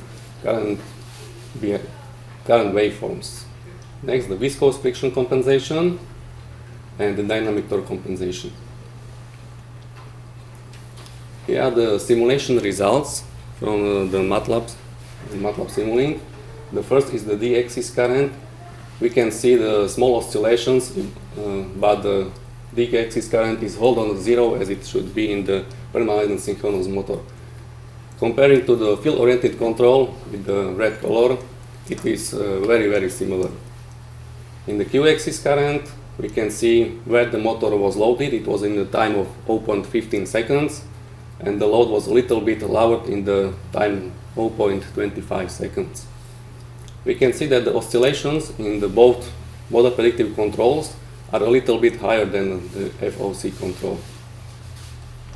If we look on the angular speed and angular position, we can see that it is almost the same for all 3 control structures. But if we look in the detail, we can see that the model predictive control is quite faster than FOC control. But what is interesting in the position control is the angular position deviation. If we control 4 components with one controller, as we did in the MPC, that it is typical to have a deviation in the dynamic situation and also with the steady state. But when we see absolute numbers, the position deviation is not very large. The experiment was done on the experimental set tool, as it's seen in the picture. There are 2 actuators with the same parameters. They are coupled with the flexible coupling and the torque sensor only for the verification of the torque estimation. For test purposes, we need to design a voltage source inverter controlled by the single microcontroller unit, but with the dual CPU. We need a very high sampling frequencies, so our sampling period was 32 microseconds for this type of control. And the experimental results, we can see a very high oscillation in both axis current. The reason is that the sampling time is very small, 32 microseconds, but the computation time is more than 7 microseconds. So it's more than 30% of the sampling period is only the computation. So we need still a much higher computation power. Here we can see angular speed responses and angular position. As we can see, the pure MPC control has a very high oscillation in the speed response. But the combination of MPC and PI control, it is very similar to FOC control. Also, the position is almost the same, but if you look in the detail, the deviation of the MPC, pure MPC, is very high against the FOC and MPC speed control. So, to conclude it, axis MPC control has brought higher dynamics in the speed controlling, introducing feed-forward compensations, improved a little bit speed and also the current control. The accuracy is very comparable to FOC, but the better results would be possible with higher computation power. So the final control set position model predictive control can be used as a position control with a little more exploration. Thank you for your attention, and if there are any questions. Thank you very much. Question? You measure here the torque. What kind of method you use for measuring the torque of the electrical motor? We didn't measure the torque, we estimated the torque by a Kalman filter. Okay, okay. I think it what was the power you estimate of this electrical motor? Rated power you use? 230 watts. Was the, 230 watts. it was very small motor. Okay. Question? No, thank you very much. The next presentation will be by Ahmed Dogan from Turkey, and there's a comparison of heuristic methods for optimum power flow consideration valve point effect with 15 minutes altogether. Good afternoon, dear professors and colleagues. I am Ahmet Doğan from Erciyes University in Turkey. The title of the presentation is A Comparison of Heuristic Methods for Optimum Power Flow Considered Valve Point Effect. This is the outline of the presentation. First, I will mention about scope of the paper.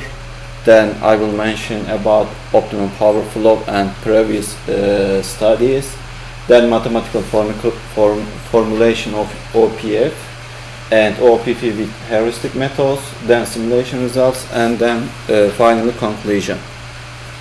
Scope of the paper is a solution of OPF with valve point effect using different heuristic methods. The methods are which I use: genetic algorithm, differential evaluation, particle swarm optimization, and artificial bee colony algorithms. When steam valve starts to open in a turbine, it changes generation curves. That is called as a valve point effect. So we use the cost formulation this valve point effect, and also penalty function is added for generating violations, our formulations. We used IEEE 30 bus system, and we use that system. We compare the convergence curves, and we show the results. Growing worldwide population, industrialization and urbanization will result in an increase in energy demand, as we know. Number of the generation units and the transmission lines are increasing in order to meet that increasing demand. System operators need some analysis tools for optimum and smooth operation of complicated system, and OPP provide us that controlling and optimum operation of the system. The aim of OPF is optimum setting of control variables to minimize the generation cost by satisfying power flow equation, and we do that in physical boundaries. If we look at the previous studies, mathematical based pointer, okay. If we look at the previous studies, mathematical based traditional methods are used. These are some methods which are used: gradient method, Newton-based method, linear programming, quadratic programming, interior point method, and nonlinear programming. Traditional methods have some disadvantages. These are they have some convergence problems for large-scale systems, difficult adaptation to formulation chains, and they spent many memory for the computational. So last year's heuristic methods are preferred. These methods are evolutionary programming, genetic algorithm, differential evaluation, PSO, ant colony optimization, artificial bee colony fuzzy logic, and other methods we can use for solution OPF. That methods have some advantages. They are robustness, flexibility, and they converge global optimum solution. So they are preferred for in last years. These are some studies in the literature about OPF, and I want to present the formulation of the OPF. The objective function fx is the generating fuel cost, g is the equality constraints, and h is inequality constraints. Minimum fx subject to g and h. X is the vector of state variables, can be expressed This is the slack bus real power, and these are load bus voltage, reactive power. This one is the transmission line NVA loading, and U is the vector of independent control variables, can be expressed. These are the real power of generators, except for slack bus power. Slack bus power is state variables, and the voltage of the generating bus. The cost function is this equation. This is the normal cost function, and we use the active power which the generating units produce the active power, and A, B, C are the coefficients of the generator. This is the valve point effect formulation which I mentioned before, and also we use the penalty function for the violation of the active power in the generating. If generator produce much power than the Pmax, we use this penalty function, or it's produced less than the minimum power, also we use the penalty function.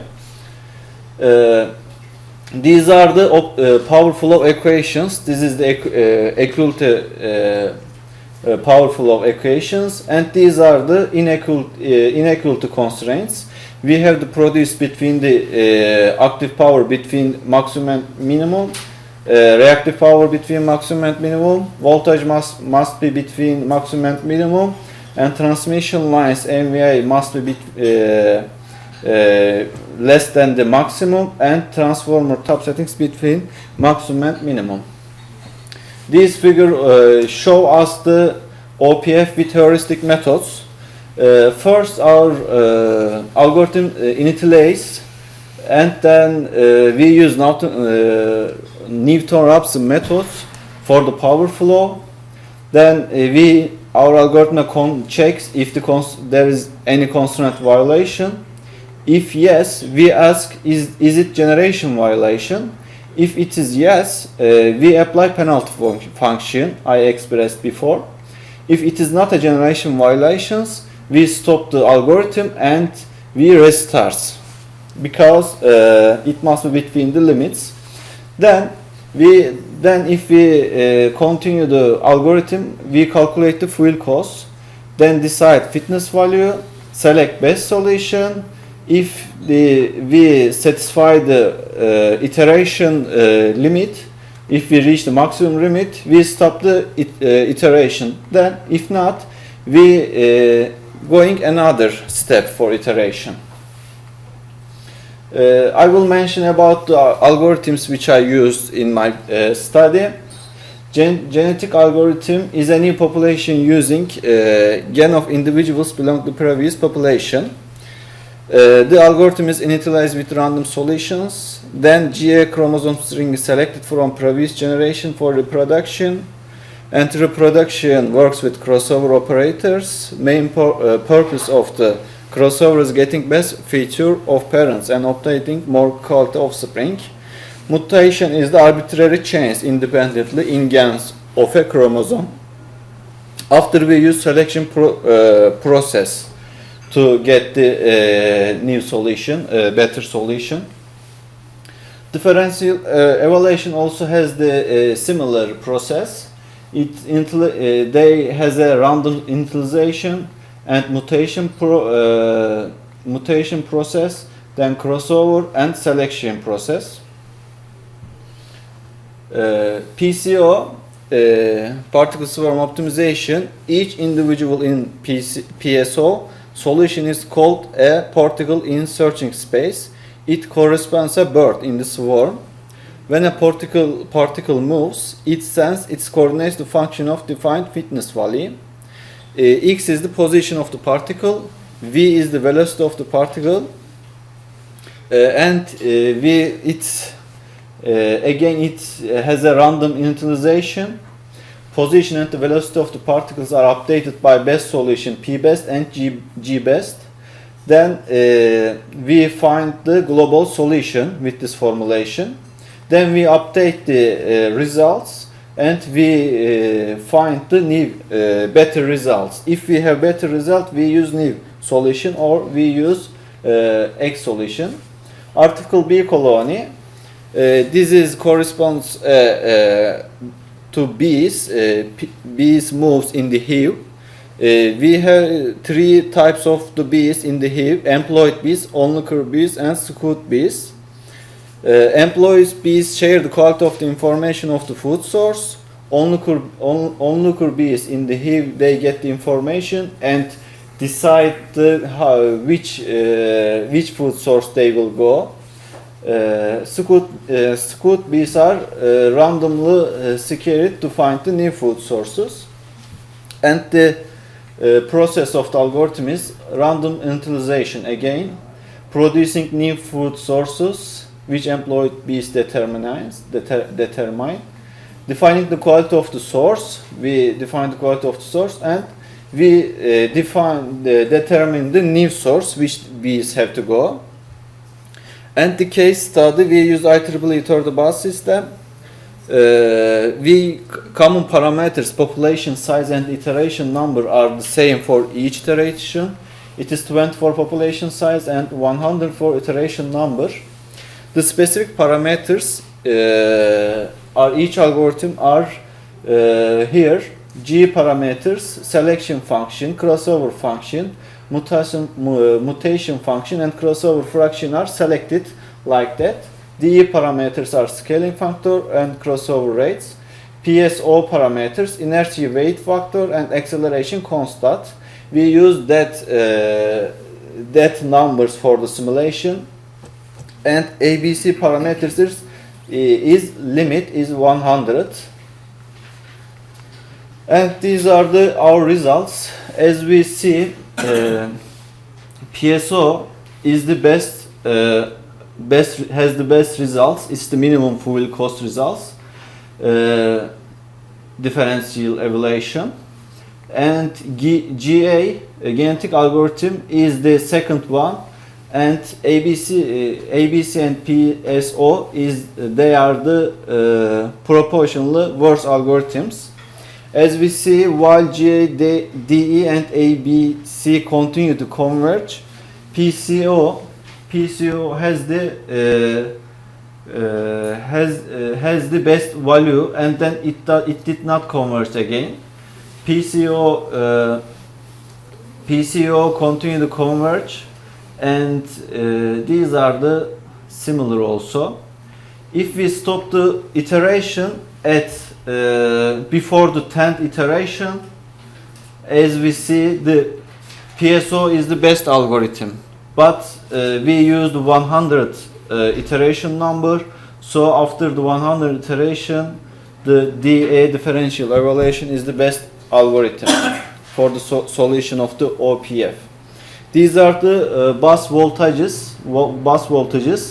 These are the bus number and voltages. As we see, the bus voltages are not so different from each other. They are very similar, but they are not lower than the 1.95 per unit value. These are also results. The fuel cost is 9.18 is DA is the best, is the minimum result, and then GA, and then PSO and ABC. These are the iteration times. As we see, GA is the best one, and second one is the DE solution of the OPF. As conclusion, simulation results demonstrate that differential evaluation and genetic algorithm are the cost-effective algorithms for solving OPF with valve point effect problem. Whereas GA has the fastest iteration time, DE has the minimum fuel cost results. Although these algorithms have the best simulation result from objective function, which is fuel cost point of view, they have high line losses rate. Although PSO has the high initialization value, it reached the optimum solution at early number of iteration. Finally, DE is the most effective algorithm with good iteration times. That is to say DE and the GE are the most cost effective than the swarm-based algorithm PSO and the ABC solution of OPF with valve point effect. Thank you for listening. Thank you very much. Thank you. Question? No question? Okay, thank you very much. This time we'll go to the front and we will have to look at one paper sets again. And the last paper will be from the session 6B1, and that's Mehmet Konar. Will be performance comparison of particle swarm optimization, differential evaluation, artificial bee colony algorithms for fuzzy modeling and nonlinear systems. Please go ahead.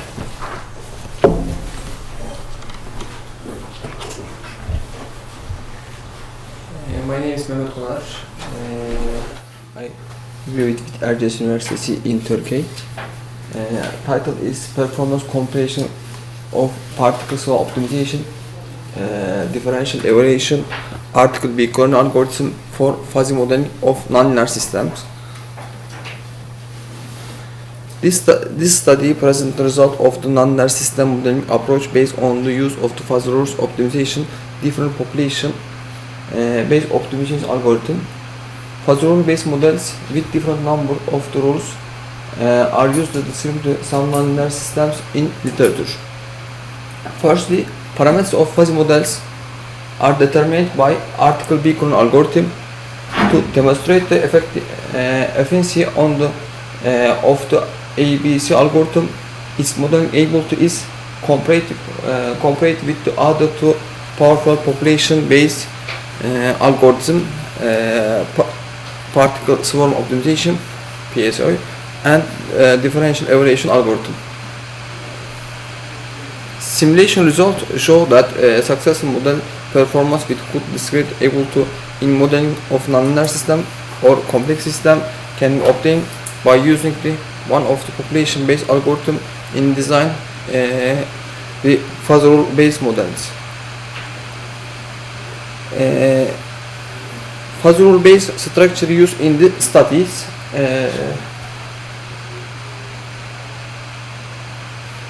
First rule, second rule, a sample fuzzy rule base with two rules, and a parameter matrix of define the membership function and rules, input membership function, and input to output adjustment parameters.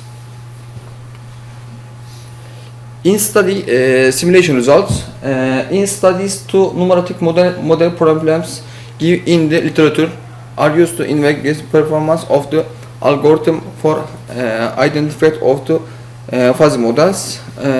One problems, antenna model problems, two problems, Bach-Jensen gas Franz problems.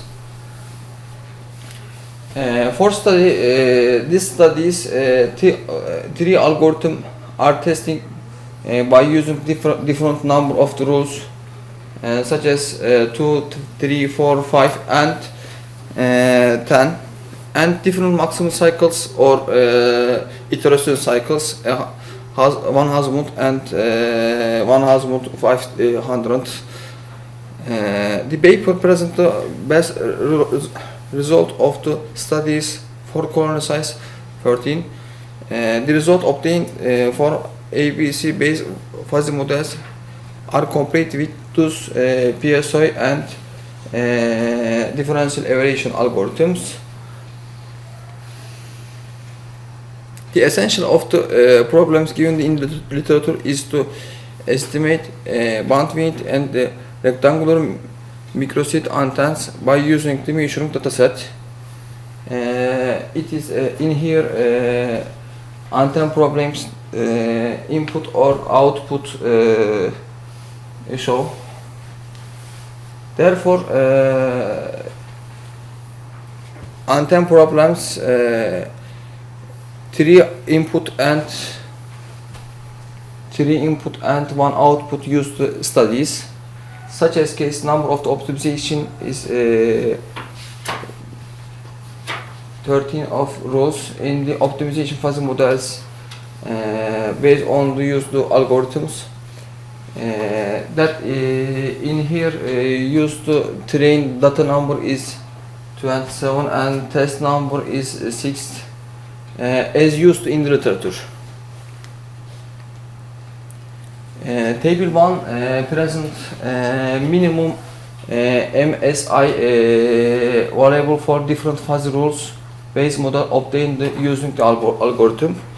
In here, rule number 2, 3, 4, 5, 10, and dataset train dataset and testing dataset. Algorithm ABC and DIE and PSO. Maximum cycles, iteration cycles in 100 and 105, 1000 and 1500. We select all models on 10 rows. For fuzzy models, MSI is 0.0201 and DEI and PSOI in shown. Figure 2 shows figure 2 show the output of the fuzzy models and measuring bandwidth and PSI and ABC and DIO showing. Figure 3 show in here iteration to MSI variation, MSI and iteration. In here ABC algorithms iteration, MSI to iteration, DIA MSI to iteration, and PSO MSI to iteration. Table 2 shown comprise of your study and other methods in the literature for antenna problems. Our study ABC, DIE, PCI, and Mamdani models reference 24, Sugeno models reference 24, ABC result.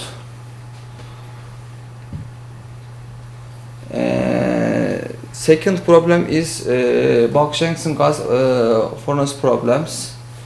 Consists of dataset include input-output measuring 296 per used to optimize a fuzzy rules maze model. In here, Bak-Janssen problems in detail, and Bak-Janssen problem is result rules 2, 3, 4, 5, and 10, and algorithm ABC, DIE, and PSO. Iteration. We select the minimum iteration ABC 0.1865, DI 0.2078, and PSO 0.1542.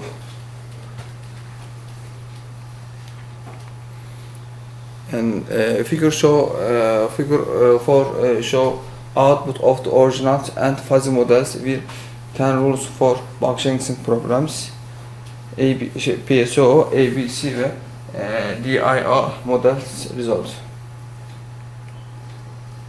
Figure 5 show iteration MSI variation of the algorithm-based fuzzy model for Bak-Janssen problems. ABC, DIE ve PSO fuzzy models. Table 4 showing compressed of the our study on the other methods in the literature for Bak-Janssen problems. Other methods here, and our studies ABC, DIE, PSO 10 rules. Conclusion: the paper presents a useful investigation about the effect of the population based on the three population algorithm ABC, the AOPSO algorithm in the fuzzy modeling on the nonlinear system. We used two problems, Bach junctions and antenna problems. Fuzzy rule-based models in different rule number optimizing the algorithm is applied to popular nonlinear system given in literature. Simulation results show that they are able to define the nonlinear system complex system. On the fuzzy rule-based models can be simulation improved by using the differential evaluation and article B algorithm, essential and competitive solution for difficult engineering problems can be procedures. Thank you. Okay, thank you very much. The last we went to the end, I was tired here. Okay. Any questions? As a mathematical approach to different methods, therefore have to understand. Okay, thank you very much. Thank you again. Okay, once again, thank you, presenter. The other presenter disappeared probably. And then now I invite you for the welcome party at 6 o'clock. Professor Valinevicius, do we have to use a formal suit or just we can change clothes? What do you think? So it's up to us, but probably the formal suit. Okay, we will meet here in front of the hotel and then we walk. Okay, thank you very much and see you.